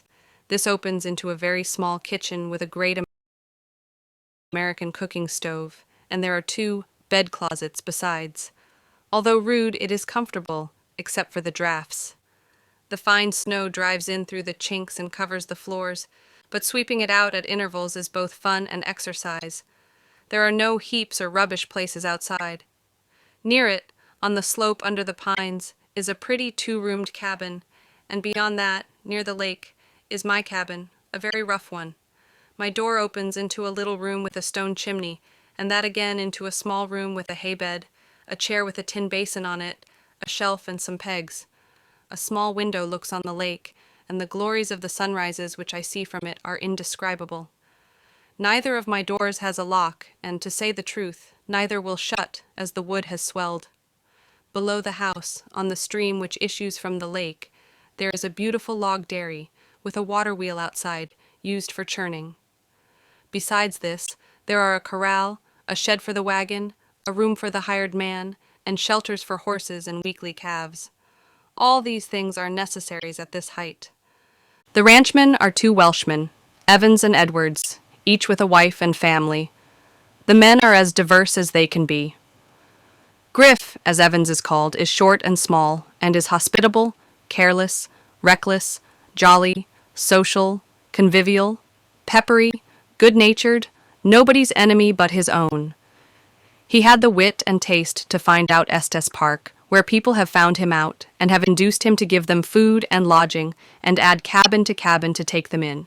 He is a splendid shot, an expert and successful hunter, a bold mountaineer, a good rider, a capital cook, and a generally jolly fellow. His cheery laugh rings through the cabin from the early morning and is contagious, and when the rafters ring at night with such songs as "D'ye ken John Peel?" "Auld Lang Syne," and "John Brown," what would the chorus be without poor Griff's voice? What would Estes Park be without him, indeed? When he went to Denver lately, we missed him as we should have missed the sunshine, and perhaps more. In the early morning, when Long's Peak is red and the grass crackles with the hoarfrost, he arouses me with a cheery thump on my door. "We're going cattle hunting, will you come?" Or, "Will you help to drive in the cattle? You can take your pick of the horses. I want another hand." Free-hearted, lavish, popular, poor Griff loves liquor too well for his prosperity and is always tormented by debt.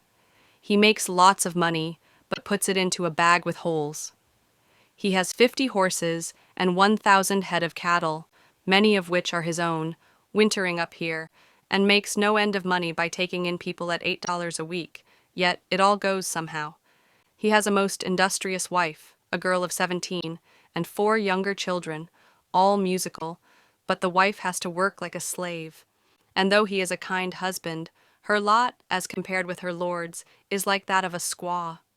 Edwards, his partner, is his exact opposite, tall, thin, and condemnatory-looking, keen, industrious, saving, grave, a teetotaler, grieved for all reasons at Evans's follies, and rather grudging, as naturally unpopular as Evans is popular, a decent man who, with his industrious wife, will certainly make money as fast as Evans loses it. I pay $8 a week, which includes the unlimited use of a horse, when one can be found and caught. We breakfast at 7 on beef, potatoes, tea, coffee, new bread, and butter. 2 pitchers of cream and 2 of milk are replenished as fast as they are exhausted. Dinner at 12 is a repetition of the breakfast, but with the coffee omitted and a gigantic pudding added. Tea at 6 is a repetition of breakfast. "Eat whenever you are hungry. You can always get milk and bread in the kitchen," Evans says. "Eat as much as you can. It'll do you good." And we all eat like hunters. There is no change of food. The steer, which was being killed on my arrival, is now being eaten through from head to tail, the meat being hacked off quite promiscuously, without any regard to joints. In this dry, rarefied air, the outside of the flesh blackens and hardens, and though the weather may be hot, the carcass keeps sweet for 2 or 3 months.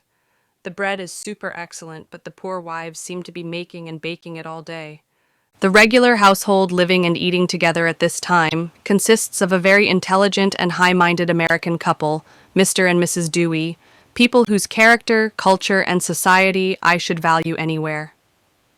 A young Englishman, brother of a celebrated African traveler, who, because he rides on an English saddle and clings to some other insular peculiarities, is called the Earl, a miner prospecting for silver. A young man, the type of intelligent, practical, young America, whose health showed consumptive tendencies when he was in business, and who is living a hunter's life here. A grown-up niece of Evans, and a melancholy-looking hired man. A mile off there is an industrious married settler, and 4 miles off, in the gulch leading to the park, Mountain Jim, otherwise Mr. Nugent, is posted. His business as a trapper takes him daily up to the beaver dams in Black Canyon to look after his traps, and he generally spends some time in or about our cabin, not, I can see, to Evans's satisfaction. For, in truth, this blue hollow, lying solitary at the foot of Long's Peak, is a miniature world of great interest in which love, jealousy, hatred, envy, pride, unselfishness, greed, selfishness, and self-sacrifice can be studied hourly, and there is always the unpleasantly exciting risk of an open quarrel with the neighboring desperado, whose "I'll shoot you" has more than once been heard in the cabin. The party, however, has often been increased by campers, either elk hunters or prospectors for silver or locations, who feed with us and join us in the evening.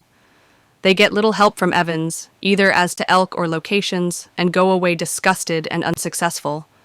2 Englishmen of refinement and culture camped out here prospecting a few weeks ago, and then, contrary to advice, crossed the mountains into North Park, where gold is said to abound, and it is believed that they have fallen victims to the bloodthirsty Indians of the region. Of course, we never get letters or newspapers unless someone rides to Longmount for them. 2 or 3 novels and a copy of our New West are our literature. Our latest newspaper is 17 days old. Somehow, the park seems to become the natural limit of our interests, so far as they appear in conversation at table. The last grand aurora, the prospect of a snowstorm, track and sign of elk and grizzly, rumors of a bighorn herd near the lake, the canyons in which the Texan cattle were last seen, the merits of different rifles, the progress of 2 obvious love affairs, the probability of someone coming up from the plains with letters, Mountain Jim's latest mood or escapade, and the merits of his dog Ring, as compared with those of Evans's dog Plunk, are among the topics which are never abandoned as exhausted. On Sunday, work is nominally laid aside, but most of the men go out hunting or fishing till the evening, when we have the harmonium and much sacred music and singing in parts. To be alone in the park from the afternoon till the last glory of the afterglow has faded, with no books but a Bible and prayer book, is truly delightful. No worthier temple for a Te Deum or Gloria in Excelsis could be found than this temple not made with hands, in which one may worship without being distracted by the sight of bonnets of endless form, and curiously intricate back hair, and countless oddities of changing fashion. I shall not soon forget my first night here. Somewhat dazed by the rarefied air, entranced by the glorious beauty, slightly puzzled by the motley company, whose faces loomed not always quite distinctly through the cloud of smoke produced by 11 pipes, I went to my solitary cabin at 9, attended by Evans. It was very dark, and it seemed a long way off. Something howled. Evans said it was a wolf, and owls apparently innumerable hooted incessantly.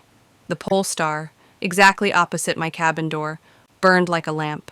The frost was sharp. Evans opened the door, lighted a candle, and left me, and I was soon in my hay-bed. I was frightened, that is, afraid of being frightened, it was so eerie, but sleep soon got the better of my fears. I was awoke by a heavy breathing, a noise something like sawing under the floor, and a pushing and upheaving, all very loud.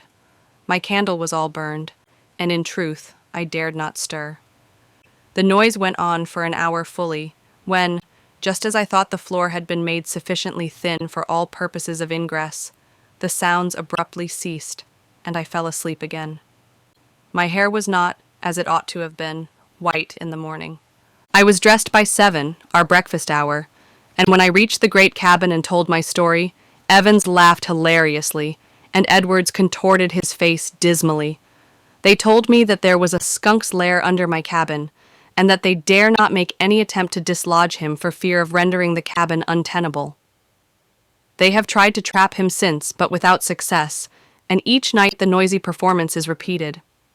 I think he is sharpening his claws on the underside of my floor, as the grizzlies sharpen theirs upon the trees. The odor with which this creature, truly named Mephitis, can overpower its assailants is truly awful. We were driven out of the cabin for some hours merely by the passage of one across the corral. The bravest man is a coward in its neighborhood. Dogs rub their noses on the ground till they bleed when they have touched the fluid, and even die of the vomiting produced by the effluvia. The odor can be smelt a mile off. If clothes are touched by the fluid, they must be destroyed. At present, its fur is very valuable. Several have been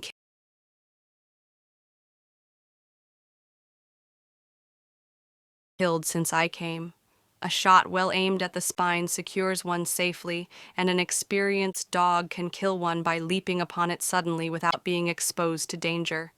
It is a beautiful beast, about the size and length of a fox, with long, thick black or dark brown fur, and 2 white streaks from the head to the long, bushy tail.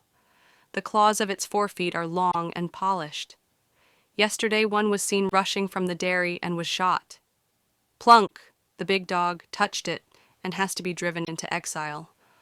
The body was valiantly removed by a man with a long fork and carried to a running stream, but we are nearly choked with the odor from the spot where it fell. I hope that my skunk will enjoy a quiet spirit so long as we are near neighbors. October 3rd. This is surely one of the most entrancing spots on earth. Oh, that I could paint with pen or brush. From my bed I look on Mirror Lake, and with the very earliest dawn when objects are not discernible, it lies there absolutely still, a purplish lead color. Then suddenly into its mirror flash inverted peaks, at first a dawn darker all round. This is a new sight, each morning new. Then the peaks fade, and when morning is no longer spread upon the mountains, the pines are mirrored in my lake almost as solid objects, and the glory steals downwards, and a red flush warms the clear atmosphere of the park, and the hoarfrost sparkles and the crested blue jays step forth daintily on the jeweled grass. The majesty and beauty grow on me daily, as I crossed from my cabin just now, and the long mountain shadows lay on the grass, and form and color gained new meanings. I was almost false to Hawaii. I couldn't go on writing for the glory of the sunset, but went out and sat on a rock to see the deepening blue in the dark canyons, and the peaks becoming rose color one by one, then fading into sudden ghastliness, the awe-inspiring heights of Long's Peak fading last. Then came the glories of the afterglow, when the orange and lemon of the east faded into gray, and then gradually the gray, for some distance above the horizon, brightened into a cold blue, and above the blue into a broad band of rich, warm red, with an upper band of rose color. Above it hung a big cold moon. This is the daily miracle of evening, as the blazing peaks in the darkness of Mirror Lake are the miracle of morning. Perhaps this scenery is not lovable, but, as if it were a strong, stormy character, it has an intense fascination. The routine of my day is breakfast at 7, then I go back and do my cabin and draw water from the lake, read a little, loaf a little, return to the big cabin and sweep it alternately with Mrs. Dewey, after which she reads aloud till dinner at 12. Then I ride with Mr. Dewey, or by myself, or with Mrs. Dewey, who is learning to ride cavalier fashion in order to accompany her invalid husband, or go after cattle till supper at 6. After that we all sit in the living room, and I settle down to write to you, or mend my clothes, which are dropping to pieces. Some sit round the table playing at euchre. The strange hunters and prospectors lie on the floor smoking, and rifles are cleaned, bullets cast, fishing flies made, fishing tackle repaired, boots are waterproofed, part songs are sung, and about 8:30 I cross the crisp grass to my cabin, always expecting to find something in it. We all wash our own clothes, and as my stock is so small, some part of every day has to be spent at the washtub. Politeness and propriety always prevail in our mixed company, and though various grades of society are represented, true democratic equality prevails, not its counterfeit, and there is neither forwardness on one side nor condescension on the other. Evans left for Denver 10 days ago, taking his wife and family to the plains for the winter, and the mirth of our party departed with him. Edwards is somber, except when he lies on the floor in the evening and tells stories of his march through Georgia with Sherman. I gave Evans a $100 note to change and asked him to buy me a horse for my tour, and for 3 days we have expected him. The mail depends on him. I have had no letters from you for 5 weeks, and can hardly curb my impatience. I ride or walk 3 or 4 miles out on the Longmount Trail 2 or 3 times a day to look for him. Others, for different reasons, are nearly equally anxious. After dark we start at every sound, and every time the dogs bark all the able-bodied of us turn out en masse. Wait for the wagon has become a nearly maddening joke. October 9th. The letter and newspaper fever has seized on everyone. We have sent at last to Longmount. The evening I rode out on the Longmount Trail towards dusk, escorted by Mountain Jim, and in the distance we saw a wagon with 4 horses and a saddle horse behind, and the driver waved a handkerchief, the concerted signal if I were the possessor of a horse. We turned back, galloping down the long hill as fast as 2 good horses could carry us, and gave the joyful news. It was an hour before the wagon arrived, bringing not Evans, but 2 campers of suspicious aspect, who have pitched their camp close to my cabin. You cannot imagine what it is to be locked in by these mountain walls and not to know where your letters are lying. Later on, Mr. Buchan, one of our usual inmates, returned from Denver with papers, letters for everyone but me, and much exciting news. The financial panic has spread out west, gathering strength on its way. The Denver banks have all suspended business. They refuse to cash their own checks or to allow their customers to draw $1, and would not even give greenbacks for my English gold. Neither Mr. Buchan nor Evans could get a cent. Business is suspended, and everybody, however rich, is for the time being poor. The Indians have taken to the war path and are burning ranches and killing cattle. There is a regular scare among the settlers, and wagon loads of fugitives are arriving in Colorado Springs. The Indians say, "The white man has killed the buffalo and left them to rot on the plains. We will be revenged." Evans had reached Longmount and will be here tonight. October 10th. Wait for the wagon. Still. We had a hurricane of wind and hail last night. It was 11 before I could go to my cabin, and I only reached it with the help of 2 men. The moon was not up, and the sky overhead was black with clouds, when suddenly Long's Peak, which had been invisible, gleamed above the dark mountains, all glistening with new-fallen snow, on which the moon, as yet uprisen here, was shining. The evening before, after sunset, I saw another novel effect. My lake turned a brilliant orange in the twilight, and in its still mirror, the mountains were reflected a deep, rich blue. It is a world of wonders. Today, we had a great storm, with flurries of fine snow, and when the clouds rolled up at noon, the snowy range and all the higher mountains were pure white. I have been hard at work all day to drown my anxieties, which are heightened by a rumor that Evans has gone buffalo hunting on the Platte. This evening, quite unexpectedly, Evans arrived with a heavy mail in a box. I sorted it, but there was nothing for me, and Evans said he was afraid that he had left my letters, which were separate from the others, behind at Denver, but he had written from Longmount for them.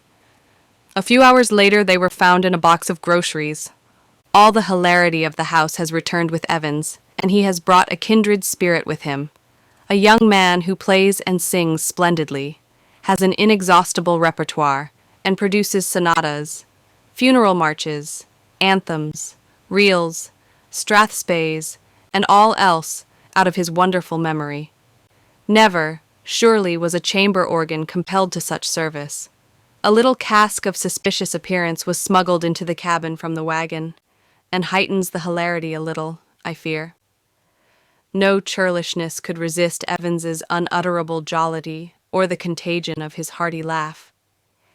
He claps people on the back, shouts at them, will do anything for them, and makes a perpetual breeze. My kingdom for a horse! He has not got one for me, and a shadow crossed his face when I spoke of the subject. Eventually he asked for a private conference, when he told me, with some confusion, that he had found himself very hard up in Denver, and had been obliged to appropriate my $100 note. He said he would give me, as interest for it up to November 25th, a good horse, saddle, and bridle for my proposed journey of 600 miles. I was somewhat dismayed, but there was no other course, as the money was gone. I tried a horse, mended my clothes, reduced my pack to a weight of 12 pounds, and was all ready for an early start, when before daylight I was wakened by Evans's cheery voice at my door. "I say, Miss B, we've got to drive wild cattle today. I wish you'd lend a hand, there's not enough of us. I'll give you a good horse. One day won't make much difference." So we've been driving cattle all day, riding about 20 miles, and fording the Big Thompson about as many times. Evans flatters me by saying that I am as much use as another man, more than one of our party, I hope, who always avoided the ugly cows. In justice to Evans, I must mention here that every cent of the money was ultimately paid, that the horse was perfection, and that the arrangement turned out a most advantageous one for me. October 12th. I am still here, helping in the kitchen, driving cattle, and riding 4 or 5 times a day. Evans detains me each morning by saying, "Here's lots of horses for you to try," and after trying 5 or 6 a day, I do not find one to my liking. Today, as I was cantering a tall, well-bred one round the lake, he threw the bridle off by a toss of his head, leaving me with the reins in my hands. One bucked, and 2 have tender feet, and tumbled down. Such are some of our little varieties.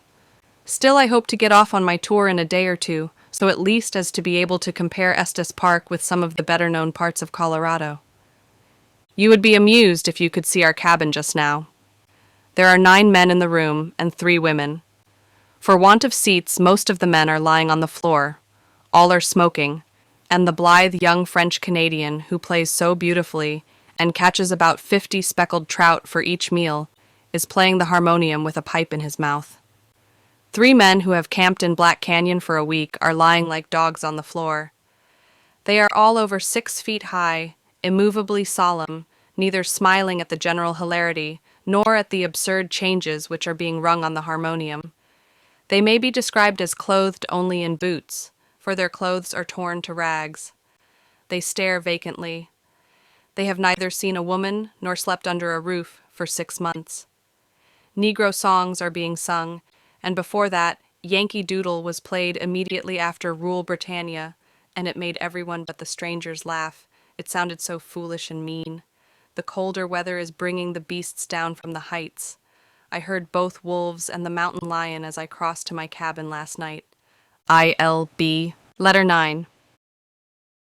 Please, ma'ams, a desperado, a cattle hunt, the muster, a mad cow, a snowstorm, snowed up, Birdie, the plains, a prairie schooner, Denver, a find, Plum Creek, being agreeable, snowbound, the gray mare, Estes Park, Colorado. This afternoon, as I was reading in my cabin, little Sam Edwards ran in, saying, "Mountain Jim wants to speak to you." This brought to my mind images of infinite worry, gauche servants, "Please, ma'am," contretemps, and the habit growing out of our elaborate and uselessly conventional life of magnifying the importance of similar trifles. Then things came up, with the tyranny they exercise. I really need nothing more than this log cabin offers. But elsewhere one must have a house and servants and burdens and worries, not that one may be hospitable and comfortable, but for the thick clay in the shape of things which one has accumulated. My log house takes me about 5 minutes to do, and you could eat off the floor, and it needs no lock, as it contains nothing worth stealing. But Mountain Jim was waiting while I made these reflections to ask us to take a ride, and he, Mr. and Mrs. Dewey, and I had a delightful stroll through colored foliage, and then, when they were fatigued, I changed my horse for his beautiful mare, and we galloped and raced in the beautiful twilight, in the intoxicating frosty air. Mrs. Dewey wishes you could have seen us as we galloped down the pass, the fearful-looking ruffian on my heavy wagon horse, and I on his bare wooden saddle, from which beaver, mink, and marten tails, and pieces of skin were hanging raggedly, with one spur, and feet not in the stirrups, the mare looking so aristocratic and I so beggarly. Mr. Nugent is what is called splendid company. With a sort of breezy mountain recklessness in everything, he passes remarkably acute judgments on men and events, on women also. He has pathos, poetry, and humor, an intense love of nature, strong vanity in certain directions, an obvious desire to act and speak in character, and sustain his reputation as a desperado, a considerable acquaintance with literature, a wonderful verbal memory, opinions on every person and subject, a chivalrous respect for women in his manner, which makes it all the more amusing when he suddenly turns round upon one with some graceful raillery, a great power of fascination, and a singular love of children. The children of this house run to him, and when he sits down, they climb on his broad shoulders and play with his curls. They say in the house that no one who has been here thinks anyone worth speaking to after Jim. But I think that this is probably an opinion which time would alter. Somehow he is kept always before the public of Colorado, for one can hardly take up a newspaper without finding a paragraph about him, a contribution by him, or a fragment of his biography. Ruffian as he looks, the first word he speaks, to a lady at least, places him on a level with educated gentlemen, and his conversation is brilliant and full of the light and fitfulness of genius. Yet, on the whole, he is a most painful spectacle. His magnificent head shows so plainly the better possibilities which might have been his. His life, in spite of a certain dazzle which belongs to it, is a ruined and wasted one, and one asks, what of good can the future have in store for one who has for so long chosen evil? September of the next year answered the question by laying him down in a dishonored grave with a rifle bullet in his brain. Shall I ever get away? We were to have had a grand cattle hunt yesterday, beginning at 6:30, but the horses were all lost. Often out of 50 horses, all that are worth anything are marauding, and a day is lost in hunting for them in the canyons. However, before daylight this morning, Evans called through my door. "Miss Bird, I say we've got to drive cattle 15 miles. I wish you'd lend a hand. There's not enough of us. I'll give you a good horse." The scene of the drive is at a height of 7,500 feet, watered by two rapid rivers. On all sides, mountains rise to an altitude of from 11,000 to 15,000 feet, their skirts shaggy with pitch pine forests and scarred by deep canyons, wooded and boulder-strewn, opening upon the mountain pasture previously mentioned. 2,000 head of half-wild Texan cattle are scattered in herds throughout the canyons, living on more or less suspicious terms with grizzly and brown bears, mountain lions, elk, mountain sheep, spotted deer, wolves, lynxes, wild cats, beavers, minks, skunks, chipmunks, eagles, rattlesnakes, and all the other two-legged, four-legged, vertebrate, and invertebrate inhabitants of this lonely and romantic region. On the whole, they show a tendency rather to the habits of wild than of domestic cattle. They march to water in Indian file, with the bulls leading, and when threatened, take strategic advantage of ridgy ground, slinking warily along in the hollows, the bulls acting as sentinels, and bringing up the rear in case of an attack from dogs.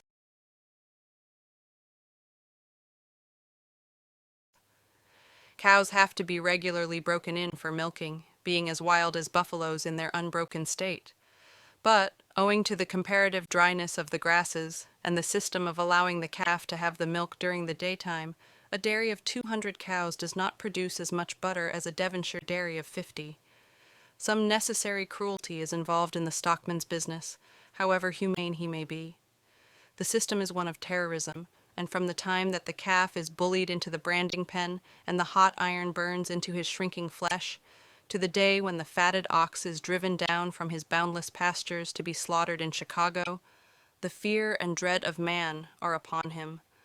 The herds are apt to penetrate the savage canyons which come down from the snowy range, when they incur a risk of being snowed up and starved, and it is necessary now and then to hunt them out and drive them down to the park.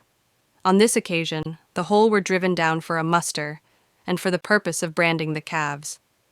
After a 6:30 breakfast this morning, we started, the party being composed of my host, a hunter from the snowy range, two stockmen from the plains, one of whom rode a violent buck-jumper, and was said by his comrade to be the best rider in North America, and myself.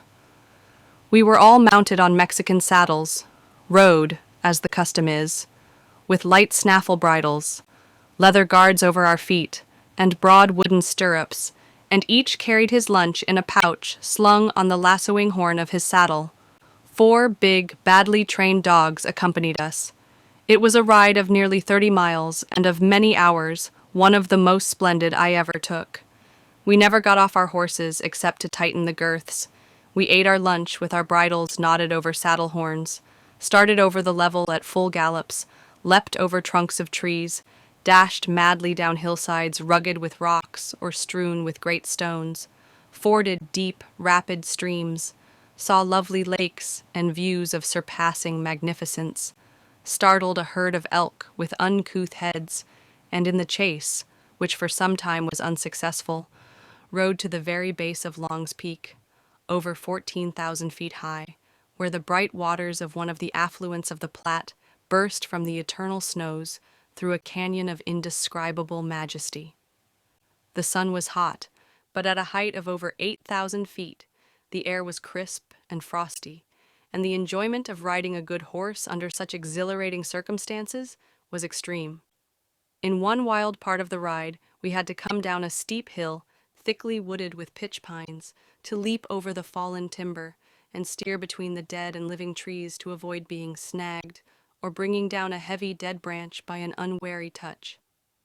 Emerging from this, we caught sight of 1,000 Texan cattle feeding in a valley below.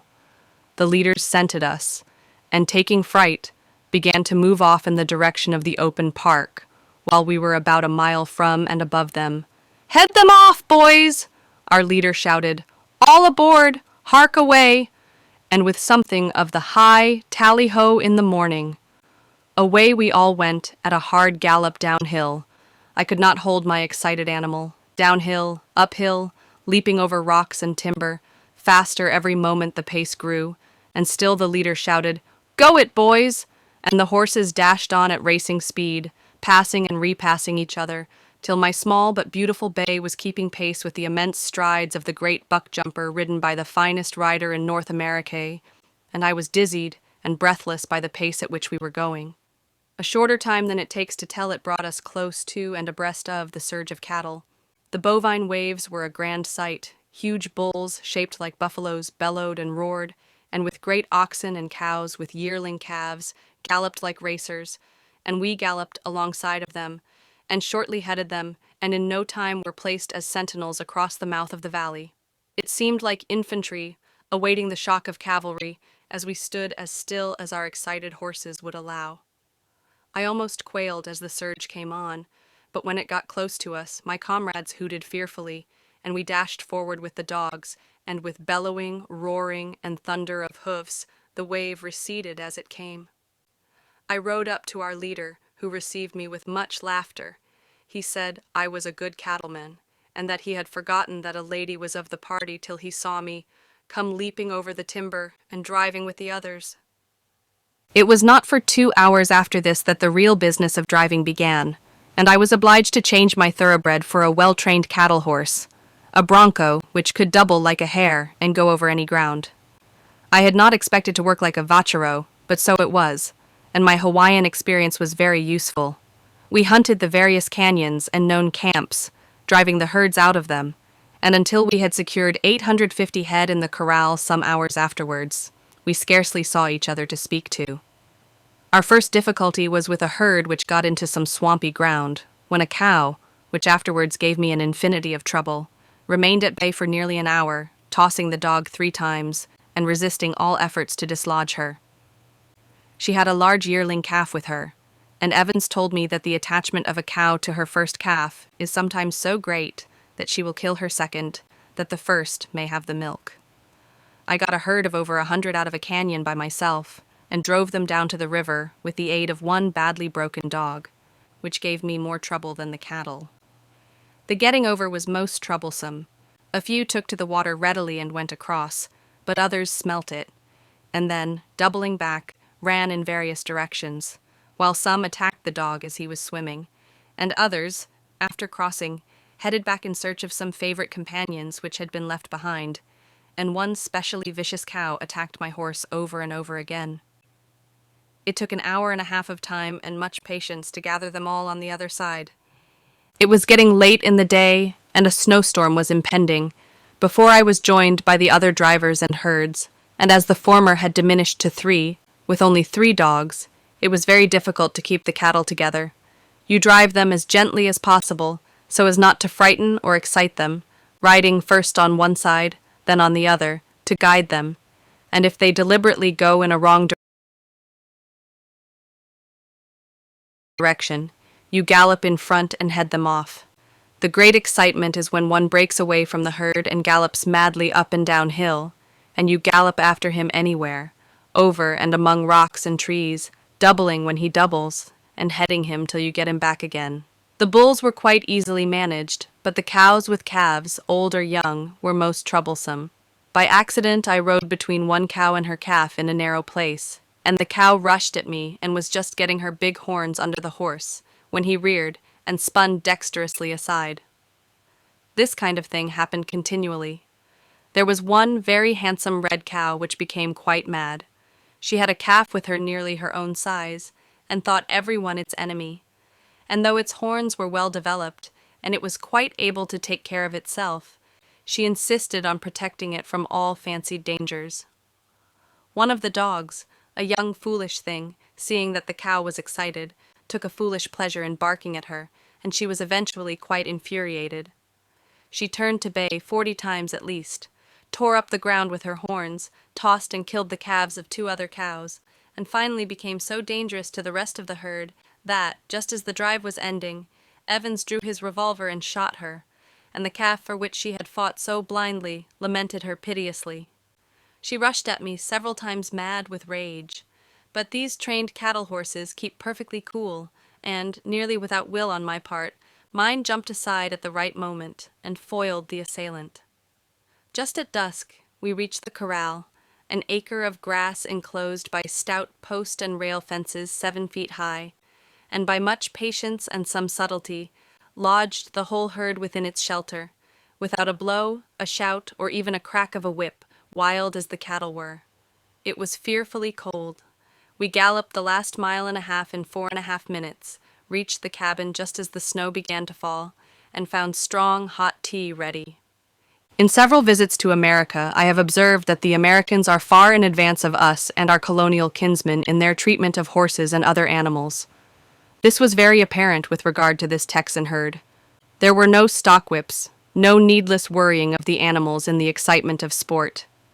Any dog seizing a bullock by his tail or heels would have been called off and punished, and quietness and gentleness were the rule. The horses were ridden without whips, and with spurs so blunt that they could not hurt even a human skin, and were ruled by the voice and a slight pressure on the light snaffle bridle. This is the usual plan, even where, as in Colorado, the horses are broncos, and inherit ineradicable vice. I never yet saw a horse bullied into submission in the United States. October 18th. Snowbound for 3 days. I could not write yesterday. It was so awful. People gave up all occupation and talked of nothing but the storm. The hunters all kept by the great fire in the living room, only going out to bring in logs and clear the snow from the door and windows.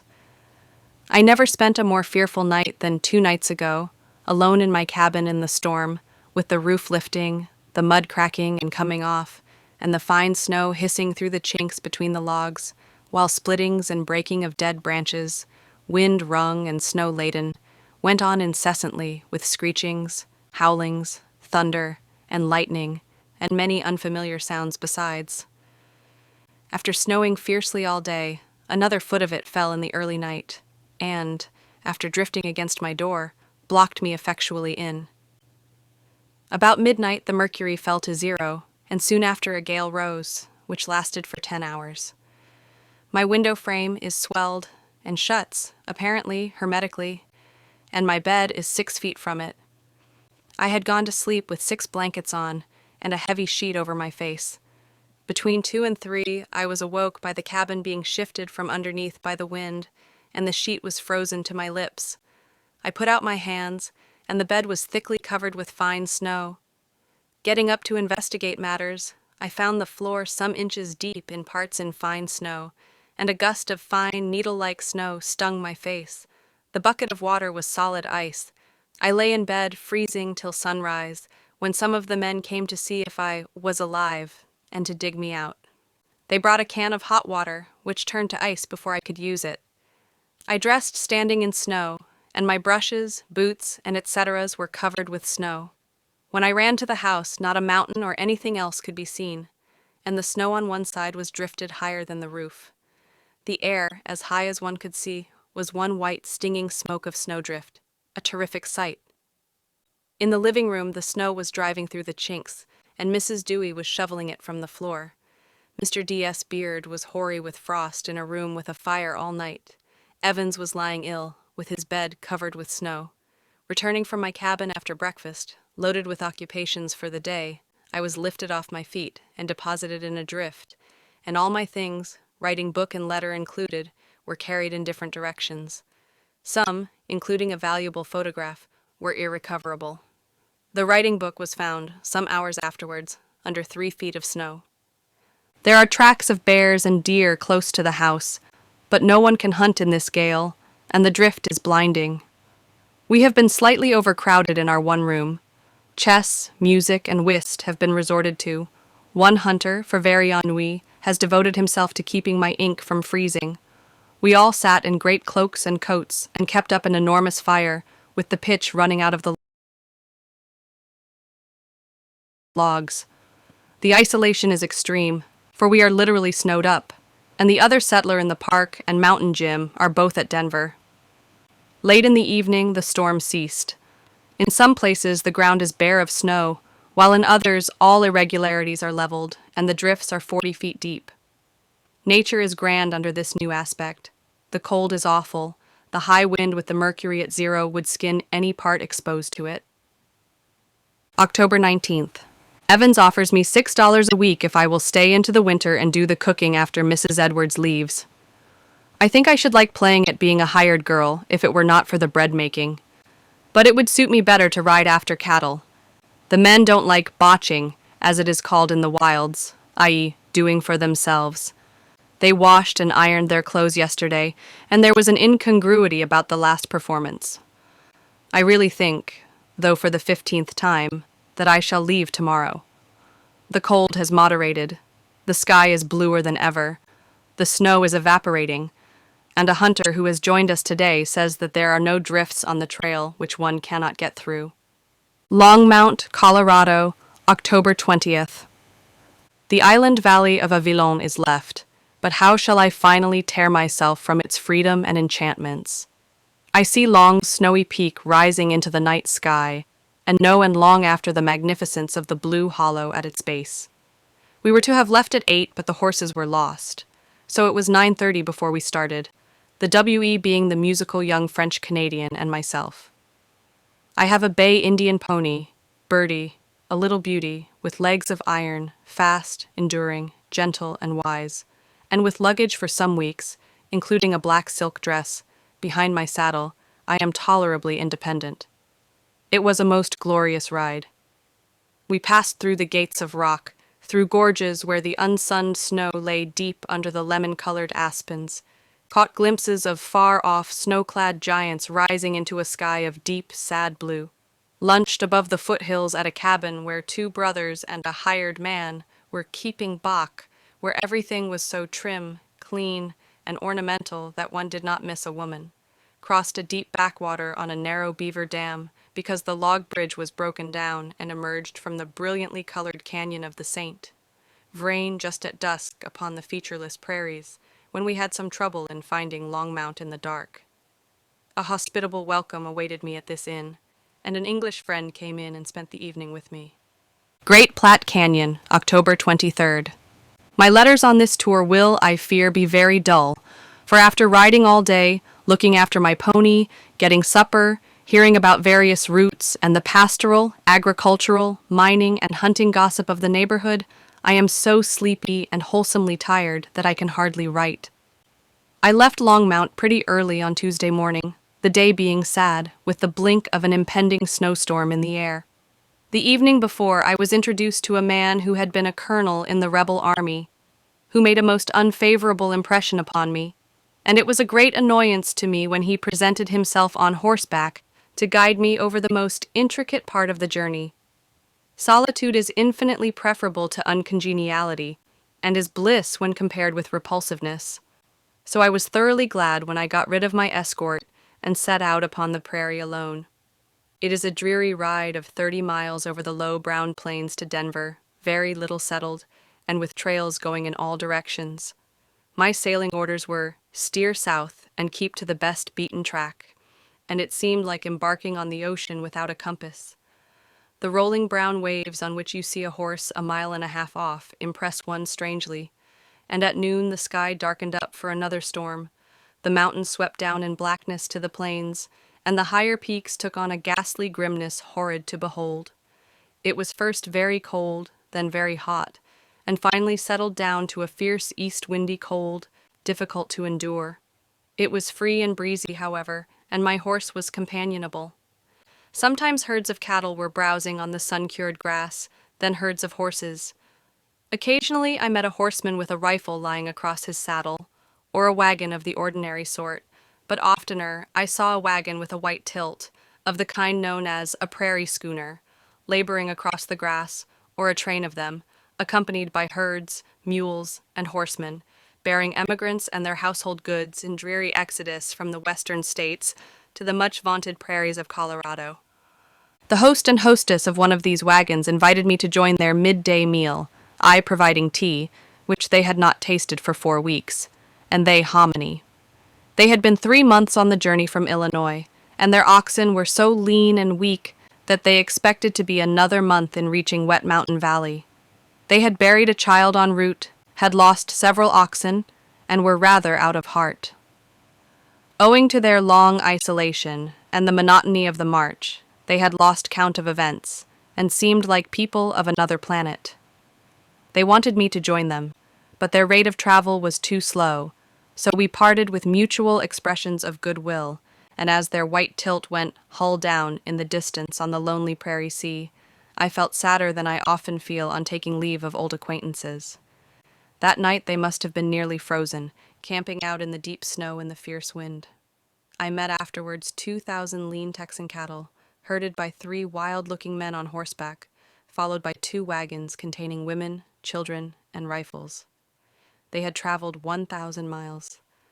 Then I saw 2 prairie wolves, like jackals, with gray fur, cowardly creatures, which fled from me with long leaps. The windy cold became intense, and for the next 11 miles I rode a race with the coming storm. At the top of every prairie roll, I expected to see Denver, but it was not till nearly 5 that from a considerable height I looked down upon the great city of the plains, the metropolis of the territories. There, the great braggart city lay spread out, brown and treeless, upon the brown and treeless plain, which seemed to nourish nothing but wormwood and the Spanish bayonet. The shallow Platte, shriveled into a narrow stream, with a shingly bed 6 times too large for it, and fringed by shriveled cottonwood, wound along by Denver, and 2 miles up its course I saw a great sandstorm, which in a few minutes covered the city, blotting it out with a dense brown cloud.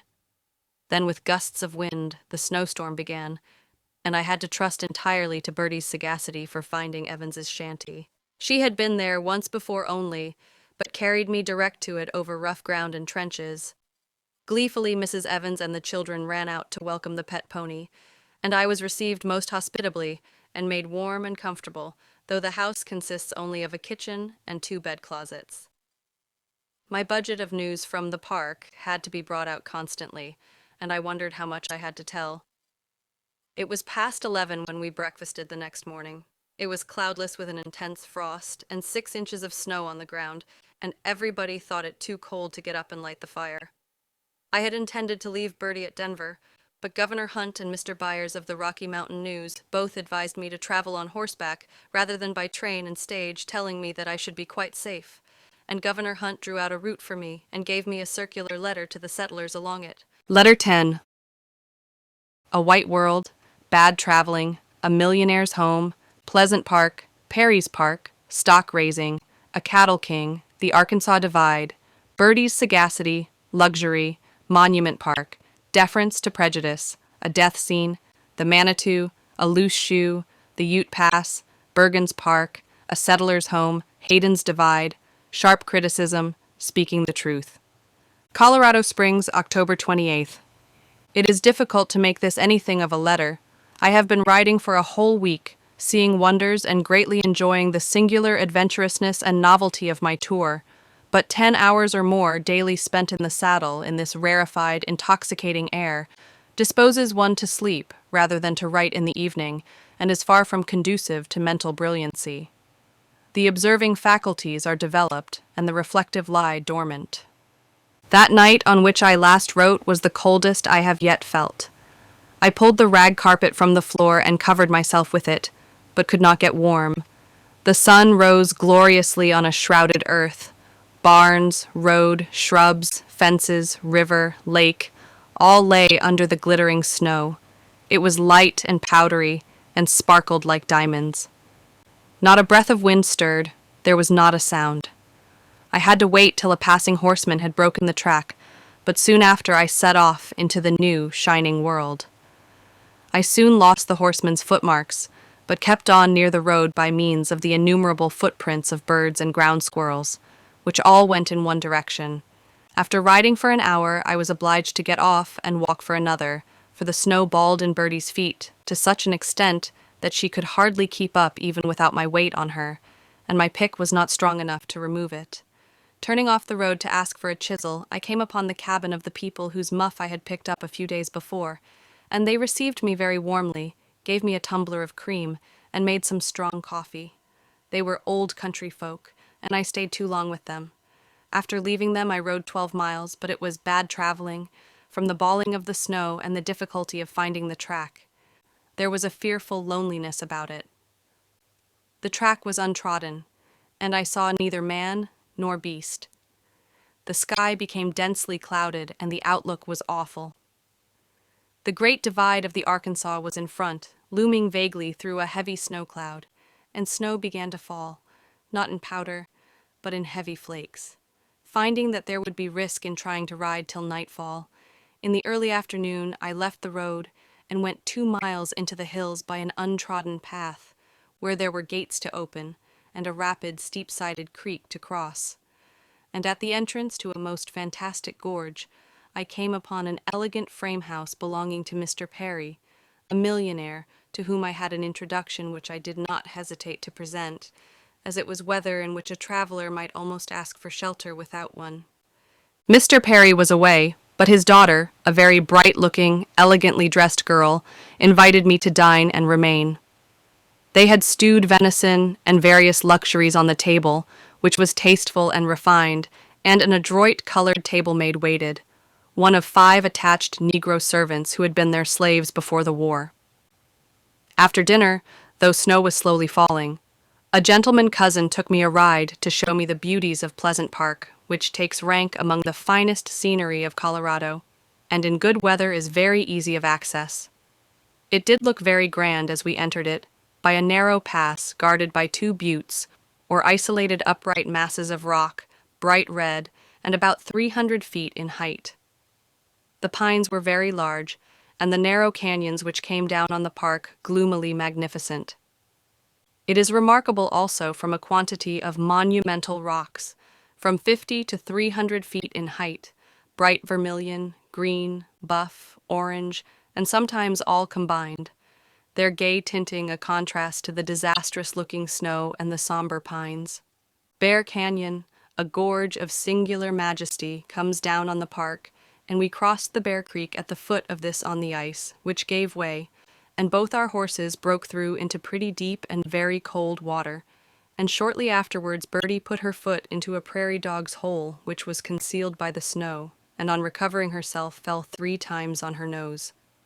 I thought of Bishop Wilberforce's fatal accident from a smaller stumble, and felt sure that he would have kept his seat had he been mounted, as I was, on a Mexican saddle.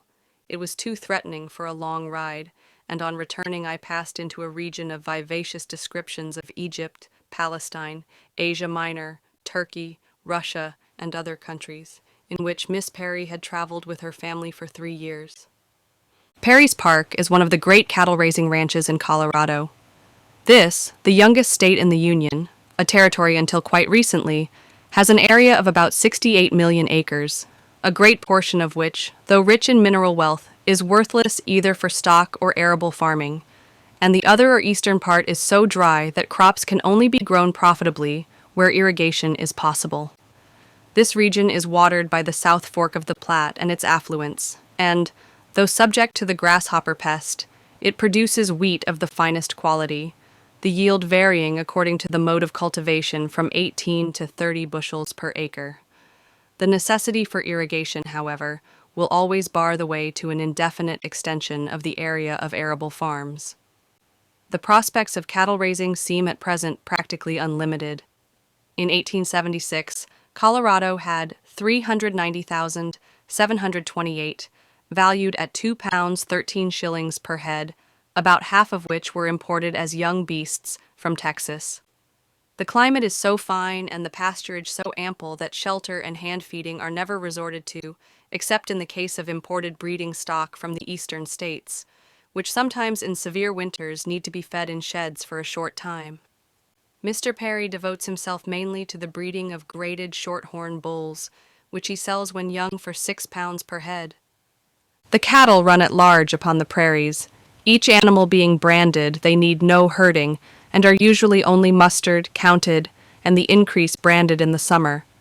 In the fall, when 3 or 4 years old, they are sold lean or in tolerable condition to dealers who take them by rail to Chicago, or elsewhere, where the fattest lots are slaughtered for tinning or for consumption in the eastern cities. while the leaner are sold to farmers for feeding up during the winter. Some of the wealthier stockmen take their best lots to Chicago themselves. The Colorado cattle are either pure Texan or Spanish, or crosses between the Texan and graded shorthorns. They are nearly all very inferior animals, being bony and ragged. The herds mix on the vast plains at will. Along the Arkansas Valley, 80,000 roam about with the freedom of buffaloes, and of this number about 16,000 are exported every fall. Where cattle are killed for use in the mining districts, their average price is 3 cents per pound. In the summer, thousands of yearlings are driven up from Texas, branded and turned loose on the prairies, and are not molested again till they are sent east at 3 or 4 years old. These pure Texans, the old Spanish breed, weigh from 900 to 1,000 pounds, and the crossed Colorado cattle from 1,000 to 1,200 pounds. The cattle king of the state is Mr. Aleph of South Platte, who owns 9 ranches with runs of 15,000 acres and 35,000 cattle. He is improving his stock, and indeed, the opening of the dead meat trade with this country is giving a great impetus to the improvement of the breed of cattle among all the larger and richer stock owners. For this enormous herd, 40 men are employed in summer, about 12 in winter, and 200 horses. In the rare case of a severe and protracted snowstorm, the cattle get a little hay. Owners of 6,000, 8,000, and 10,000 head of cattle are quite common in Colorado. Sheep are now raised in the state to the extent of 500,000, and a chronic feud prevails between the sheepmen and the cattlemen. Sheep raising is said to be a very profitable business, but its risks and losses are greater, owing to storms, while the outlay for labor, dipping materials, etc. is considerably larger, and owing to the comparative inability of sheep to scratch away the snow from the grass, hay has to be provided to meet the emergency of very severe snowstorms. The flocks are made up mostly of pure and graded Mexicans, but though some flocks which have been graded carefully for some years show considerable merit, the average sheep is a leggy, ragged beast. Wether mutton, 4 and 5 years old, is sold when there is any demand for it, but except at Sharpio's in Denver, I never saw mutton on any table, public or private, and wool is the great source of profit, the old ewes being allowed to die off. The best flocks yield an average of 7 pounds. The shearing season, which begins in early June, lasts about 6 weeks. Shearers get 6.5 cents a head for inferior sheep and 7.5 cents for the better quality, and a good hand shears from 60 to 80 in a day. It is not likely that sheep raising will attain anything of the prominence which cattle raising is likely to assume. The potato beetle's scare is not of much account in the country of the potato beetle. The farmers seem much depressed by the magnitude and persistency of the grasshopper pest, which finds their fields in the morning as the Garden of Eden, and leaves them at night a desolate wilderness. It was so odd and novel to have a beautiful bedroom, hot water, and other luxuries. The snow began to fall in good earnest at 6 in the evening, and fell all night, accompanied by intense frost, so that in the morning there were 8 inches of it, glittering in the sun. Miss P. gave me a pair of men's socks to draw on over my boots, and I set out tolerably early and broke my own way for 2 miles. Then a single wagon had passed, making a legible track for 30 miles. Otherwise, the snow was pathless. The sky was absolutely cloudless, and as I made the long ascent of the Arkansas Divide, the mountains, gashed by deep canyons, came sweeping down to the valley on my right, and on my left the foothills were crowned with colored, fantastic rocks like castles. Everything was buried under a glittering shroud of snow. The babble of the streams was bound by fetters of ice. No branches creaked in the still air, no birds sang, no one passed or met me. There were no cabins near or far. The only sound was the crunch of the snow under Bertie's feet. We came to a river over which some logs were laid with some young trees across them. Bertie put 1 foot on this, then drew it back and put another on, then smelt the bridge noisily. Persuasions were useless. She only smelt, snorted, held back, and turned her cunning head and looked at me. It was useless to argue the point with so sagacious a beast. To the right of the bridge the ice was much broken, and we forded the river there. But as it was deep enough to come up to her body and was icy cold to my feet, I wondered at her preference. Afterwards I heard that the bridge was dangerous. She is the queen of ponies and is very gentle, though she has not only wild horse blood, but is herself the wild horse. She is always cheerful and hungry, never tired, looks intelligently at everything, and her legs are like rocks. Her one trick is that when the saddle is put on, she swells herself to a very large size, so that if anyone not accustomed to her saddles her, I soon find the girth 3 or 4 inches too large. When I saddle her, a gentle slap on her side, or any slight start which makes her cease to hold her breath, puts it all right. She is quite a companion, and bathing her back, sponging her nostrils, and seeing her fed after my day's ride is always my first care. At last I reached a log cabin where I got a feed for us both and further directions. The rest of the day's ride was awful enough. The snow was 13 inches deep and grew deeper as I ascended in silence and loneliness. But just as the sun sank behind a snowy peak, I reached the top of the divide, 7,975 feet above the sea level.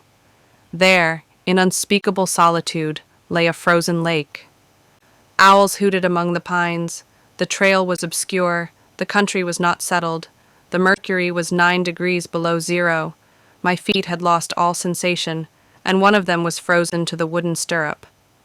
I found that owing to the depth of the snow, I had only ridden 15 miles in 8.5 hours, and must look about for a place to sleep in. The eastern sky was unlike anything I ever saw before. It had been chrysoprase, then it turned to aquamarine, and that to the bright full green of an emerald. Unless I am colorblind, this is true. Then suddenly the whole changed, and flushed with the pure, bright rose color of the afterglow.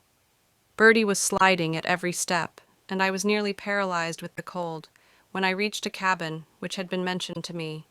But they said that 17 snowbound men were lying on the floor, and they advised me to ride half a mile farther, which I did, and reached the house of a German from Eisenau, with a sweet young wife and a venerable mother-in-law. Though the house was very poor, it was made attractive by ornaments, and the simple, loving German ways gave it a sweet home atmosphere. My room was reached by a ladder, but I had it to myself, and had the luxury of a basin to wash in. Under the kindly treatment of the 2 women, my feet came to themselves, but with an amount of pain that almost deserved the name of torture.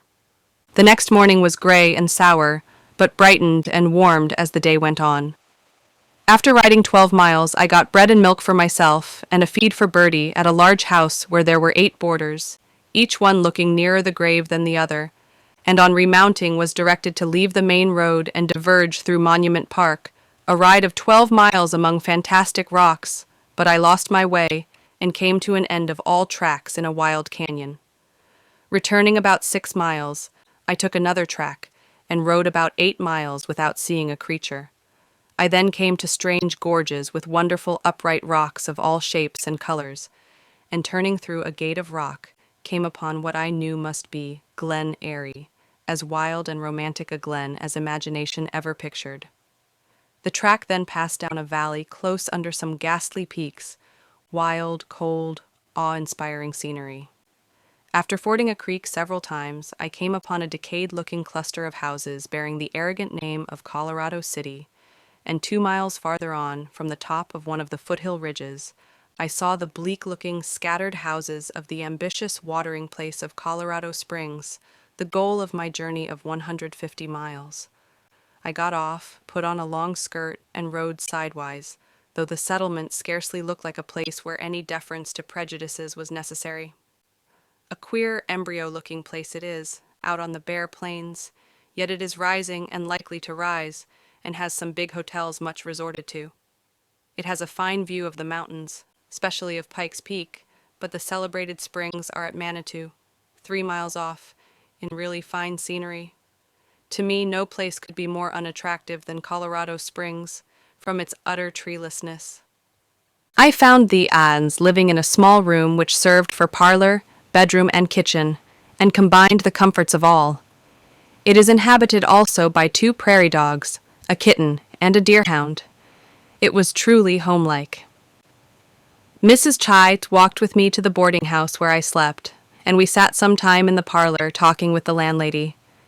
Opposite to me, there was a door wide open into a bedroom, and on a bed opposite to the door, a very sick-looking young man was half lying, half sitting, fully dressed, supported by another, and a very sick-looking young man, much resembling him, passed in and out occasionally, or leaned on the chimney-piece in an attitude of extreme dejection.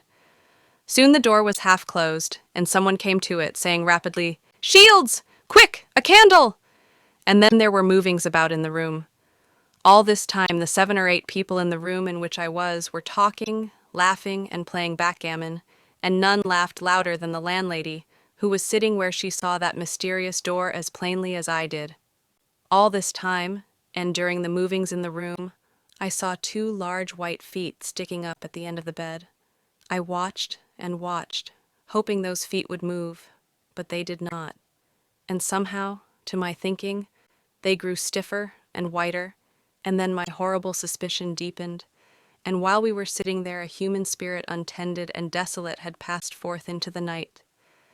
Then a man came out with a bundle of clothes, and then the sick young man, groaning and sobbing, and then a third, who said to me, with some feeling, that the man who had just died was the sick young man's only brother. And still the landlady laughed and talked, and afterwards said to me, "It turns the house upside down when they just come here and die. We shall be half the night laying him out." I could not sleep for the bitter cold and the sound of the sobs and groans of the bereaved brother. The next day the landlady, in a fashionably made black dress, was bustling about, proud of the prospective arrival of a handsome coffin. I went into the parlor to get a needle, and the door of that room was open, and children were running in and out, and the landlady, who was sweeping there, called cheerily to me to come in for the needle, and there, to my horror, not even covered with a face-cloth, and with the sun blazing in through the unblinded window, lay that thing of terror, a corpse, on some chairs which were not even placed straight. It was buried in the afternoon, and from the looks of the brother, who continued to sob and moan, his end cannot be far off. You say that many go to the springs in the last stage of consumption, thinking that the Colorado climate will cure them, without money enough to pay for even the coarsest board. We talked most of that day, and I equipped myself with arctics and warm gloves for the mountain tour which has been planned for me. And I gave Bertie the Sabbath she was entitled to on Tuesday, for I found, on arriving at the springs, that the day I crossed the Arkansas Divide was Sunday, though I did not know it.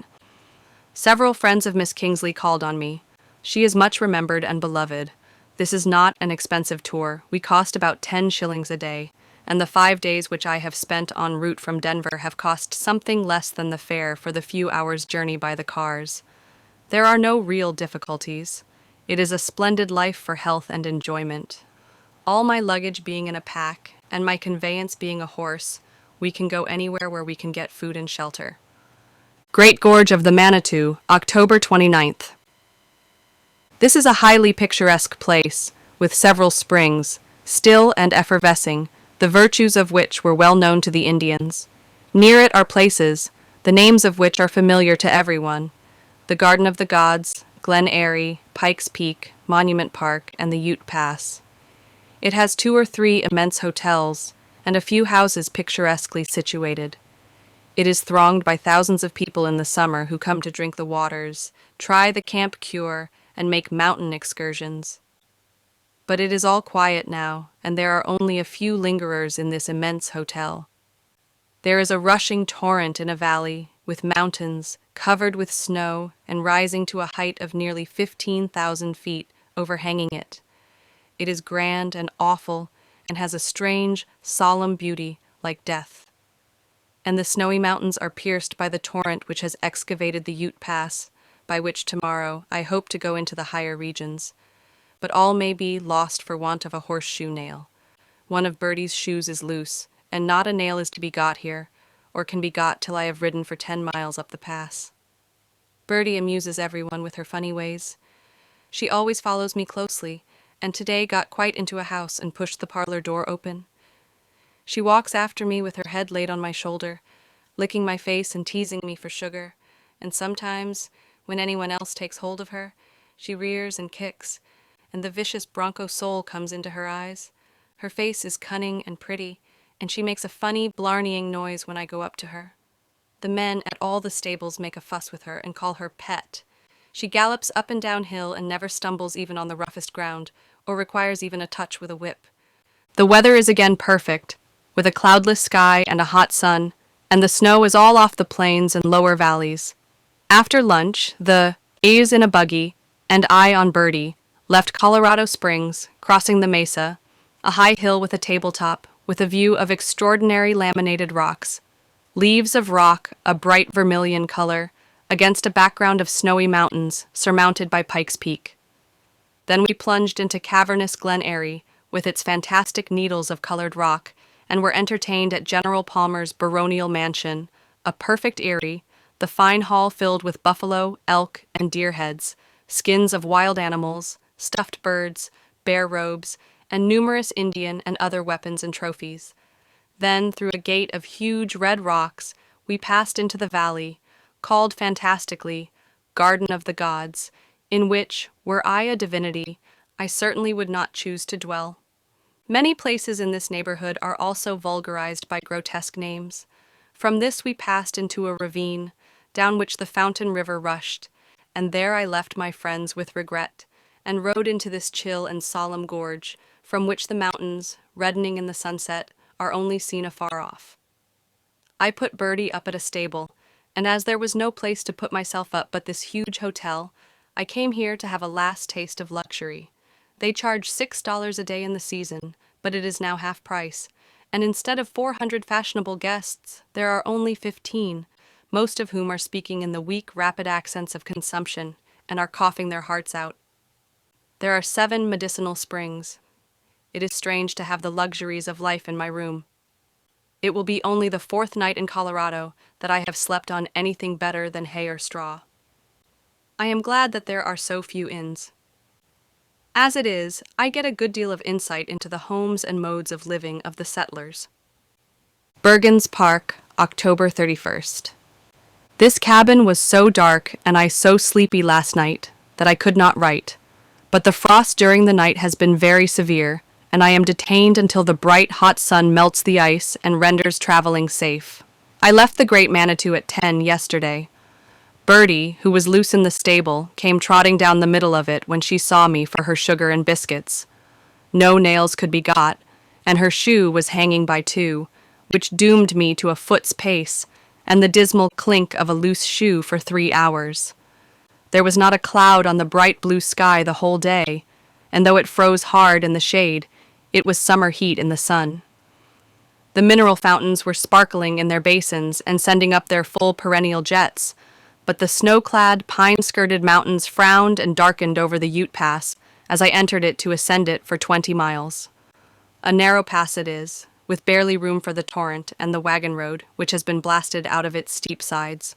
All the time I was in sight of the Fountain River, brighter than any stream, because it tumbles over rose-red granite, rocky or disintegrated, a truly fair stream, cutting and forcing its way through hard rocks, under arches of alabaster ice, through fringes of crystalline ice, thumping with a hollow sound in cavernous recesses cold and dark, or leaping in foam from heights with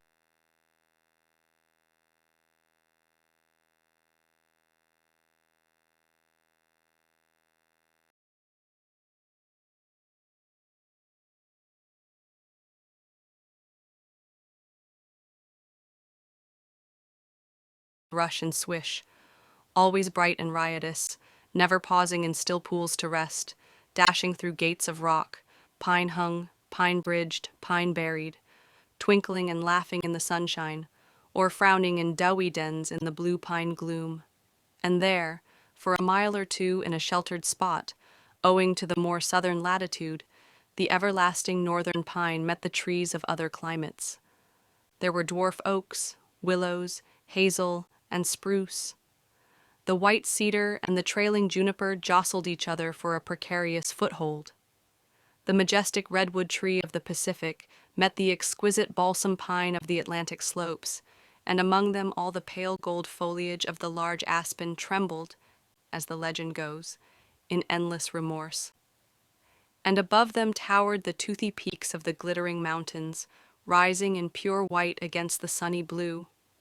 Grand, glorious, sublime, but not lovable.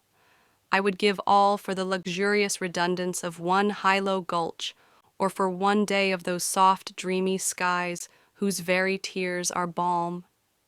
Bergen's Park, up ever, the road being blasted out of the red rock which often overhung it, the canyon only from 15 to 20 feet wide, the thunder of the fountain, which is crossed 8 times, nearly deafening. Sometimes the sun struck the road, and then it was absolutely hot. Then one entered unsunned gorges where the snow lay deep, and the crowded pines made dark twilight, and the river roared under ice bridges fringed by icicles. At last the pass opened out upon a sunlit upland park, where there was a forge, and with Bertie's shoe put on, and some shoe nails in my purse, I rode on cheerfully, getting food for us both at a ranch belonging to some very pleasant people, who, like all Western folk, when they are not taciturn, asked a legion of questions.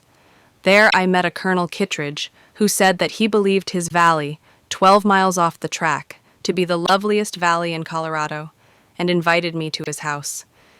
Leaving the road, I went up a long ascent deep in snow, but as it did not seem to be the way, I tied up the pony and walked on to a cabin at some distance, which I had hardly reached when I found her trotting like a dog by my side, pulling my sleeve and laying her soft gray nose on my shoulder. Does it all mean sugar? We had 8 miles farther to go, most of the way through a forest, which I always dislike when alone, from the fear of being frightened by something which may appear from behind a tree. I saw a beautiful white fox, several skunks, some chipmunks and gray squirrels, owls, crows, and crested blue jays. As the sun was getting low, I reached Bergen's Park, which was to put me out of conceit with Estes Park. Never. It is long and featureless, and its immediate surroundings are mean. It reminded me in itself of some dismal Highland strath, Glenshee possibly. I looked at it with special interest, as it was the place at which Miss Kingsley had suggested that I might remain. The evening was glorious, and the distant views were very fine. A stream fringed with cottonwood runs through the park. Low ranges come down upon it. The south end is completely closed up, but at a considerable distance, by the great mass of Pike's Peak, while far beyond the other end are peaks and towers, wonderful in blue and violet in the lovely evening, and beyond these, sharply defined against the clear green sky, was the serrated ridge of the Snowy Range, said to be 200 miles away. Bergen's Park had been bought by Dr. Bell of London, but its present occupant is Mr. Thornton, an English gentleman, who has a worthy married Englishman as his manager. Mr. Thornton is building a good house, and purposes to build other cabins, with the intention of making the park a resort for strangers. I thought of the blue hollow lying solitary at the foot of Long's Peak, and rejoiced that I had happened into it. The cabin is long, low, mud-roofed, and very dark. The middle place is full of raw meat, fowls, and gear. One end, almost dark, contains the cooking stove, milk, crockery, a long deal table, 2 benches, and some wooden stools. The other end houses the English manager or partner, his wife, and 3 children, another cooking stove, gear of all kinds, and sacks of beans and flour. They put up a sheet for a partition and made me a shakedown on the gravel floor of this room. 10 hired men sat down to meals with us. It was all very rough, dark, and comfortless, but Mr. T, who is not only a gentleman by birth but an M.A. of Cambridge, seems to like it. Much in this way, a little smoother if a lady is in the case. Every man must begin life here. 7 large dogs, 3 of them with cats upon their backs, are usually warming themselves at the fire. Twin Rock, South Fork of the Platte, November 1st. I did not leave Mr. Thornton's till 10 because of the slipperiness. I rode 4 miles along a back trail, and then was so tired that I stayed for 2 hours at a ranch, where I heard, to my dismay, that I must ride 24 miles farther before I could find any place to sleep at. I did not enjoy yesterday's ride. I was both tired and rheumatic, and Bertie was not so sprightly as usual.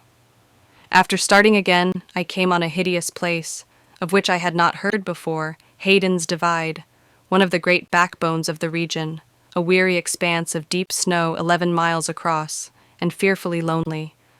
I saw nothing the whole way but a mule lately dead, lying by the road. I was very nervous somehow, and towards evening believed that I had lost the road, for I came upon wild pine forests, with huge masses of rock, from 100 to 700 feet high, cast here and there among them. Beyond these pine-sprinkled grass hills. These, in their turn, were bounded by interminable ranges, ghastly in the lurid evening, with the Spanish peaks quite clear, and the colossal summit of Mount Lincoln, the king of the Rocky Mountains, distinctly visible, though 70 miles away. It seemed awful to be alone on that ghastly ridge, surrounded by interminable mountains, in the deep snow, knowing that a party of 30 had been lost here a month ago. Just at nightfall, the descent of a steep hill took me out of the forest and upon a clean log cabin, where, finding that the proper halting place was 2 miles farther on, I remained. A truly pleasing, superior-looking woman placed me in a rocking chair, would not let me help her otherwise than by rocking the cradle, and made me feel at home. The room, though it serves them and their 2 children for kitchen, parlor, and bedroom, is the pattern of brightness, cleanliness, and comfort. At supper, there were canned raspberries, rolls, butter, tea, venison, and fried rabbit, and at 7 I went to bed in a carpeted log room with a thick feather bed on a mattress, sheets, ruffled pillow slips, and a pile of warm white blankets. I slept for 11 hours. They discourage me much about the route which Governor Hunt has projected for me. They think that it is impassable, owing to snow, and that another storm is brewing. Hall's Gulch, November 6th. I have ridden 150 miles since I wrote last. On leaving Twin Rock on Saturday, I had a short day's ride to Colonel Kittredge's cabin at Oil Creek, where I spent a quiet Sunday with agreeable people. The ride was all through parks and gorges and among pine-clothed hills about 9,000 feet high, with Pikes Peak always in sight. I have developed much sagacity in finding a trail, or I should not be able to make use of such directions as these. Keep along a gulch 4 or 5 miles till you get Pikes Peak on your left, then follow some wheel marks till you get to some timber, and keep to the north till you come to a creek, where you'll find a great many elk tracks. Then go to your right and cross the creek 3 times, then you'll see a red rock to your left, etc., etc. The Kay's cabin was very small and lonely, and the life seemed a hard grind for an educated and refined woman. There were snow flurries after I arrived, but the first Sunday of November was as bright and warm as June, and the atmosphere had resumed its exquisite purity. 3 peaks of Pikes Peak are seen from Oil Creek, above the nearer hills, and by them they tell the time. We had been in the evening shadows for half an hour before those peaks ceased to be transparent gold. On leaving Colonel Kittredge's hospitable cabin, I dismounted, as I had often done before, to lower a bar, and, on looking round, Bertie was gone. I spent an hour in trying to catch her, but she had taken an ugly fit, and would not let me go near her. And I was getting tired and vexed, when 2 passing trappers on mules circumvented and caught her. I rode the 12 miles back to Twin Rock, and then went on, a kindly teamster, who was going in the same direction, taking my pack. I must explain that every mile I have traveled since leaving Colorado Springs has taken me farther and higher into the mountains. That afternoon I rode through lawn-like upland parks, with the great snow mass of Pikes Peak behind, and in front mountains bathed in rich atmospheric coloring of blue and violet, all very fine but threatening to become monotonous, when the wagon road turned abruptly to the left and crossed a broad, swift mountain river, the headwaters of the Platte. There I found the ranch to which I had been recommended, the quarters of a great hunter named Link, which much resembled a good country inn. There was a pleasant, friendly woman, but the men were all away, a thing I always regret, as it gives me half an hour's work at the horse before I can write to you. I had hardly come in when a very pleasant German lady, whom I met at Manitou, with 3 gentlemen arrived, and we were as sociable as people could be. We had a splendid though rude supper. While Mrs. Link was serving us and urging her good things upon us, she was orating on the greediness of English people, saying that You would think they traveled through the country only to gratify their palates, and addressed me, asking me if I had not observed it. I am nearly always taken for a Dane or a Swede, never for an Englishwoman, so I often hear a good deal of outspoken criticism. In the evening, Mr. Link returned, and there was a most vehement discussion between him, an old hunter, a miner, and the teamster who brought my pack, as to the route by which I should ride through the mountains for the next 3 or 4 days, because at that point I was to leave the wagon road, and it was renewed with increased violence the next morning, so that if my nerves had not been of steel, I should have been appalled. The old hunter acrimoniously said he must speak the truth. The miner was directing me over a track where for 25 miles there was not a house, and where, if snow came on, I should never be heard of again. The miner said he must speak the truth. The hunter was directing me over a pass where there were 5 feet of snow and no trail. The teamster said that the only road possible for a horse was so-and-so, and advised me to take the wagon road into South Park, which I was determined not to do. Mr. Link said he was the oldest hunter and settler in the district, and he could not cross any of the trails in snow. And so they went on. At last they partially agreed on a route. The worst road in the Rocky Mountains, the old hunter said, with 2 feet of snow upon it, but a hunter had hauled an elk over part of it, at any rate. The upshot of the whole you shall have in my next letter. ILB, Letter 11. Tarryall Creek, the Red Range, Excelsior, importunate peddlers, snow and heat, a bison calf, deep drifts, South Park, the Great Divide, Comanche Bill, difficulties, Hall's Gulch, a Lord Dundreary, ridiculous fears. Hall's Gulch, Colorado, November 6th. It was another cloudless morning, one of the many here on which one awakes early, refreshed, and ready to enjoy the fatigues of another day. In our sunless, misty climate, you do not know the influence which persistent, fine weather exercises on the spirits. I have been 10 months in almost perpetual sunshine, and now a single cloudy day makes me feel quite depressed.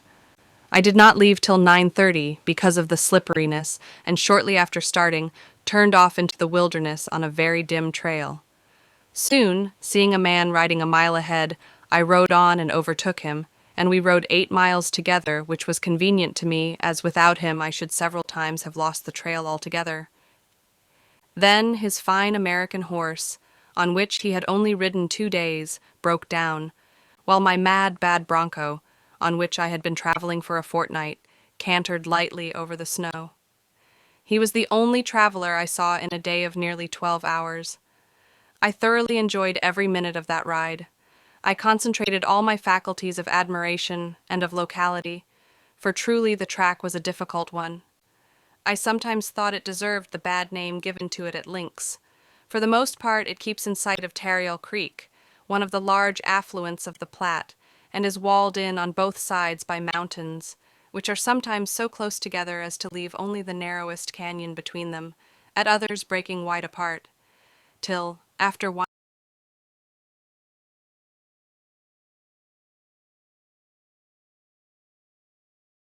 winding and climbing up and down for 25 miles, it lands one on a barren, rock-girdled park, watered by a rapid, fordable stream as broad as the Ouse at Huntingdon, snow-fed and ice-fringed, the park bordered by fantastic rocky hills, snow-covered and brightened only by a dwarf growth of the beautiful silver spruce.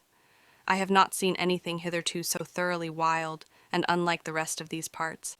I rode up one great ascent, where hills were tumbled about confusedly, and suddenly across the broad ravine, rising above the sunny grass and the deep green pines, rose in glowing and shaded red against the glittering blue heaven, a magnificent and unearthly range of mountains, as shapely as could be seen, rising into colossal points, cleft by deep blue ravines, broken up into shark's teeth, with gigantic knobs and pinnacles rising from their inaccessible sides, very fair to look upon. A glowing, heavenly, unforgettable sight, and only 4 miles off. Mountains they looked not of this earth, but such as one sees in dreams alone, the blessed ranges of the land which is very far off. They were more brilliant than those incredible colors in which painters array the fiery hills of Moab and the desert, and one could not believe them forever uninhabited, For on them rose, as in the east, the similitude of stately fortresses, not the gray, castellated towers of feudal Europe, but gay, massive Saracenic architecture, the outgrowth of the solid rock.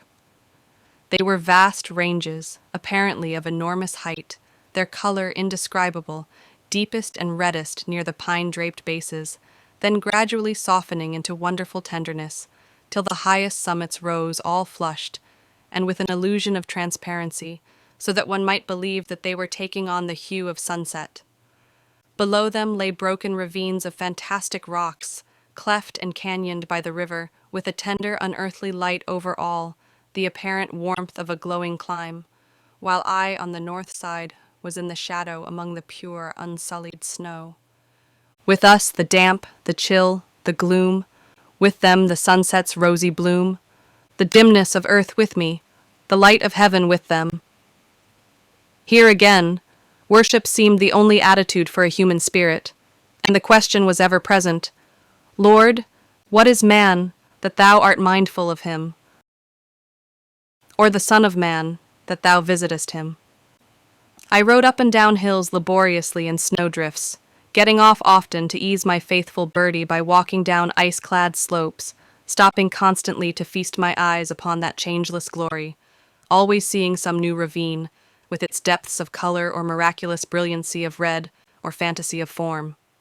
Then below, where the trail was locked into a deep canyon, where there was scarcely room for it and the river, there was a beauty of another kind in solemn gloom.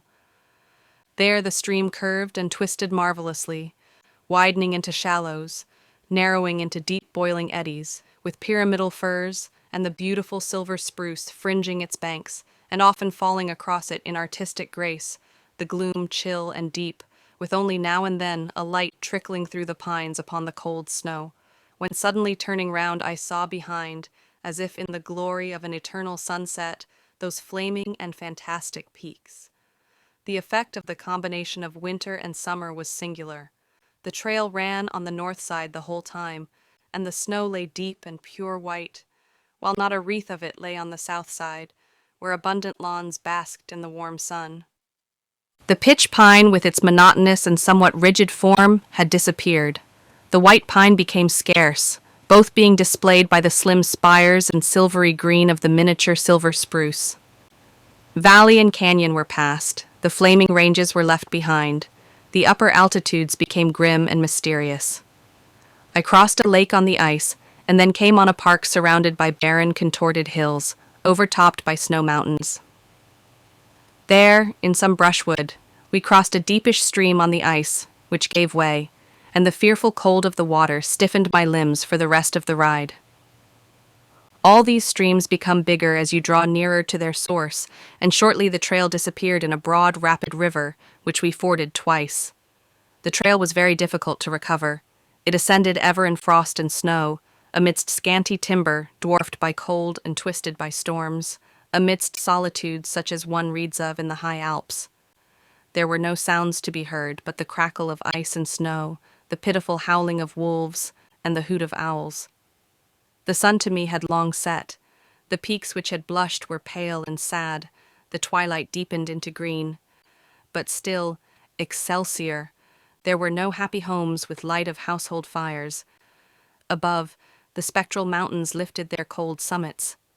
As darkness came on, I began to fear that I had confused the cabin to which I had been directed with the rocks. To confess the truth, I was cold, for my boots and stockings had frozen on my feet, and I was hungry too, having eaten nothing but raisins for 14 hours. After riding 30 miles, I saw a light a little way from the track, and found it to be the cabin of the daughter of the pleasant people with whom I had spent the previous night. Her husband had gone to the plains, yet she, with 2 infant children, was living there in perfect security. 2 peddlers, who were peddling their way down from the mines, came in for a night's shelter soon after I arrived, ill-looking fellows enough. They admired Bertie in a suspicious fashion, and offered to swap their pack-horse for her. I went out the last thing at night, and the first thing in the morning to see that the pony was safe, for they were very importunate on the subject of the swap. I had before been offered $150 for her. I was obliged to sleep with the mother and children, and the peddlers occupied a room within ours. It was hot and airless. The cabin was papered with the phrenological journal, and in the morning I opened my eyes on the very best portrait of Dr. Candlish I ever saw, and grieved truly that I should never see that massive brow and fantastic face again. Mrs. Link was an educated and very intelligent young woman. The peddlers were Irish Yankees, and the way in which they traded was as amusing as Sam Slick. They not only wanted to swap my pony, but to trade my watch. They trade their souls, I know. They displayed their wares for an hour with much dexterous flattery and persuasiveness, but Mrs. Link was untemptable, and I was only tempted into buying a handkerchief to keep the sun off. There was another dispute about my route. It was the most critical day of my journey. If a snowstorm came on, I might be detained in the mountains for many weeks. But if I got through the snow and reached the Denver wagon road, no detention would signify much. The peddlers insisted that I could not get through, for the road was not broken. Mrs. L. thought I could, and advised me to try, so I saddled Bertie and rode away. More than half of the day was far from enjoyable. The morning was magnificent, but the light too dazzling, the sun too fierce. As soon as I got out, I felt as if I should drop off the horse. My large handkerchief kept the sun from my neck, but the fierce heat caused soul and sense, brain and eye, to reel. I never saw or felt the like of it. I was at a height of 12,000 feet, where, of course, the air was highly rarefied, and the snow was so pure and dazzling that I was obliged to keep my eyes shut as much as possible to avoid snow blindness. The sky was a different and terribly fierce color, and when I caught a glimpse of the sun, he was white and unwinking like a lime-ball light, yet threw off wicked scintillations. I suffered so from nausea, exhaustion, and pains from head to foot that I felt as if I must lie down in the snow. It may have been partly the early stage of soroche, or mountain sickness. We plodded on for 4 hours, snow all round, and nothing else to be seen but an ocean of glistening peaks against that sky of infuriated blue. How I found my way I shall never know, for the only marks on the snow were occasional footprints of a man, and I had no means of knowing whether they led in the direction I ought to take. Earlier, before the snow became so deep, I passed the last great haunt of the magnificent mountain bison, but, unfortunately, saw nothing but horns and bones. 2 months ago, Mr. Link succeeded in separating a calf from the herd and has partially domesticated it. It is a very ugly thing at 7 months old, with a thick beard and a short, thick, dark mane on its heavy shoulders. It makes a loud grunt like a pig. It can outrun their fastest horse, and it sometimes leaps over the high fence of the corral and takes all the milk of 5 cows. The snow grew seriously deep. Bertie fell 30 times, I am sure. She seemed unable to keep up at all, so I was obliged to get off and stumble along in her footmarks. By that time, my spirit for overcoming difficulties had somewhat returned, for I saw a lie of country which I knew must contain South Park, and we had got under cover of a hill which kept off the sun. The trail had ceased. It was only one of those hunters' tracks which continually mislead one. The getting through the snow was awful work. I think we accomplished a mile in something over 2 hours. The snow was 2 feet 8 inches deep, and once we went down in a drift, the surface of which was rippled like sea sand, Bertie up to her back, and I up to my shoulders. At last we got through, and I beheld with some sadness the goal of my journey, the Great Divide, the snowy range, and between me and its South Park, a rolling prairie 75 miles long and over 10,000 feet high, treeless, bounded by mountains, and so rich in sun-cured hay that one might fancy that all the herds of Colorado could find pasture there. Its chief center is the rough mining town of Fairplay, but there are rumors of great mineral wealth in various quarters. The region has been rushed, and mining camps have risen at Alma and elsewhere, so lawless and brutal that vigilance committees are forming as a matter of necessity. South Park is closed, or nearly so, by snow during an ordinary winter, and just now the great freight wagons are carrying up the last supplies of the season and taking down women and other temporary inhabitants. A great many people come up here in the summer. The rarefied air produces great oppression on the lungs, accompanied with bleeding. It is said that you can tell a new arrival by seeing him go about holding a blood-stained handkerchief to his mouth. But I came down upon it from regions of ice and snow, and as the snow which had fallen on it had all disappeared by evaporation and drifting, it looked to me quite lowland and livable, though lonely and indescribably mournful, a silent sea, suggestive of the muffled oar. I cantered across the narrow end of it, delighted to have got through the snow, and when I struck the Denver stage road, I supposed that all the difficulties of mountain travel were at an end. But this has not turned out to be exactly the case. A horseman shortly joined me and rode with me, got me a fresh horse, and accompanied me for 10 miles. He was a picturesque figure and rode a very good horse.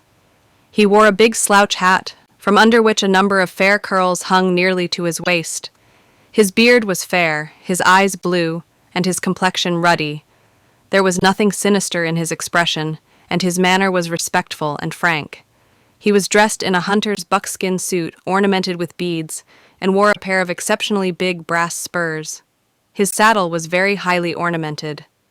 What was unusual was the number of weapons he carried.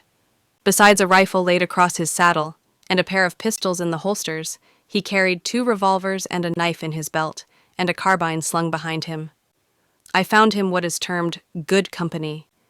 He told me a great deal about the country and its wild animals, with some hunting adventures, and a great deal about Indians and their cruelty and treachery.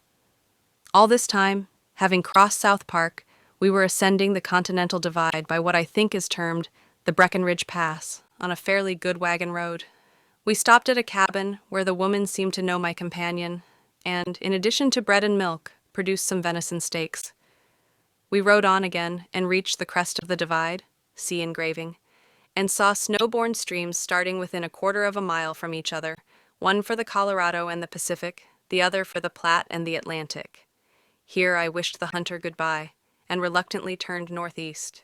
It was not wise to go up the divide at all, and it was necessary to do it in haste. On my way down, I spoke to the woman at whose cabin I had dined, and she said, "I am sure you found Comanche Bill a real gentleman," and I then knew that, if she gave me correct information, my intelligent, courteous companion was one of the most notorious desperadoes of the Rocky Mountains and the greatest Indian exterminator on the frontier, a man whose father and family fell in a massacre at Spirit Lake by the hands of Indians who carried away his sister, then a child of 11. His life has since been mainly devoted to a search for this child and to killing Indians wherever he can find them. After riding 20 miles, which made the distance for that day 50, I remounted Birdie to ride 6 miles farther, to a house which had been mentioned to me as a stopping place.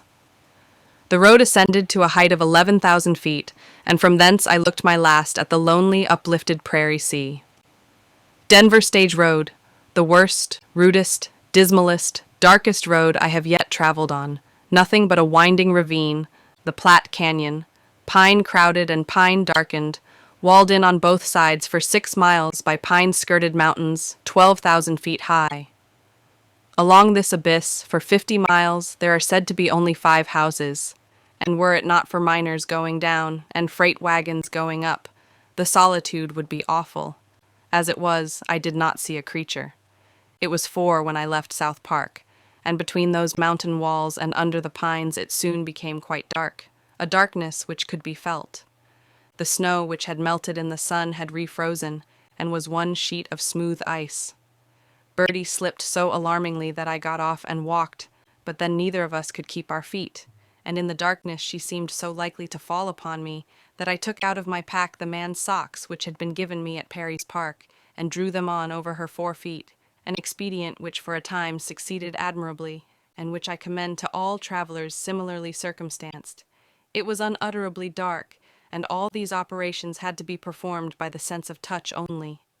I remounted, allowed her to take her own way, as I could not see even her ears, and though her hind legs slipped badly, we contrived to get along through the narrowest part of the canyon, with a tumbling river close to the road. The pines were very dense, and sighed and creaked mournfully in the severe frost, and there were other eerie noises not easy to explain. At last, when the socks were nearly worn out, I saw the blaze of a campfire, with 2 hunters sitting by it, on the hillside, and at the mouth of a gulch, something which looked like buildings. We got across the river partly on ice and partly by fording, and I found that this was the place where, in spite of its somewhat dubious reputation, I had been told that I could put up. A man came out in the sapient and good-natured stage of intoxication, and, the door being opened, I was confronted by a rough bar and a smoking, blazing kerosene lamp without a chimney. This is the worst place I have put up at, as to food, lodging, and general character. An old and very dirty log cabin, not chinked, with one dingy room used for cooking and feeding, in which a miner was lying very ill of fever. Then a large roofless shed with a canvas side, which is to be an addition, and then the bar. They accounted for the disorder by the building operations. They asked me if I were the English lady written of in the Denver News, and for once I was glad that my fame had preceded me, as it seemed to secure me against being quietly put out of the way. A horrible meal was served, dirty, greasy, disgusting. A celebrated hunter, Bob Crake, came in to supper with a young man in tow, whom, in spite of his rough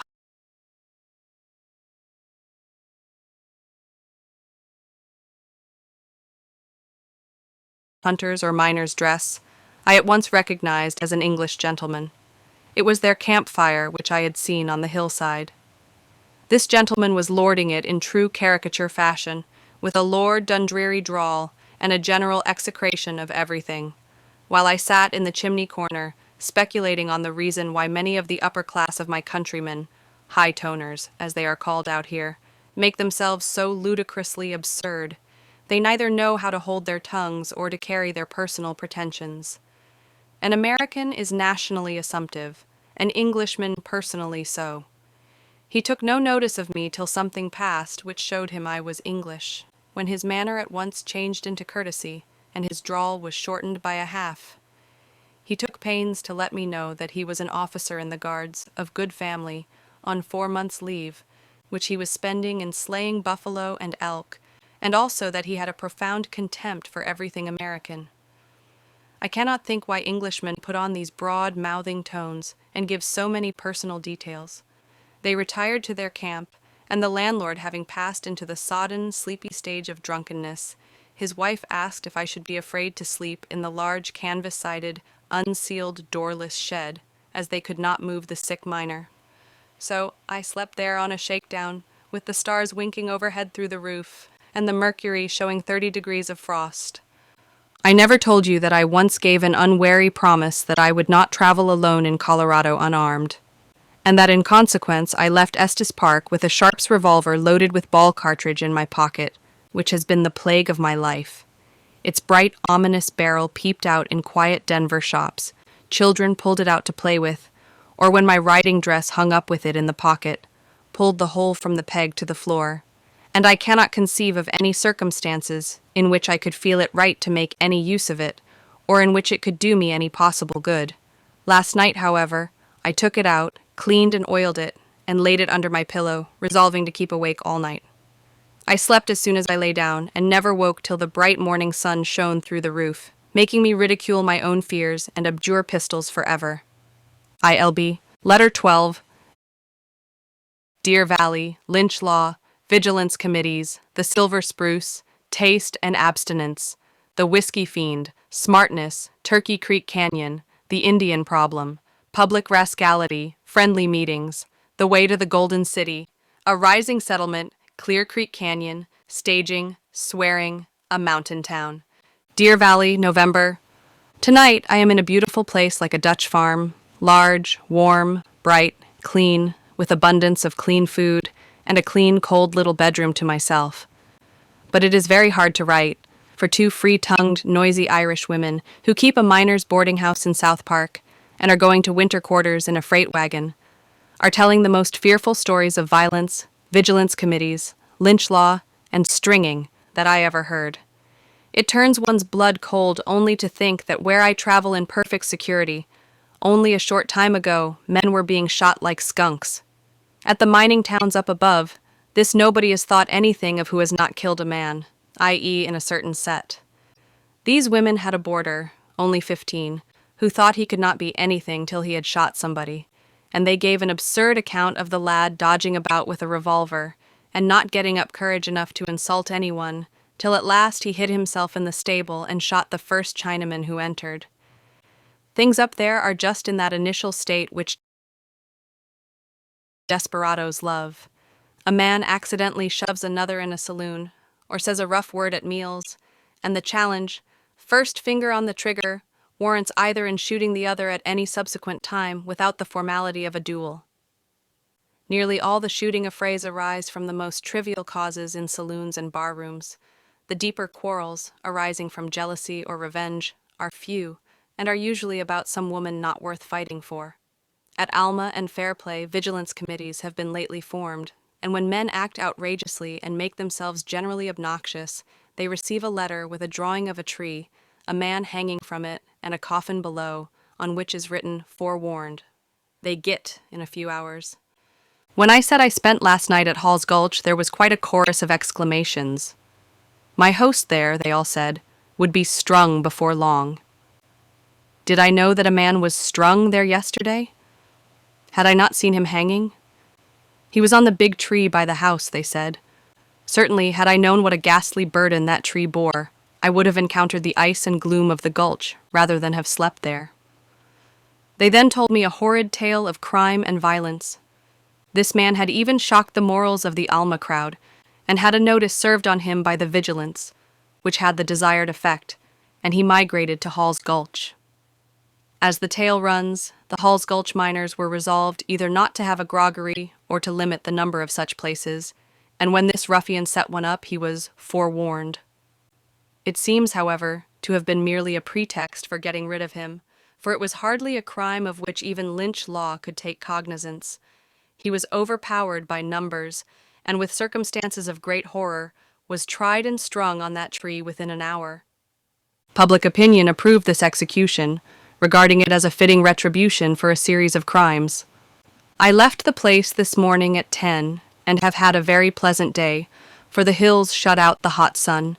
I only rode 22 miles, for the difficulty of riding on ice was great, and there is no blacksmith within 35 miles of Hall's Gulch.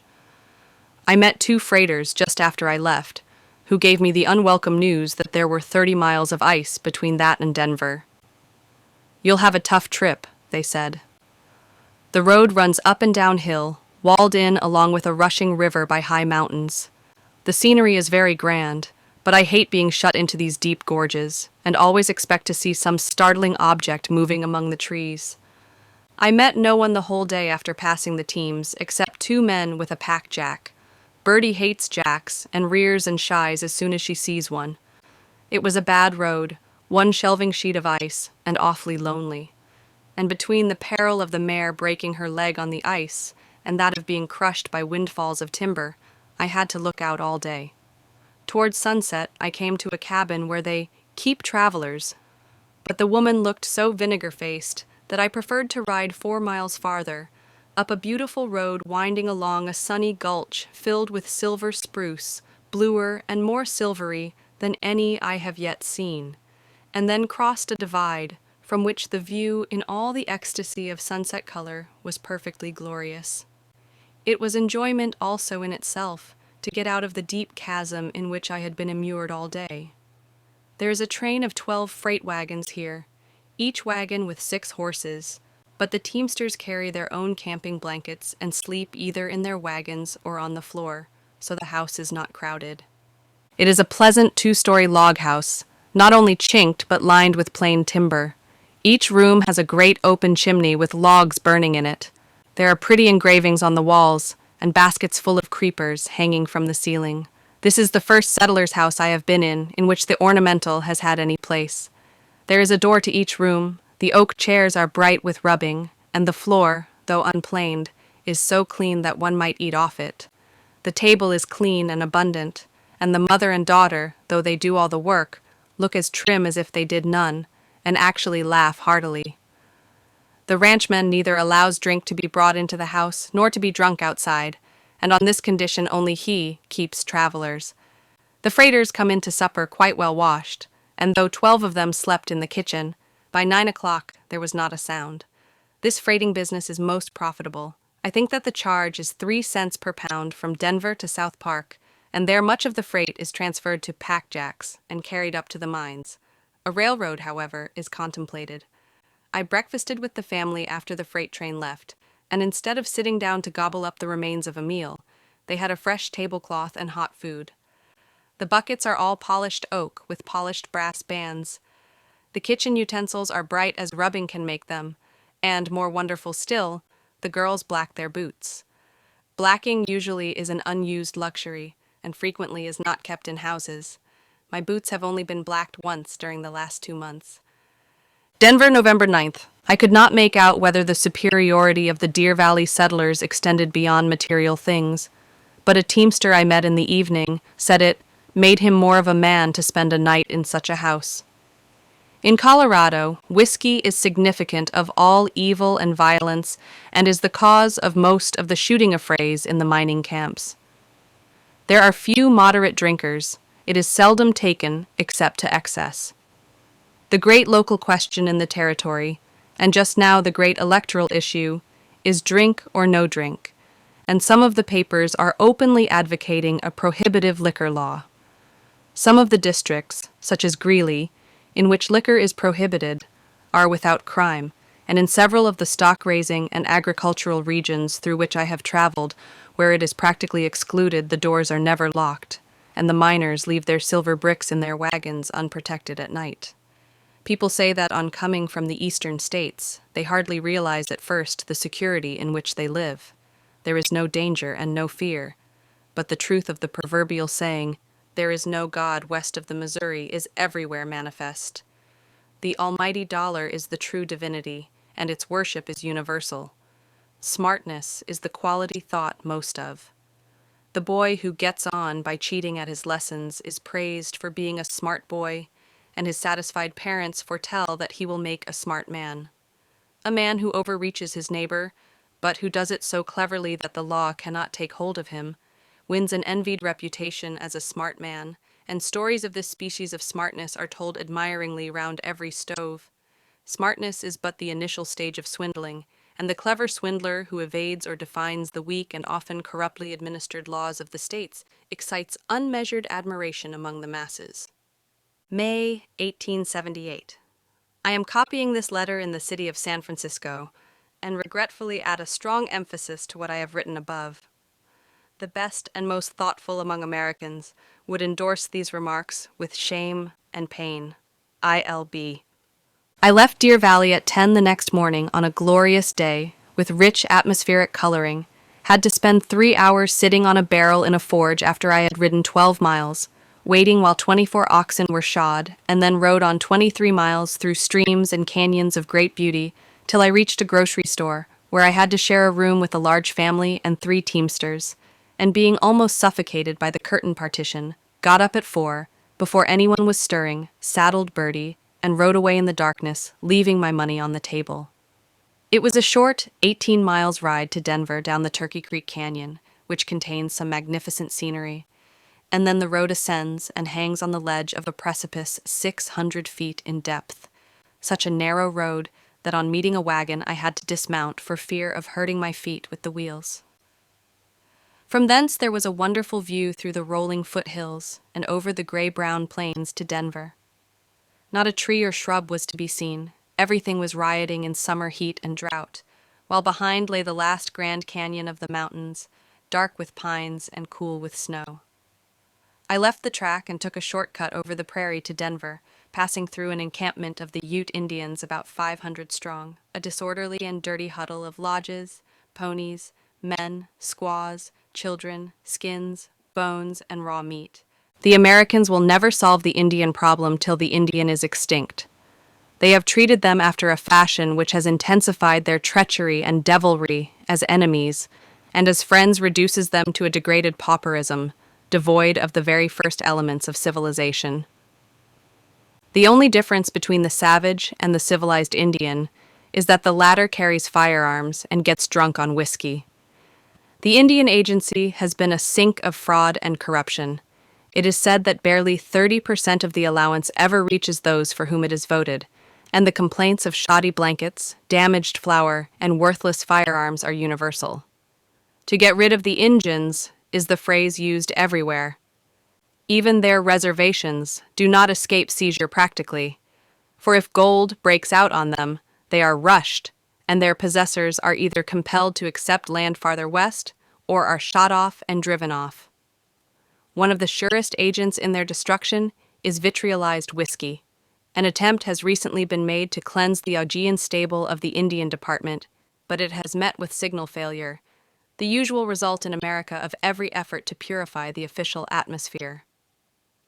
Americans specially love superlatives. The phrases, biggest in the world, finest in the world, are on all lips. Unless President Hayes is a strong man, they will soon come to boast that their government is composed of the biggest scoundrels in the world. As I rode into Denver and away from the mountains, the view became glorious, as range above range crowned with snow came into sight.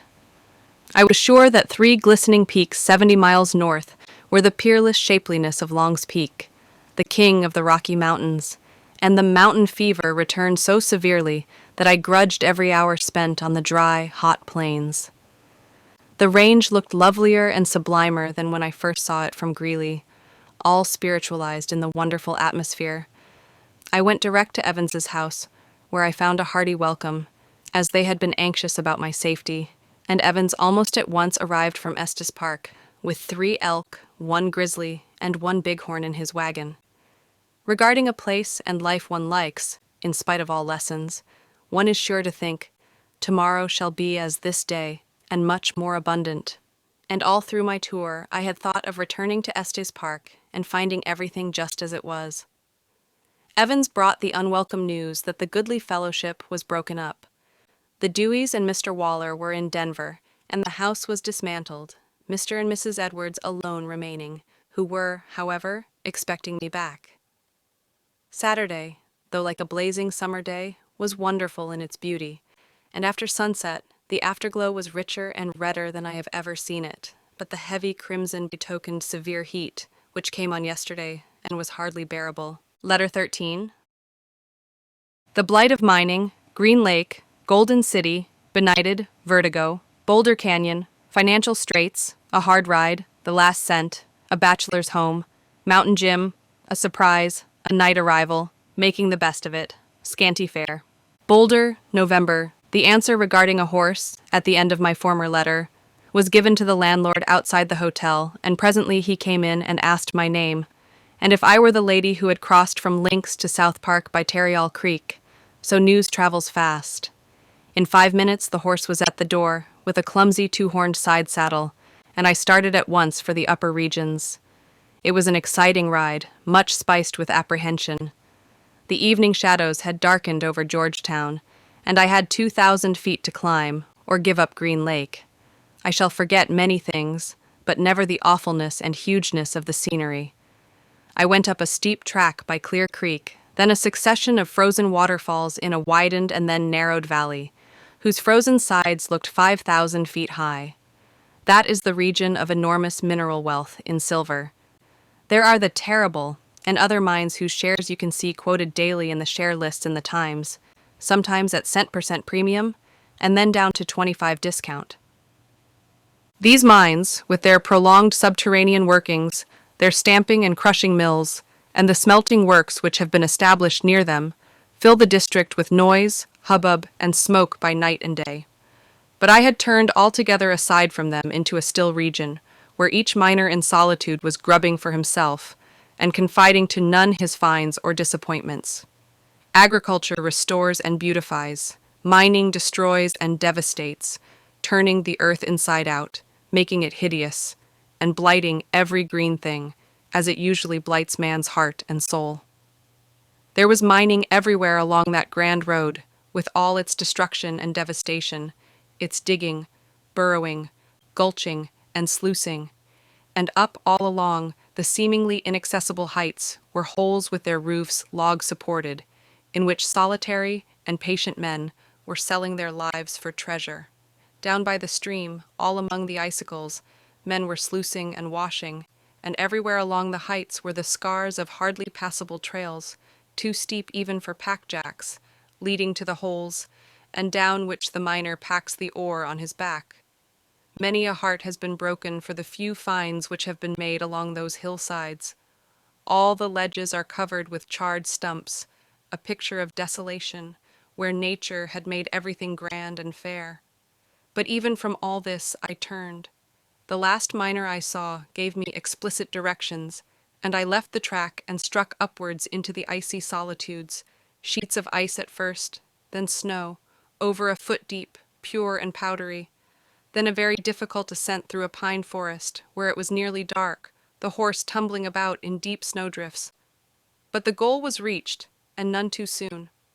At a height of nearly 12,000 feet, I halted on a steep declivity, and below me, completely girdled by dense forests of pines, with mountains red and glorified in the sunset rising above them, was Green Lake, looking like water, but in reality a sheet of ice 2 feet thick. From the gloom and chill below, I had come up into the pure air and sunset light, and the glory of the unprofaned works of God. It brought to my mind the verse, "The darkness is past, and the true light now shineth." And, as if in commentary upon it, were the hundreds and thousands of men delving in dark holes in the gloom of the twilight below. O earth, so full of dreary noises! O men, with wailing in your voices! O delved gold, the wailer's heap! God strikes a silence through you all. He giveth his beloved sleep.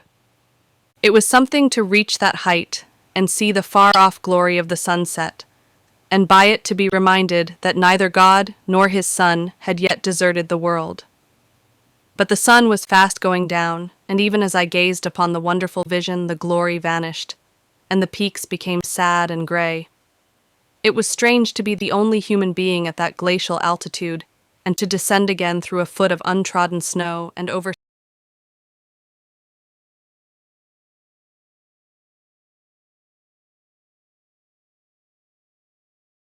sloping sheets of ice into the darkness, and to see the hillsides like a firmament of stars, each showing the place where a solitary man in his hole was delving for silver. The view, as long as I could see it, was quite awful. It looked as if one could not reach Georgetown without tumbling down a precipice. Precipices there were in plenty along the road, skirted with ice to their verge. It was the only ride which required nerve that I have taken in Colorado, and it was long after dark when I returned from my exploit. I left Georgetown at 8 the next morning on the Idaho stage, in glorious cold. In this dry air, it is quite warm if there are only a few degrees of frost. The sun does not rise in Georgetown till 11 now. I doubt if it rises there at all in the winter. After 4 hours' fearful bouncing, the baggage car again received us, but this time the conductor, remarking that he supposed I was just traveling to see the country, gave me his chair and put it on the platform, so that I had an excellent view of that truly sublime canyon. For economy, I dined in a restaurant in Golden City, and at 3 remounted my trusty Birdie, intending to arrive here that night. The adventure I met with is almost too silly to tell. When I left Golden City, it was a brilliant summer afternoon, and not too hot. They could not give any directions at the stable, and told me to go out on the Denver track till I met someone who could direct me, which started me off wrong from the first. After riding about 2 miles, I met a man who told me I was all wrong, and directed me across the prairie till I met another, who gave me so many directions that I forgot them, and was irretrievably lost. The afterglow, seen to perfection on the open plain, was wonderful. Just as it grew dark, I rode after a teamster who said I was then 4 miles farther from Boulder than when I left Golden, and directed me to a house 7 miles off. I suppose he thought I should know, for he told me to cross the prairie till I came to a place where 3 tracks are seen, and there to take the best traveled one, steering all the time by the North Star. His directions did bring me to tracks, but it was then so dark that I could see nothing, and soon became so dark that I could not even see Birdie's ears, and was lost and benighted.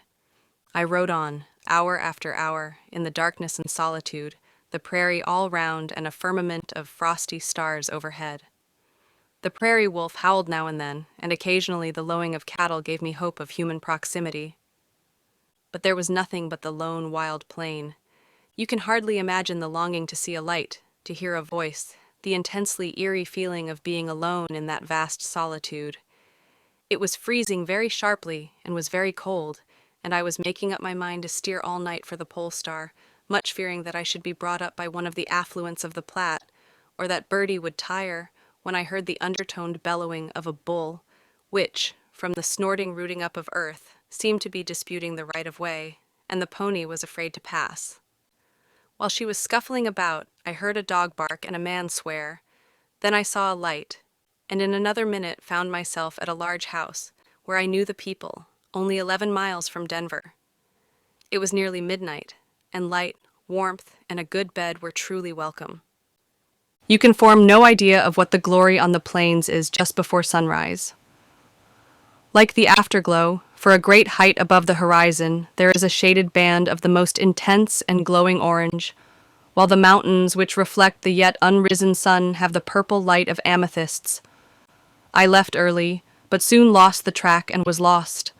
But knowing that a sublime gash in the mountains was Bear Canyon, quite near Boulder, I struck across the prairie for it, and then found the Boulder track. The best laid schemes of men and mice gang aft Agley, and my exploits came to an untimely end today.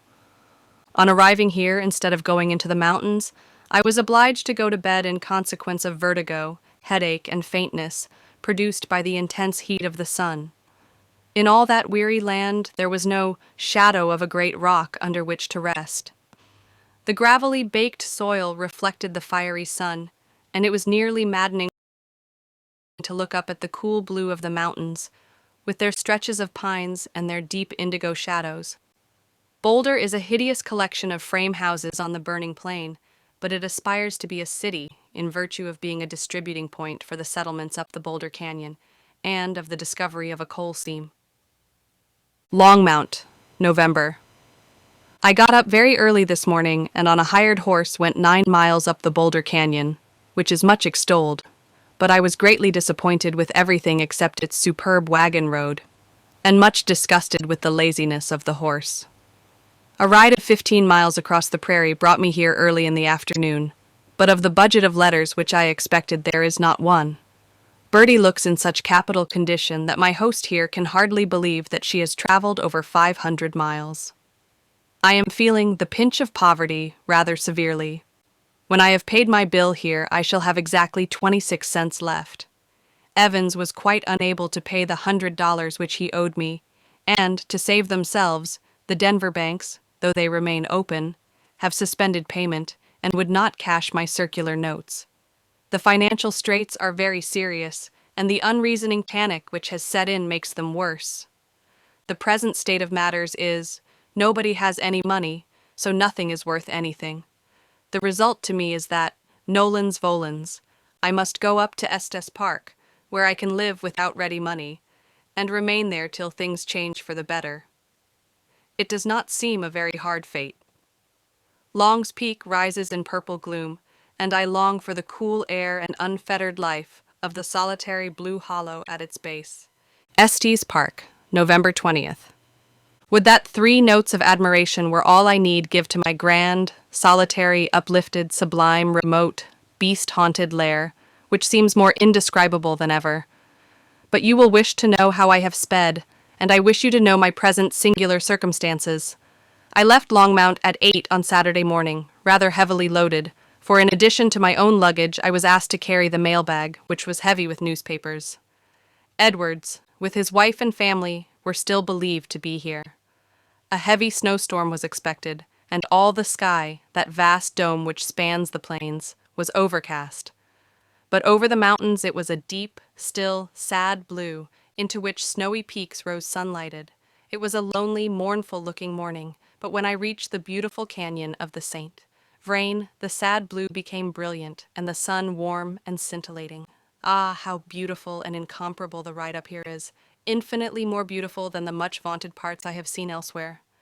There is, first, this beautiful hill-girdled valley of fair savannas, through which the bright St. Vrain curves in and out amidst a tangle of cottonwood and withered clematis and Virginia creeper, which 2 months ago made the valley gay with their scarlet and gold. then the canyon with its fantastically stained walls, then the long ascent through sweeping foothills to the gates of rock at a height of 9,000 feet, then the wildest and most wonderful scenery for 20 miles, in which you cross 13 ranges from 9,000 to 11,000 feet high, pass through countless canyons and gulches, cross 13 dark fords, and finally descend through McGinn's Gulch upon this, the gem of the Rocky Mountains. It was a weird ride. I got on very slowly. The road is a hard one for any horse, especially for a heavily loaded one, and at the end of several weeks of severe travel. When I had ridden 15 miles, I stopped at the ranch where people usually get food, but it was empty, and the next was also deserted. So I was compelled to go to the last house, where two young men are balking. There I had to decide between getting a meal for myself or a feed for the pony, but the young man, on hearing of my sore poverty, trusted me till next time. His house, for order and neatness and a sort of sprightliness of cleanliness, the comfort of cleanliness without its severity, is a pattern to all women, while the clear eyes and manly self-respect which the habit of total abstinence gives in this country are a pattern to all men. He cooked me a splendid dinner, with good tea. After dinner, I opened the mailbag and was delighted to find an accumulation of letters from you, but I sat much too long there, forgetting that I had 20 miles to ride, which could hardly be done in less than 6 hours. It was then brilliant. I had not realized the magnificence of that ride when I took it before, but the pony was tired, and I could not hurry her, and the distance seemed interminable, as after every range I crossed another range. Then came a region of deep, dark, densely wooded gulches, only a few feet wide, and many fords, and from their cold depths I saw the last sunlight fade from the brows of precipices 4,000 feet high. It was eerie, as darkness came on, to wind in and out in the pine-shadowed gloom, sometimes on ice, sometimes in snow, at the bottom of these tremendous chasms. Wolves howled in all directions. This is said to denote the approach of a storm. During this 20-mile ride, I met a hunter with an elk packed on his horse, and he told me not only that the Edwardses were at the cabin yesterday, but that they were going to remain for 2 weeks longer, no matter how uncongenial. The ride did seem endless after darkness came on. Finally, the last huge range was conquered, the last deep chasm passed, and with an eeriness which craved for human companionship, I rode up to Mountain Jim's den, but no light shone through the chinks, and all was silent. So I rode tediously down McGinn's Gulch, which was full of crackings and other strange mountain noises, and was pitch dark, though the stars were bright overhead. Soon I heard the welcome sound of a barking dog. I supposed it to denote strange hunters, but calling "Ring" at a venture, the noble dog's large paws and grand head were in a moment on my saddle, and he greeted me with all those inarticulate but perfectly comprehensible noises with which dogs welcome their human friends. Of the 2 men on horses who accompanied him, one was his master, as I knew by the musical voice and grace of manner, but it was too dark to see anyone, though he struck a light to show me the valuable furs with which one of the horses was loaded. The desperado was heartily glad to see me, and sending the man and fur-laden horse onto his cabin, he turned with me to Evans's, and as the cold was very severe and Bertie was very tired, we dismounted and walked the remaining 3 miles. All my visions of a comfortable reception and good meal after my long ride vanished with his first words. The Edwardses had left for the winter on the previous morning, but had not passed through Longmount. The cabin was dismantled, the stores were low, and 2 young men, Mr. Cavan, a miner, and Mr. Buchan, whom I was slightly acquainted with before, were balking there to look after the stock until Evans, who was daily expected, returned. The other settler and his wife had left the park, so there was not a woman within 25 miles. A fierce wind had arisen, and the cold was awful, which seemed to make matters darker. I did not care in the least about myself. I could rough it and enjoy doing so, but I was very sorry for the young men, who, I knew, would be much embarrassed by the sudden appearance of a lady for an indefinite time. But the difficulty had to be faced, and I walked in and took them by surprise as they were sitting smoking by the fire in the living room, which was dismantled, unswept, and wretched-looking. The young men did not show any annoyance, but exerted themselves to prepare a meal and courteously made Jim share it. After he had gone, I boldly confessed my impecunious circumstances and told them that I must stay there till things changed, that I hoped not to inconvenience them in any way, and that by dividing the work among us, they would be free to be out hunting.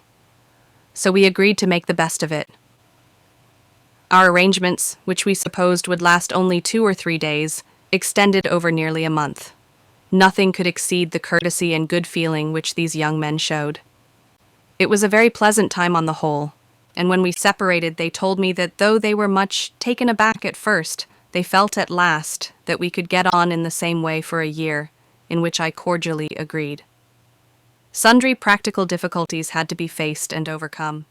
There was one of the common spring mattresses of the country in the little room which opened from the living room, but nothing upon it. This was remedied by making a large bag and filling it with hay. Then there were neither sheets, towels, nor tableclothes. This was irremediable, and I never missed the first or last. Candles were another loss, and we had only one paraffin lamp.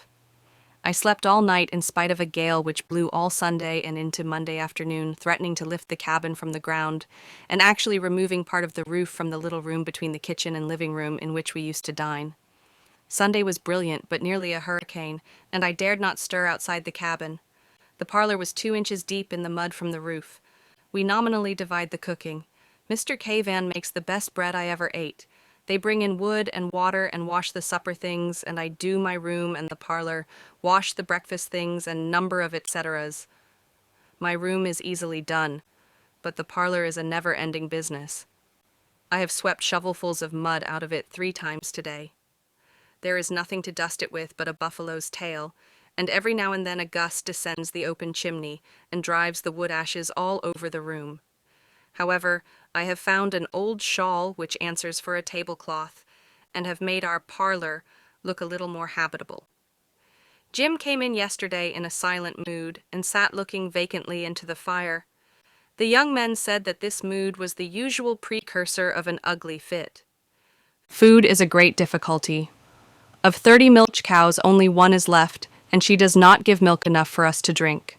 The only meat is some pickled pork, very salt and hard, which I cannot eat, and the hens lay less than 1 egg a day. Yesterday morning I made some rolls, and made the last bread into a bread and butter pudding, which we all enjoyed. Today I found part of a leg of beef hanging in the wagon shed, and we were elated with the prospect of fresh meat, but on cutting into it we found it green and uneatable. Had it not been for some tea which was bestowed upon me at the inn at Longmount, we should have had none. In this superb air and physically active life, I can eat everything but pickled pork. We breakfast about 9, dine at 2, and have supper at 7, but our menu never varies. Today, I have been all alone in the park, as the men left to hunt elk after breakfast, after bringing in wood and water. The sky is brilliant and the light intense, or else the solitude would be oppressive. I keep 2 horses in the corral so as to be able to explore, but except Birdie, who is turned out, none of the animals are worth much now from want of shoes and tender feet. Letter 14. A dismal ride, a desperado's tale, lost, lost, lost. Winter glories, solitude, hard times, intense cold, a pack of wolves, the beaver dams, ghastly scenes, venison steaks, our evenings. Estes Park. I must attempt to put down the trifling events of each day just as they occur. The second time that I was left alone, Mr. Nugent came in looking very black, and asked me to ride with him to see the beaver dams on the Black Canyon. No more whistling or singing, or talking to his beautiful mare, or sparkling repartee. His mood was as dark as the sky overhead, which was black with an impending snowstorm. He was quite silent, struck his horse often, started off on a furious gallop, and then throwing his mare on her haunches close to me said, "You're the first man or woman who's treated me like a human being for many a year." So he said in this dark mood, but Mr. and Mrs. Dewey, who took a very deep interest in his welfare, always treated him as a rational, intelligent gentleman, and in his better moments he spoke of them with the warmest appreciation. "If you want to know," he continued, "how nearly a man can become a devil, I'll tell you now." There was no choice, and we rode up the canyon, and I listened to one of the darkest tales of ruin I have ever heard or read. Its early features were very simple. His father was a British officer quartered at Montreal, of a good old Irish family. From his account, he was an ungovernable boy, imperfectly educated, and tyrannizing over a loving but weak mother. When 17 years old, he saw a young girl at church whose appearance he described as being of angelic beauty, and fell in love with her with all the intensity of an uncontrolled nature. He saw her 3 times, but scarcely spoke to her. On his mother opposing his wish and treating it as a boyish folly, he took to drink to spite her, and almost as soon as he was 18, maddened by the girl's death, he ran away from home, entered the service of the Hudson's Bay Company, and remained in it for several years, only leaving it because he found even that lawless life too strict for him. Then, being as I suppose about 27, he entered the service of the United States government, and became one of the famous Indian scouts of the plains, distinguishing himself by some of the most daring deeds on record, and some of the bloodiest crimes. Some of these tales I have heard before, but never so terribly told. Years must have passed in that service, till he became a character known through all the West, and much dreaded for his readiness to take offense, and his equal readiness with his revolver. Vain, even in his dark mood, he told me that he was idolized by women, and that in his worst hours he was always chivalrous to good women.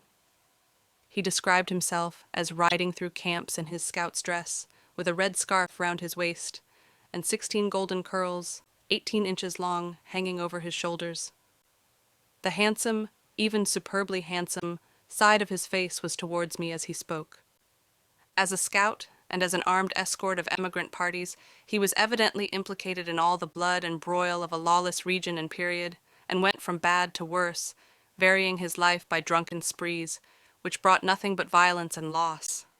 The narrative seemed to lack some link, for I next found him on a homestead in Missouri, from whence he came to Colorado a few years ago.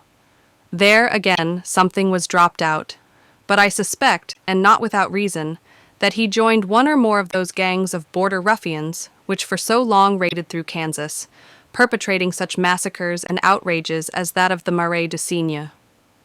His fame for violence and ruffianism preceded him into Colorado, where his knowledge of and love of the mountains have earned him the sobriquet he now bears.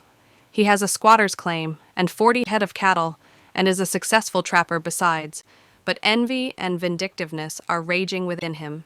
He gets money, goes to Denver, and spends large sums in the maddest dissipation, making himself a terror, and going beyond even such desperadoes as Texas Jack and Wild Bill.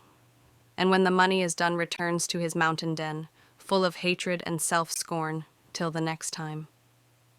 Of course I cannot give details. The story took 3 hours to tell and was crowded with terrific illustrations of a desperado's career, told with a rush of wild eloquence that was truly thrilling.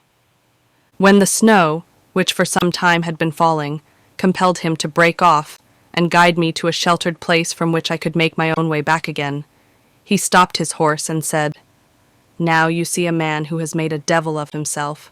Lost, lost, lost. I believe in God. I've given him no choice but to put me with the devil and his angel. I'm afraid to die. You've stirred the better nature in me too late. I can't change. If ever a man were a slave, I am. Don't speak to me of repentance and reformation. I can't reform. Your voice reminded me of..." Then in feverish tones, "How dare you ride with me? You won't speak to me again, will you?" He made me promise to keep 1 or 2 things secret, whether he were living or dead, and I promised, for I had no choice. But they come between me and the sunshine sometimes, and I wake at night to think of them. I wish I had been spared the regret and excitement of that afternoon. A less ungovernable nature would never have spoken as he did, nor told me what he did, but his proud, fierce soul all poured itself out then, with hatred and self-loathing, blood on his hands and murder in his heart, though even then he could not be altogether other than a gentleman, or altogether divest himself of fascination, even when so tempestuously revealing the darkest points of his character. My soul dissolved in pity for his dark, lost, self-ruined life as he left me and turned away in the blinding storm to the snowy range, where he said he was going to camp out for a fortnight. A man of great abilities, real genius, singular gifts, and with all the chances in life which other men have had. How far more terrible than the actum est peristi of Cowper is his exclamation, "Lost, lost, lost." The storm was very severe, and the landmarks being blotted out, I lost my way in the snow, and when I reached the cabin after dark, I found it still empty, for the two hunters, on returning, finding that I had gone out, had gone in search of me. The snow cleared off late, and intense frost set in. My room is nearly the open air, being built of unchinked logs, and, as in the open air, one requires to sleep with the head buried in blankets, or the eyelids and breath freeze. The sunshine has been brilliant today. I took a most beautiful ride to Black Canyon to look for the horses. Every day some new beauty or effect of snow and light is to be seen. Nothing that I have seen in Colorado compares with Estes Park. And now that the weather is magnificent and the mountain tops above the pine woods are pure white, there is nothing of beauty or grandeur for which the heart can wish that is not here, and it is health-giving with pure air, pure water, and absolute dryness. But there is something very solemn, at times almost overwhelming in the winter solitude. I have never experienced anything like it even when I lived on the slopes of Hualalai. When the men are out hunting I know not where, or at night, when storms sweep down from Long's Peak, and the air is full of stinging, tempest-driven snow, and there is barely a probability of anyone coming, or of my communication with the world at all, then the stupendous mountain ranges which lie between us and the plains grow in height till they become impassable barriers, and the bridgeless rivers grow in depth, and I wonder if all my life is to be spent here in washing and sweeping and baking. Today has been one of manual labor. We did not breakfast till 9:30, then the men went out, and I never sat down till 2. I cleaned the living room and the kitchen, swept a path through the rubbish in the passage room, washed up, made and baked a batch of rolls and 4 pounds of sweet biscuits, cleaned some tins and pans, washed some clothes, and gave things generally a redding up. There is a little thick buttermilk, fully 6 weeks old, at the bottom of a churn, which I use for raising the rolls. But Mr. Caven, who makes lovely bread, puts some flour and water to turn sour near the stove, and this succeeds admirably. I also made a most unsatisfactory investigation into the state of my apparel. I came to Colorado now nearly 3 months ago with a small carpet bag containing clothes, none of them new, and these, by legitimate wear, the depredations of calves, and the necessity of tearing some of them up for dishcloths, are reduced to a single change. I have a solitary pocket handkerchief and 1 pair of stockings, such a mass of darns that hardly a trace of the original wool remains. Owing to my inability to get money in Denver, I am almost without shoes, have nothing but a pair of slippers and some Arctics. For outer garments, well, I have a trained black silk dress with a black silk polonaise, and nothing else but my old flannel riding suit, which is quite threadbare and requires such frequent mending that I am sometimes obliged to dress for supper and patch and darn it during the evening. You will laugh, but it is singular that one can face the bitter winds with the mercury at 0 and below it in exactly the same clothing which I wore in the tropics. It is only the extreme dryness of the air which renders it possible to live in such clothing. We have arranged the work better. Mr. Buchan was doing too much, and it was hard for him, as he is very delicate. You will wonder how 3 people here in the wilderness can have much to do. There are the horses which we keep in the corral to feed on sheaf oats and take to water twice a day, the fowls and dogs to feed, the cow to milk, the bread to make, and to keep a general knowledge of the whereabouts of the stock in the event of a severe snowstorm coming on. Then there is all the wood to cut, as there is no wood pile, and we burn a great deal, and besides the cooking, washing, and mending, which each one does, the men must hunt and fish for their living. Then 2 sick cows have had to be attended to. We were with one when it died yesterday. It suffered terribly and looked at us with the pathetically pleading eyes of a creature made subject to vanity. The disposal of its carcass was a difficulty. The wagon horses were in Denver, and when we tried to get the others to pull the dead beast away, they only kicked and plunged, so we managed to get it outside the shed. And according to Mr. Caven's prediction, a pack of wolves came down, and before daylight nothing was left but the bones. They were so close to the cabin that their noise was most disturbing, and on looking out several times I could see them all in a heap, wrangling and tumbling over each other.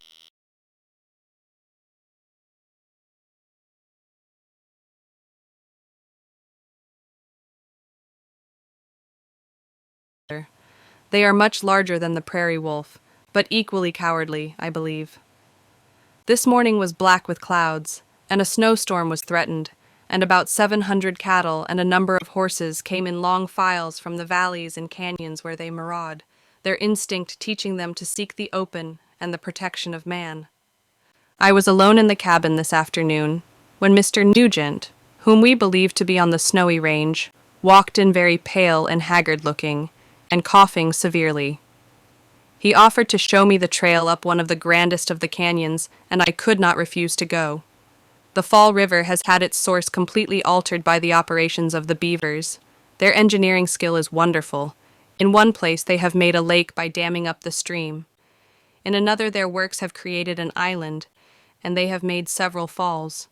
Their storehouses, of course, are carefully concealed. By this time they are about full for the winter. We saw quantities of young cottonwood and aspen trees, with stems about as thick as my arm, lying where these industrious creatures have felled them ready for their use. They always work at night and in concert. Their long, sharp teeth are used for gnawing down the trees, but their mason work is done entirely with their flat, trowel-like tails. In its natural state, the fur is very durable and is as full of long black hairs as that of the sable, but as sold, all these hairs have been plucked out of it. The canyon was glorious, glorious beyond any other, but it was a dismal and depressing ride. The dead past buried its dead. Not an allusion was made to the conversation previously. Jim's manner was courteous, but freezing, and when I left home on my return, he said he hardly thought he should be back from the snowy range before I left. Essentially an actor, was he, I wonder, posing on the previous day in the attitude of desperate remorse, to impose on my credulity or frighten me? Or was it a genuine and unpremeditated outburst of passionate regret for the life which he had thrown away? I cannot tell, but I think it was the last. As I cautiously rode back, the sunset glories were reddening the mountain tops, and the park lay in violet gloom. It was wonderfully magnificent, but oh, so solemn, so lonely. I rode a very large, well-bred mare, with 3 shoes loose and 1 off, and she fell with me twice and was very clumsy in crossing the Thompson, which was partly ice and partly a deep ford. But when we reached comparatively level grassy ground, I had a gallop of nearly 2 miles, which I enjoyed thoroughly, her great swinging stride being so easy and exhilarating after Bertie's short action. Friday. This is a piteous day, quite black, freezing hard, and with a fierce northeast wind. The absence of sunshine here, where it is nearly perpetual, has a very depressing effect, and all the scenery appears in its grimness of black and gray. We have lost 3 horses, including Bertie, and have nothing to entice them with, and not an animal to go and drive them in with. I put my great mare in the corral myself, and Mr. Cavan put his in afterwards and secured the bars, but the wolves were holding a carnival again last night, and we think that the horses were scared and stampeded, as otherwise they would not have leaped the fence. The men are losing their whole day in looking for them. On their return, they said that they had seen Mr. Nugent returning to his cabin by the other side and the lower ford of the Thompson, and that he had an awfully ugly fit on him, so that they were glad that he did not come near us. The evening is setting in sublime in its blackness. Late in the afternoon I caught a horse which was snuffing at the sheaf oats, and had a splendid gallop on the Longmount Trail with the 2 great hunting dogs. In returning, in the grimness of the coming storm, I had that view of the park which I saw first in the glories of an autumn sunset. Life was all dead. The dragonflies no longer darted in the sunshine. The cottonwoods had shed their last amber leaves. The crimson trailers of the wild vines were bare. The stream itself had ceased its tinkle and was numb in fetters of ice. A few withered flower stalks only told of the brief, bright glory of the summer. The park never had looked so utterly walled in. It was fearful in its loneliness. The ghastliest of white peaks lay sharply outlined against the black snow clouds. The bright river was ice-bound. The pines were all black. The world was absolutely shut out. How can you expect me to write letters from such a place, from a life in which nothing happens? It really is strange that neither Evans nor Edwards come back.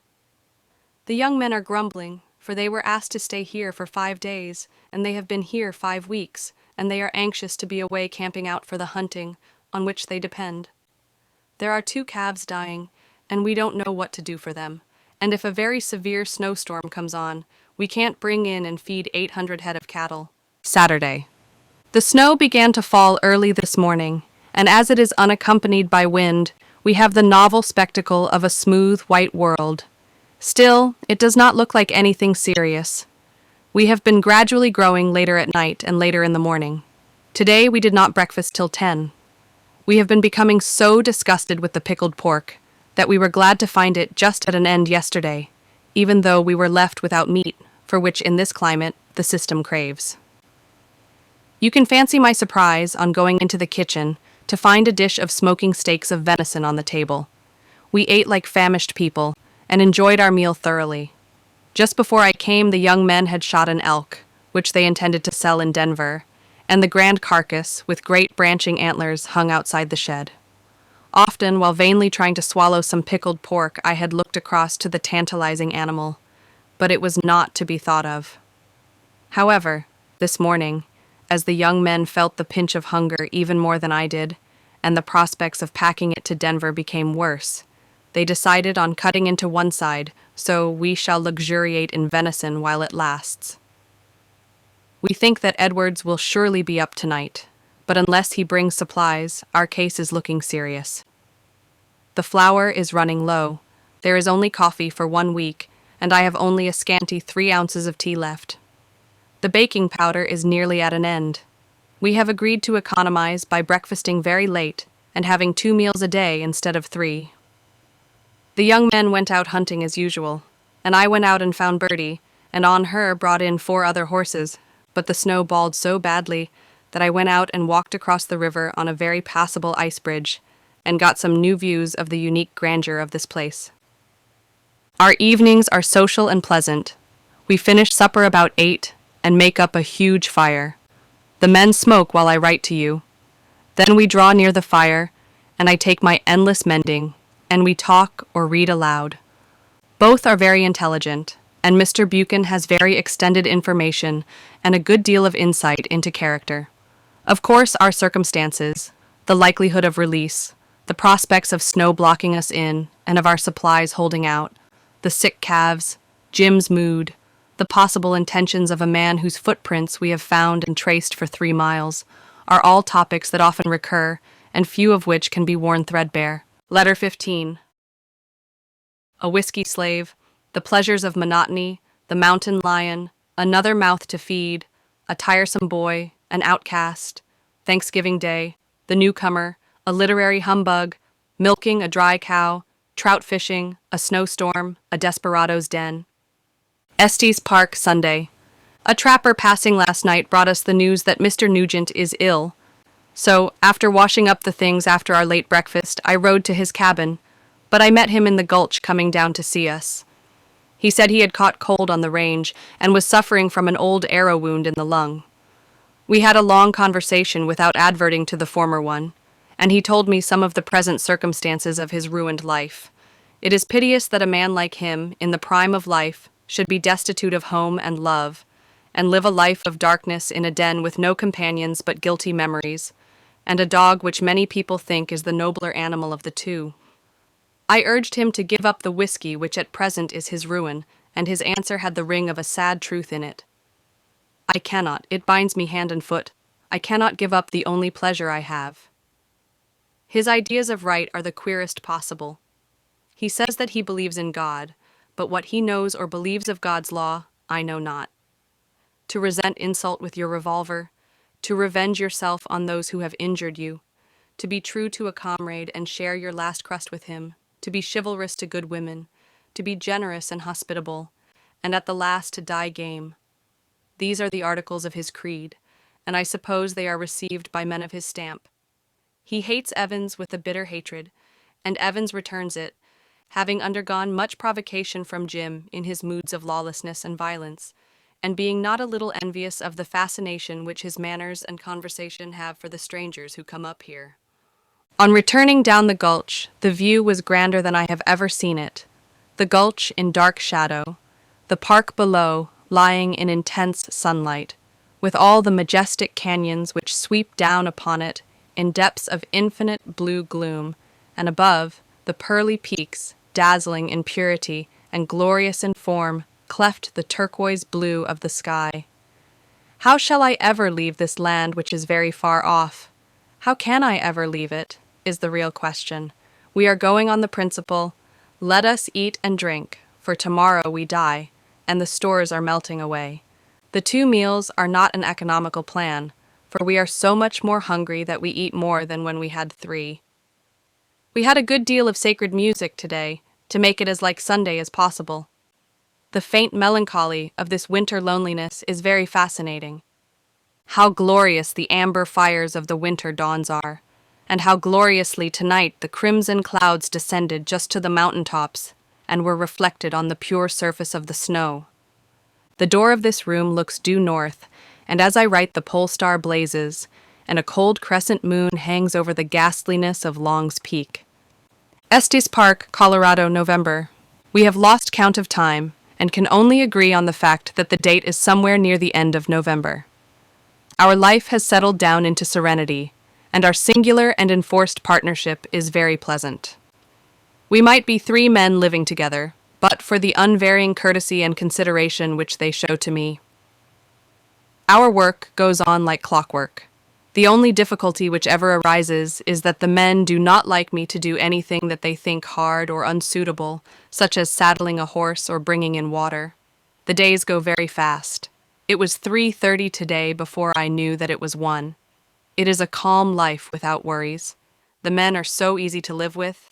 They never fuss or grumble or sigh or make a trouble of anything. It would amuse you to come into our wretched little kitchen before our disgracefully late breakfast and find Mr. Cavan busy at the stove frying venison, myself washing the supper dishes, and Mr. Buchan drying them, or both the men busy at the stove while I sweep the floor.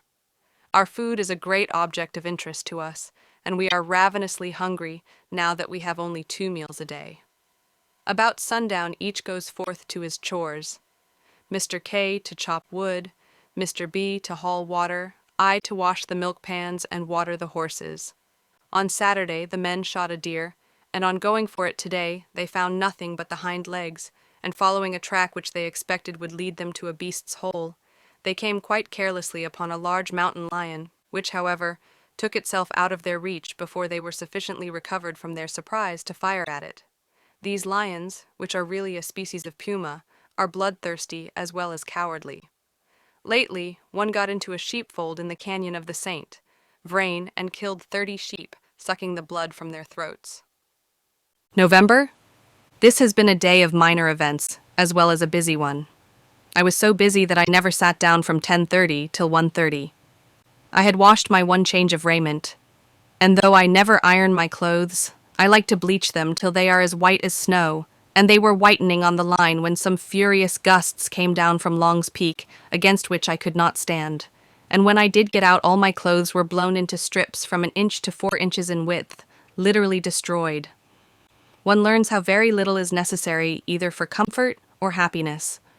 I made a 4-pound spiced ginger cake, baked some bread, mended my riding dress, cleaned up generally, wrote some letters with the hope that some day they might be posted, and took a magnificent walk, reaching the cabin again in the melancholy glory which now immediately precedes the darkness. We were all busy getting our supper ready when the dogs began to bark furiously, and we heard the noise of horses. "Evans at last!" we exclaimed, but we were wrong. Mr. Cavan went out and returned saying that it was a young man who had come up with Evans's wagon and team, and that the wagon had gone over into a gulch 7 miles from here. Mr. Cavan looked very grave. "It's another mouth to feed," he said.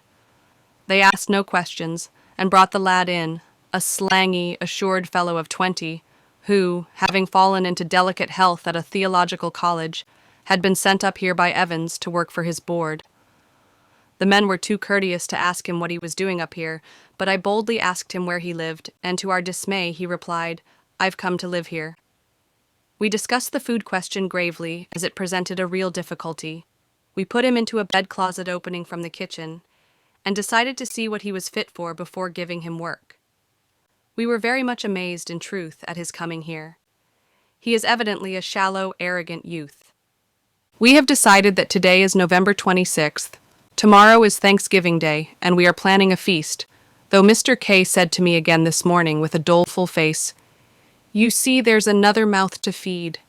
This mouth has come up to try the panacea of manual labor, but he is town-bred, and I see that he will do nothing.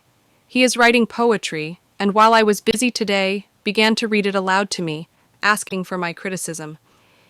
He is just at the age when everything literary has a fascination, and every literary person is a hero, especially Dr. Holland. Last night was fearful from the lifting of the cabin and the breaking of the mud from the roof. We sat with fine gravel driving in our faces, and this morning I carried 4 shovelfuls of mud out of my room. After breakfast, Mr. Cavan, Mr. Lyman, and I, with the 2 wagon horses, rode the 7 miles to the scene of yesterday's disaster in a perfect gale of wind. I felt like a servant, going out for a day's pleasuring, hurrying through my dishes, and leaving my room in disorder. The wagon lay halfway down the side of a ravine, kept from destruction by having caught on some trees. It was too cold to hang about while the men hauled it up and fixed it, so I went slowly back, encountering Mr. Nugent in a most bitter mood, almost in an ugly fit, hating everybody, and contrasting his own generosity and reckless kindness with the selfishness and carefully weighed kindnesses of others. People do give him credit for having as kind a heart as ever beat. Lately, a child in the other cabin was taken ill, and though there were idle men and horses at hand, it was only the desperado who rode 60 miles in the shortest time ever made to bring the doctor. While we were talking, he was sitting on a stone outside his den mending a saddle, shins, bones, and skulls lying about him. Ring, watching him with jealous and idolatrous affection, the wind lifting his thin curls from as grand a head as was ever modeled, a ruin of a man. Yet the sun which shines on the evil and the good was lighting up the gold of his hair. May our Father which is in heaven yet show mercy to his outcast child. Mr. Cavan soon overtook me, and we had an exciting race of 2 miles, getting home just before the wind fell and the snow began. Thanksgiving Day. The thing dreaded has come at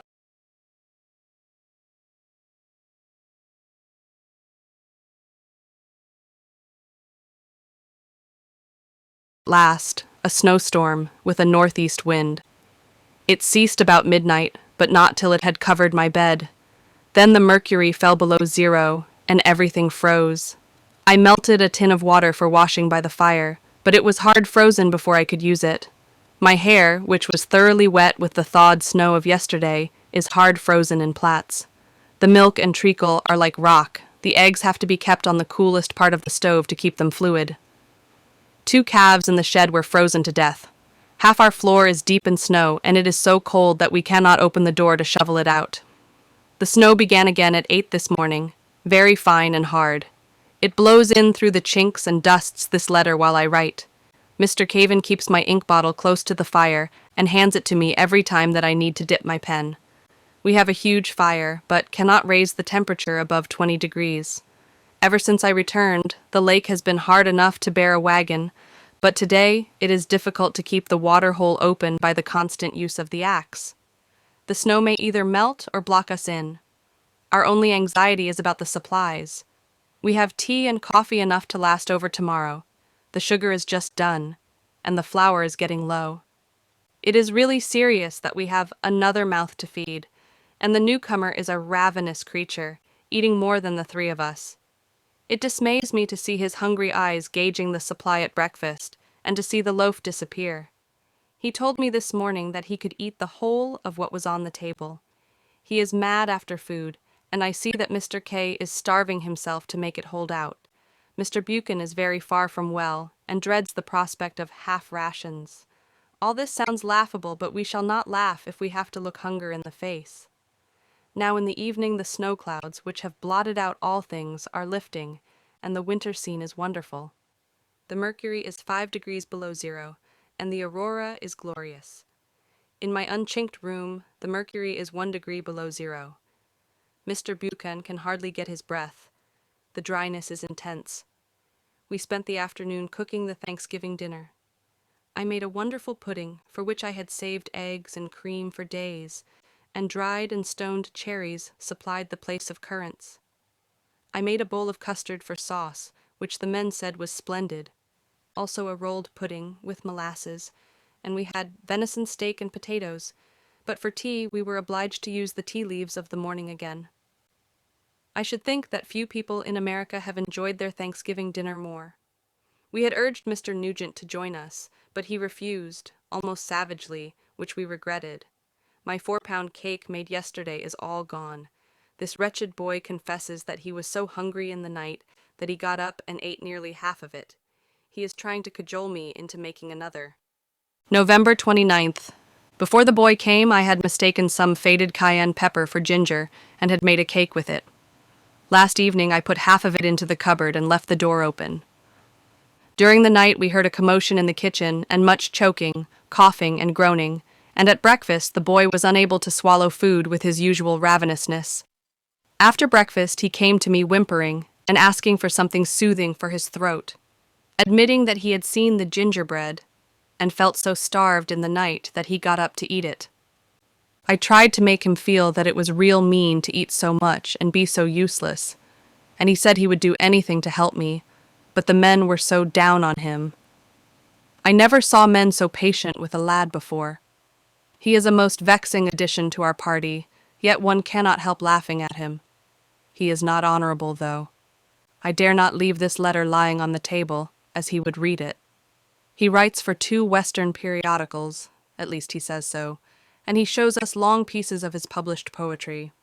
In one, there are 20 lines copied, as Mr. Cavan has shown me, without alteration from Paradise Lost. In another, there are 2 stanzas from Resignation, with only the alteration of stray for dead. And he has passed the whole of Bonar's meeting place off as his own. Again, he lent me an essay by himself, called The Function of the Novelist, which is nothing but a mosaic of unacknowledged quotations. The men tell me that he has bragged to them that on his way here he took shelter in Mr. Nugent's cabin, found out where he hides his key, opened his box, and read his letters and MSS. He is a perfect plague with his ignorance and self-sufficiency. The first day after he came, while I was washing up the breakfast things, he told me that he intended to do all the dirty work, so I left the knives and forks in the tub and asked him to wipe and lay them aside. 2 hours afterwards, I found them untouched. Again the men went out hunting, and he said he would chop the wood for several days' use, and after a few strokes, which were only successful in chipping off some shavings, he came in and strummed on the harmonium, leaving me without any wood with which to make the fire for supper. He talked about his skill with the lasso, but could not even catch one of our quietest horses. Worse than all, he does not know one cow from another. 2 days ago he lost our milch cow in driving her in to be milked, and Mr. Cavan lost hours of valuable time in hunting for her without success. Today, he told us triumphantly that he had found her, and he was sent out to milk her. After 2 hours he returned with a rueful face and a few drops of whitish fluid in the milk pail, saying that that was all he could get. On Mr. K going out he found, instead of our calico cow, a brindled one that had been dry since the spring. Our cow has gone off to the wild cattle, and we are looking very grim at Lyman, who says that he expected he should live on milk. I told him to fill up the 4-gallon kettle, and an hour afterwards found it red hot on the stove. Nothing can be kept from him unless it is hidden in my room. He has eaten 2 pounds of dried cherries from the shelf, half of my second 4-pound spice loaf before it was cold, licked up my custard sauce in the night, and privately devoured the pudding which was to be for supper. He confesses to it all and says, "I suppose you think me a cure." Mr. K says that the first thing he said to him this morning was, "Will Miss B make us a nice pudding today?" This is all harmless, but the plagiarism and want of honor are disgusting and quite out of keeping with his profession of being a theological student. This life is in some respects like being on board ship. There are no mails, and one knows nothing beyond one's little world, a very little one in this case. We find each other true, and have learnt to esteem and trust each other. I should, for instance, go out of this room leaving this book open on the table, knowing that the men would not read my letter.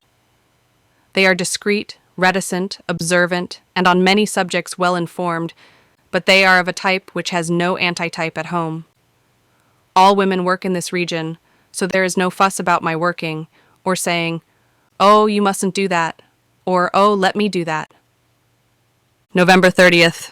We sat up till 11 last night, so confident were we that Edwards would leave Denver the day after Thanksgiving and get up here. This morning we came to the resolution that we must break up. Tea, coffee, and sugar are done. The venison is turning sour, and the men have only 1 month left for the hunting on which their winter living depends. I cannot leave the territory till I get money, but I can go to Longmount for the mail and hear whether the panic is abating. Yesterday I was alone all day, and after riding to the base of Long's Peak, made 2 roly-poly puddings for supper, having nothing else. The men, however, came back perfectly loaded with trout, and we had a feast. Epicures at home would have envied us. Mr. Cavan kept the frying pan with boiling butter on the stove, butter enough thoroughly to cover the trout, rolled them in coarse cornmeal, plunged them into the butter, turned them once, and took them out, thoroughly done, fizzing and lemon-colored. For once, young Lyman was satisfied, for the dish was replenished as often as it was emptied. They caught 40 pounds, and have packed them in ice until they can be sent to Denver for sale. The winter fishing is very rich.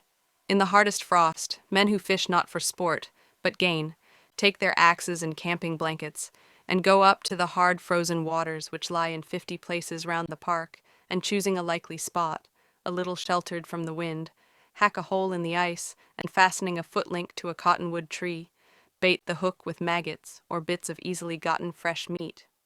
Often the trout are caught as fast as the hook can be baited, and looking through the ice hole in the track of a sunbeam, you see a mass of tails, silver fins, bright eyes, and crimson spots, a perfect shoal of fish, and truly beautiful the crimson-spotted creatures look, lying still and dead on the blue ice under the sunshine. Sometimes 2 men bring home 60 pounds of trout as the result of 1 day's winter fishing. It is a cold and silent sport, however. How a cook at home would despise our scanty appliances, with which we turn out luxuries. We have only a cooking stove, which requires incessant feeding with wood, a kettle, a frying pan, a 6-gallon brass pan, and a bottle for a rolling pin. The cold has been very severe, but I do not suffer from it even in my insufficient clothing. I take a piece of granite made very hot to bed, draw the blankets over my head, and sleep 8 hours, though the snow often covers me.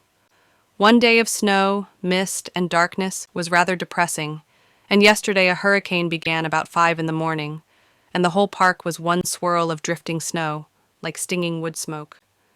My bed and room were white, and the frost was so intense that water brought in a kettle hot from the fire froze as I poured it into the basin. Then the snow ceased, and a fierce wind blew most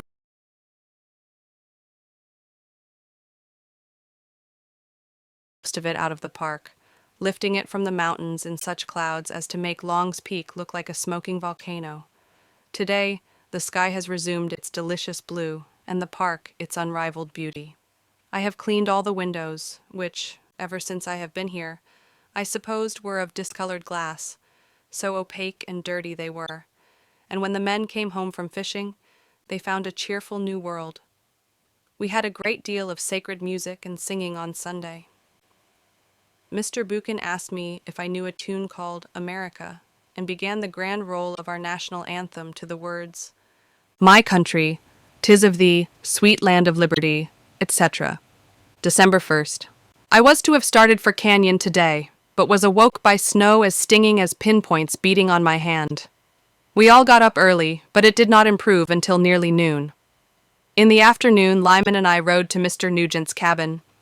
I wanted him to read and correct my letter to you, giving the account of our ascent of Long's Peak, But he said he could not, and insisted on our going in, for which young Lyman was more anxious than I was, as Mr. Cavan had seen Jim in the morning and departed from his usual reticence so far as to say, "There's something wrong with that man. He'll either shoot himself or somebody else." However, the ugly fit had passed off, and he was so very pleasant and courteous that we remained the whole afternoon. Lyman's one thought was that he could make capital out of the interview and write an account of the celebrated desperado for a Western paper. The interior of the den was frightful, yet among his black and hideous surroundings, the grace of his manner and the genius of his conversation were only more apparent.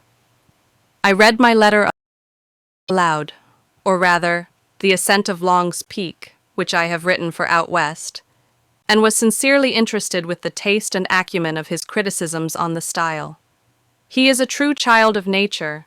His eye brightened and his whole face became radiant, and at last tears rolled down his cheek when I read the account of the glory of the sunrise.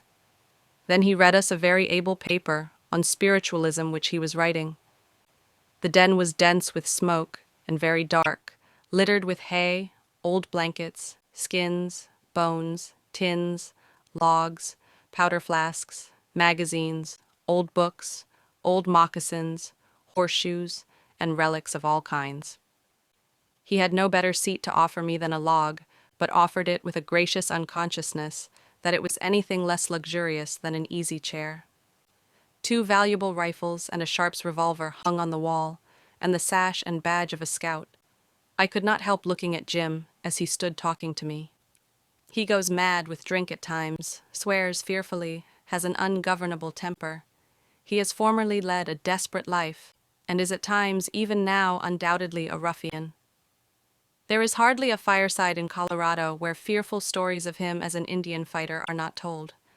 Mothers frighten their naughty children by telling them that Mountain Jim will get them, and doubtless his faults are glaring, but he is undoubtedly fascinating, and enjoys a popularity or notoriety which no other person has.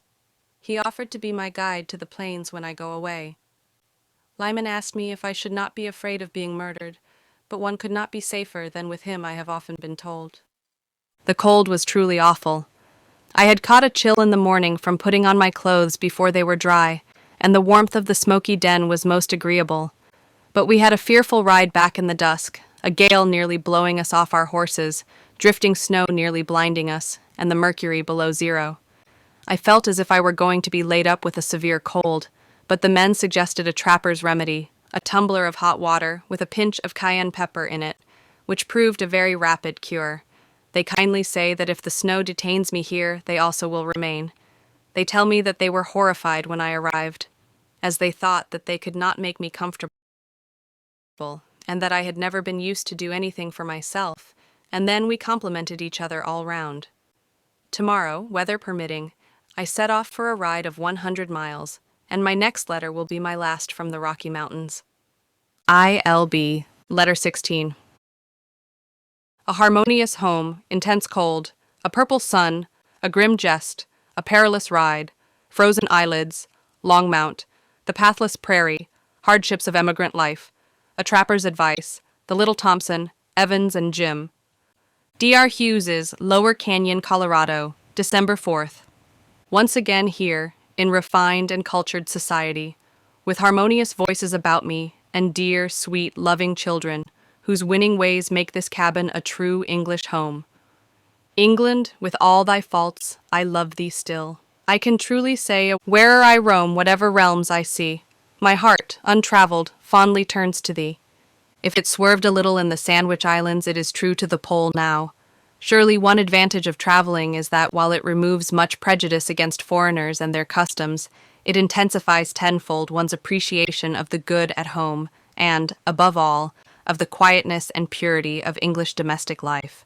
These reflections are forced upon me by the sweet child voices about me, and by the exquisite consideration and tenderness which are the atmosphere, some would call it the hothouse atmosphere, of this house. But with the bare, hard life, and the bare, bleak mountains around, who could find fault with even a hothouse atmosphere, if it can nourish such a flower of paradise as sacred human love? The mercury is 11 degrees below zero, and I have to keep my ink on the stove to prevent it from freezing. The cold is intense. A clear, brilliant, stimulating cold, so dry that even in my threadbare flannel riding dress I do not suffer from it. I must now take up my narrative of the nothings which have all the interest of somethings to me. We all got up before daybreak on Tuesday and breakfasted at 7. I have not seen the dawn for some time, with its amber fires deepening into red, and the snow peaks flushing one by one, and it seemed a new miracle. It was a west wind, and we all thought it promised well. I took only 2 pounds of luggage, some raisins, the mail bag, and an additional blanket under my saddle.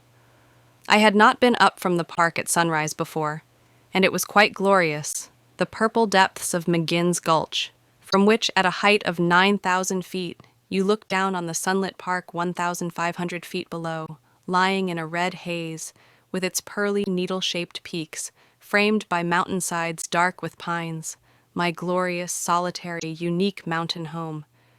The purple sun rose in front.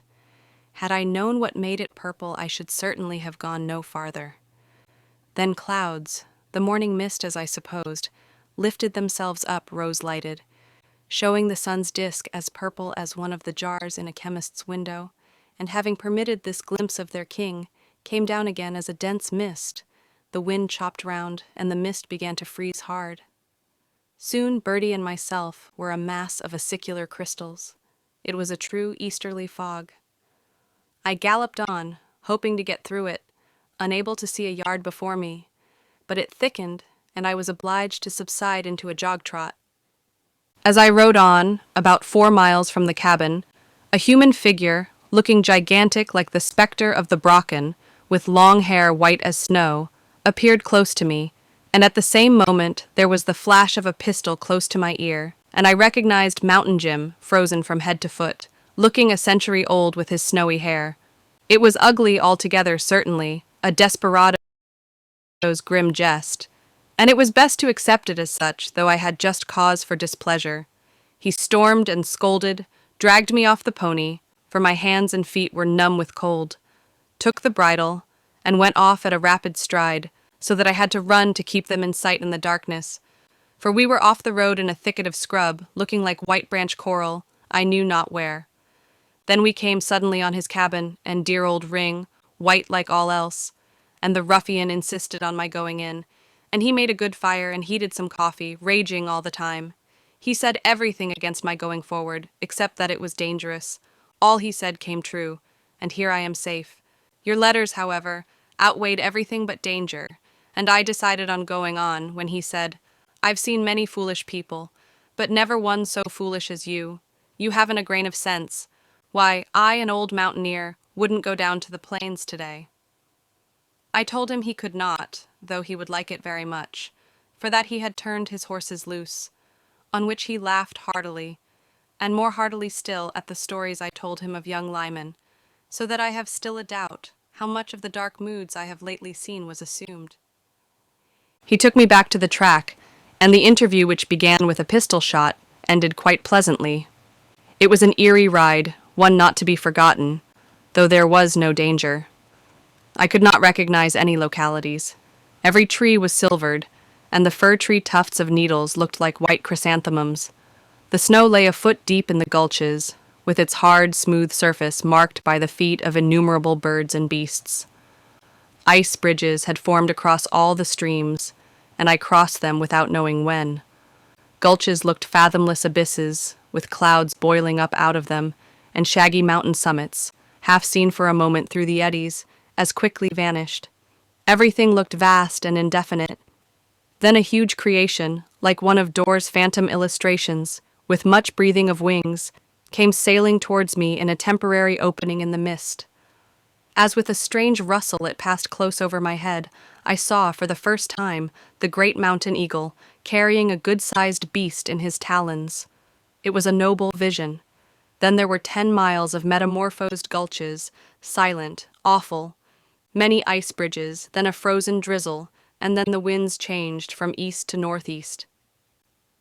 Bertie was covered with exquisite crystals, and her long mane and the long beard which covers her throat were pure white. I saw that I must give up crossing the mountains to this place by an unknown trail, and I struck the old trail to the Saint Vrain, which I had never traveled before, but which I knew to be more legible than the new one. The fog grew darker and thicker, the day colder and windier, the drifts deeper, but Birdie, whose 4 cunning feet had carried me 600 miles, and who in all difficulties proves her value, never flinched or made a false step, or gave me reason to be sorry that I had come on. Letter 17. Woman's Mission.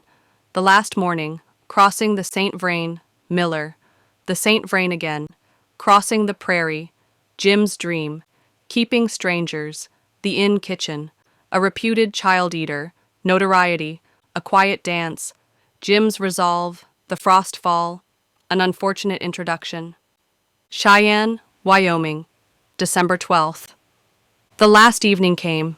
I did not wish to realize it, as I looked at the snow peaks glistening in the moonlight. No woman will be seen in the park till next May. Young Lyman talked in a hifalutin style, but with some truth in it, of the influence of a woman's presence, how low, mean, vulgar talk had died out on my return, how they had all pulled themselves up, and how Mr. Cavan and Mr. Buchan had said they would like always to be as quiet and gentlemanly as when a lady was with them. By May, he said, we shall be little better than brutes, in our manners at least.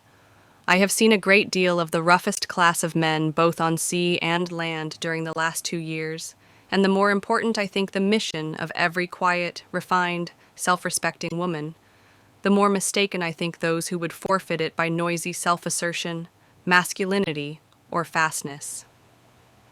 In all this wild west, the influence of woman is second only in its benefits to the influence of religion, and where the last unhappily does not exist, the first continually exerts its restraining power.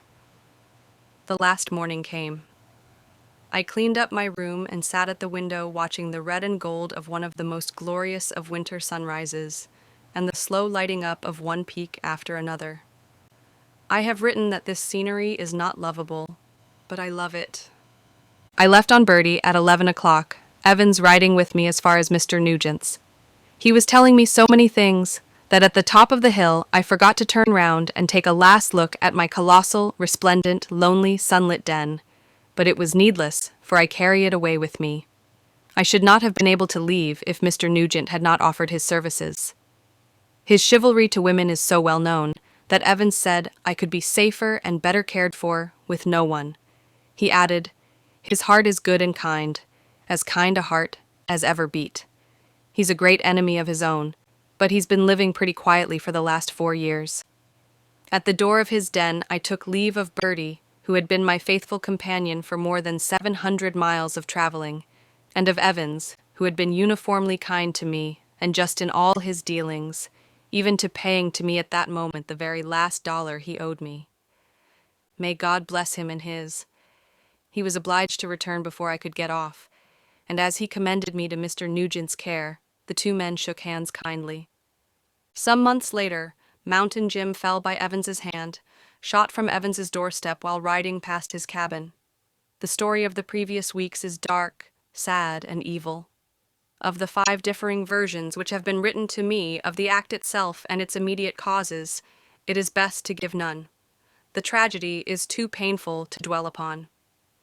Jim lived long enough to give his own statement and to appeal to the judgment of God, but died in low delirium before the case reached a human tribunal. Rich spoils of beavers' skins were lying on the cabin floor, and the trapper took the finest, a mouse-colored kitten beaver's skin, and presented it to me. I hired his beautiful Arab mare, whose springy step and long, easy stride was a relief after Birdie's short, sturdy gait.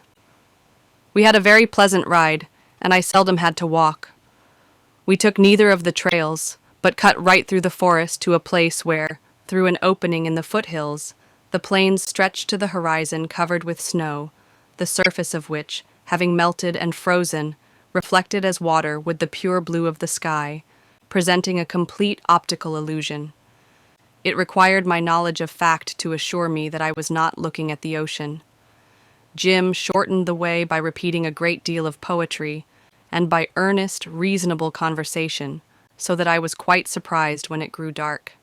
He told me that he never lay down to sleep without prayer chiefly that God would give him a happy death.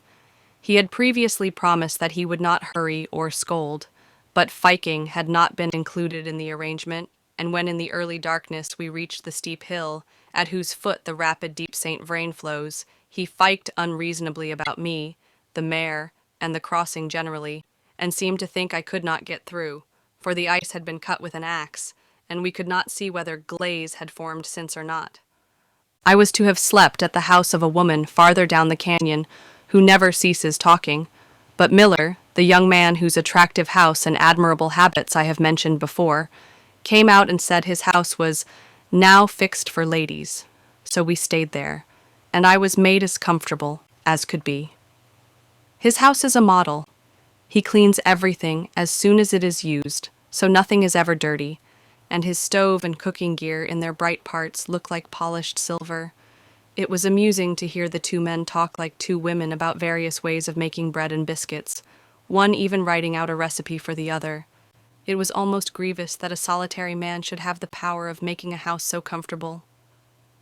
They heated a stone for my feet, warmed a blanket for me to sleep in, and put logs enough on the fire to burn all night, for the mercury was 11 below zero. The stars were intensely bright, and a well-defined auroral arch, throwing off fantastic coruscations, lighted the whole northern sky. Yet I was only in the foothills, and Long's glorious peak was not to be seen. Miller had all his things washed up and his pots and pans cleaned in 10 minutes after supper, and then had the whole evening in which to smoke and enjoy himself. A poor woman would probably have been fussing round till 10 o'clock about the same work. Besides Ring, there was another gigantic dog craving for notice, and two large cats, which, the whole evening, were on their master's knee. Cold as the night was, the house was chinked, and the rooms felt quite warm. I even missed the free currents of air which I had been used to. This was my last evening in what may be called a mountainous region. The next morning, as soon as the sun was well risen, we left for our journey of 30 miles, which had to be done nearly at a foot's pace, owing to one horse being encumbered with my luggage. I did not wish to realize that it was my last ride, and my last association with any of the men of the mountains whom I had learned to trust, and in some respects to admire. No more hunters' tales told while the pine knots crack and blaze. No more thrilling narratives of adventures with Indians and bears, and never again shall I hear that strange talk of nature and her doings, which is the speech of those who live with her and her alone. Already the dismalness of a level land comes over me. The canyon of the St. Vrain was in all its glory of color, but we had a remarkably ugly crossing of that brilliant river, which was frozen all over, except an unpleasant gap of about 2 feet in the middle. Mr. Nugent had to drive the frightened horses through, while I, having crossed on some logs lower down, had to catch them on the other side as they plunged to shore trembling with fear. Then we emerged on the vast expanse of the glittering plains, and a sudden sweep of wind made the cold so intolerable that I had to go into a house to get warm. This was the last house we saw till we reached our destination that night. I never saw the mountain range look so beautiful, uplifted in every shade of transparent blue, till the sublimity of Long's Peak and the lofty crest of Storm Peak bore only unsullied snow against the sky. Peaks gleamed in living light. Canyons lay in depths of purple shade. 100 miles away, Pike's Peak rose a lump of blue, and over all, through that glorious afternoon, a veil of blue spiritualized without dimming the outlines of that most glorious range, making it look like the dreamed-of mountains of the land which is very far off, till at sunset it stood out sharp in glories of violet and opal, and the whole horizon up to a great height was suffused with the deep rose and pure orange of the afterglow. It seemed all dreamlike as we passed through the sunlit solitude. On the right, the prairie waves lessening towards the far horizon, while on the left they broke in great snowy surges against the Rocky Mountains. All that day we neither saw man, beast, nor bird. Jim was silent mostly. Like all true children of the mountains, He pined even when temporarily absent from them. At sunset, we reached a cluster of houses called Namaqua, where, to my dismay, I heard that there was to be a dance at the one little inn to which we were going at St. Louis. I pictured to myself no privacy, no peace, no sleep, drinking, low sounds, and worse than all, Jim getting into a quarrel and using his pistols. He was uncomfortable about it for another reason. He said he had dreamt the night before that there was to be a dance, and that he had to shoot a man for making an unpleasant remark. For the last 3 miles, which we accomplished after sunset, the cold was most severe, but nothing could exceed the beauty of the afterglow and the strange look of the rolling plains of snow beneath it. When we got to the queer little place where they keep strangers at St. Louis, they were very civil and said that after supper we could have the kitchen to ourselves. I found a large, prononcée, competent, bustling widow, hugely stout, able to manage all men and everything else, and a very florid sister like herself, top-heavy with hair. There were besides 2 naughty children in the kitchen, who cried incessantly and kept opening and shutting the door. There was no place to sit down but a wooden chair by the side of the kitchen stove, at which supper was being cooked for 10 men. The bustle and clatter were indescribable, and the landlady asked innumerable questions and seemed to fill the whole room. The only expedient for me for the night was to sleep on a shakedown in a very small room occupied by the 2 women and the children. And even this was not available till midnight, when the dance terminated, and there was no place in which to wash except a bowl in the kitchen. I sat by the stove till supper, wearying of the noise and bustle after the quiet of Estes Park.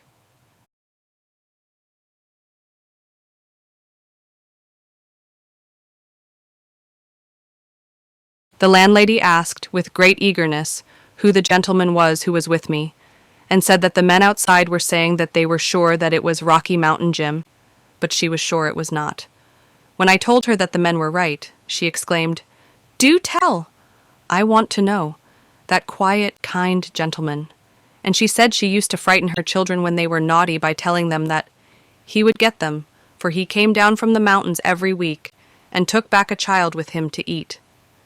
She was as proud of having him in her house as if he had been the president, and I gained a reflected importance. All the men in the settlement assembled in the front room, hoping he would go and smoke there, and when he remained in the kitchen they came round the window and into the doorway to look at him.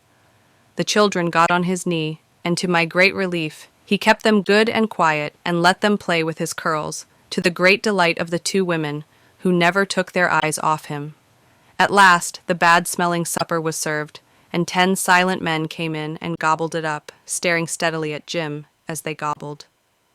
Afterwards, there seemed no hope of quiet, so we went to the post office, and while waiting for stamps were shown into the prettiest and most ladylike-looking room I have seen in the West, created by a pretty and refined-looking woman. She made an opportunity for asking me if it were true that the gentleman with me was Mountain Jim, and added that so very gentlemanly a person could not be guilty of the misdeeds attributed to him. When we returned, the kitchen was much quieter. It was cleared by 8, as the landlady promised. We had it to ourselves till 12, and could scarcely hear the music. It was a most respectable dance, a fortnightly gathering got up by the neighboring settlers, most of them young married people, and there was no drinking at all. I wrote to you for some time, while Mr. Nugent copied for himself the poems In the Glen, and the latter half of The River Without a Bridge, which he recited with deep feeling. It was altogether very quiet and peaceful. He repeated to me several poems of great merit which he had composed, and told me much more about his life. I knew that no one else could or would speak to him as I could, and for the last time I urged upon him the necessity of a reformation in his life, beginning with the giving up of whiskey, going so far as to tell him that I despised a man of his intellect for being a slave to such a vice. Too late, he always answered, for such a change. Aye, too late. He shed tears quietly. It might have been once, he said. Aye, might have been. He has excellent sense for everyone but himself, and, as I have seen him with a single exception, a gentleness, propriety, and considerateness of manner surprising in any man, but especially so in a man associating only with the rough men of the West. As I looked at him, I felt a pity, such as I never before felt for a human being. My thought at the moment was, will not our Father in heaven, who spared not his own Son, but delivered him up for us all, be far more pitiful? For the time a desire for self-respect, better aspirations, and even hope itself entered his dark life, and he said suddenly that he had made up his mind to give up whiskey and his reputation as a desperado. But it is too late. A little before 12 the dance was over, and I got to the crowded little bedroom, which only allowed of one person standing in it at a time, to sleep soundly and dream of 99 just persons who need no repentance. The landlady was quite taken up with her distinguished guest. That kind, quiet gentleman, Mountain Jim. Well, I never. He must be a very good man. Yesterday morning the mercury was 20 degrees below zero. I think I never saw such a brilliant atmosphere. That curious phenomenon called frostfall was occurring, in which whatever moisture may exist in the air somehow aggregates into feathers and fern leaves, the loveliest of creations, only seen in rarefied air and intense cold. One breath, and they vanish. The air was filled with diamond sparks quite intangible. They seemed just glitter and no more. It was still and cloudless, and the shapes of violet mountains were softened by a veil of the tenderest blue. When the Greeley stage wagon came up, Mr. Fodder, whom I met at Lower Canyon, was on it. He had expressed a great wish to go to Estes Park, and to hunt with Mountain Jim, if it would be safe to do the latter. He was now dressed in the extreme of English dandyism, and when I introduced them, he put out a small hand cased in a perfectly fitting lemon-colored kid glove. As the trapper stood there in his grotesque rags and odds and ends of apparel, his gentlemanliness of deportment brought into relief the innate vulgarity of a rich parvenu. Mr. Fodder rattled so amusingly as we drove away that I never realized that my Rocky Mountain life was at an end, not even when I saw Mountain Jim, with his golden hair yellow in the sunshine, slowly leading the beautiful mare over the snowy plains back to Estes Park, equipped with the saddle on which I had ridden 800 miles. This was a truly unfortunate introduction. It was the first link in the chain of circumstances which brought about Mr. Nugent's untimely end, and it was at this person's instigation, when overcome by fear, that Evans fired the shot which proved fatal. A drive of several hours over the plains brought us to Greeley, and a few hours later, in the far blue distance, the Rocky Mountains, and all that they enclose, went down below the prairie sea. ILB.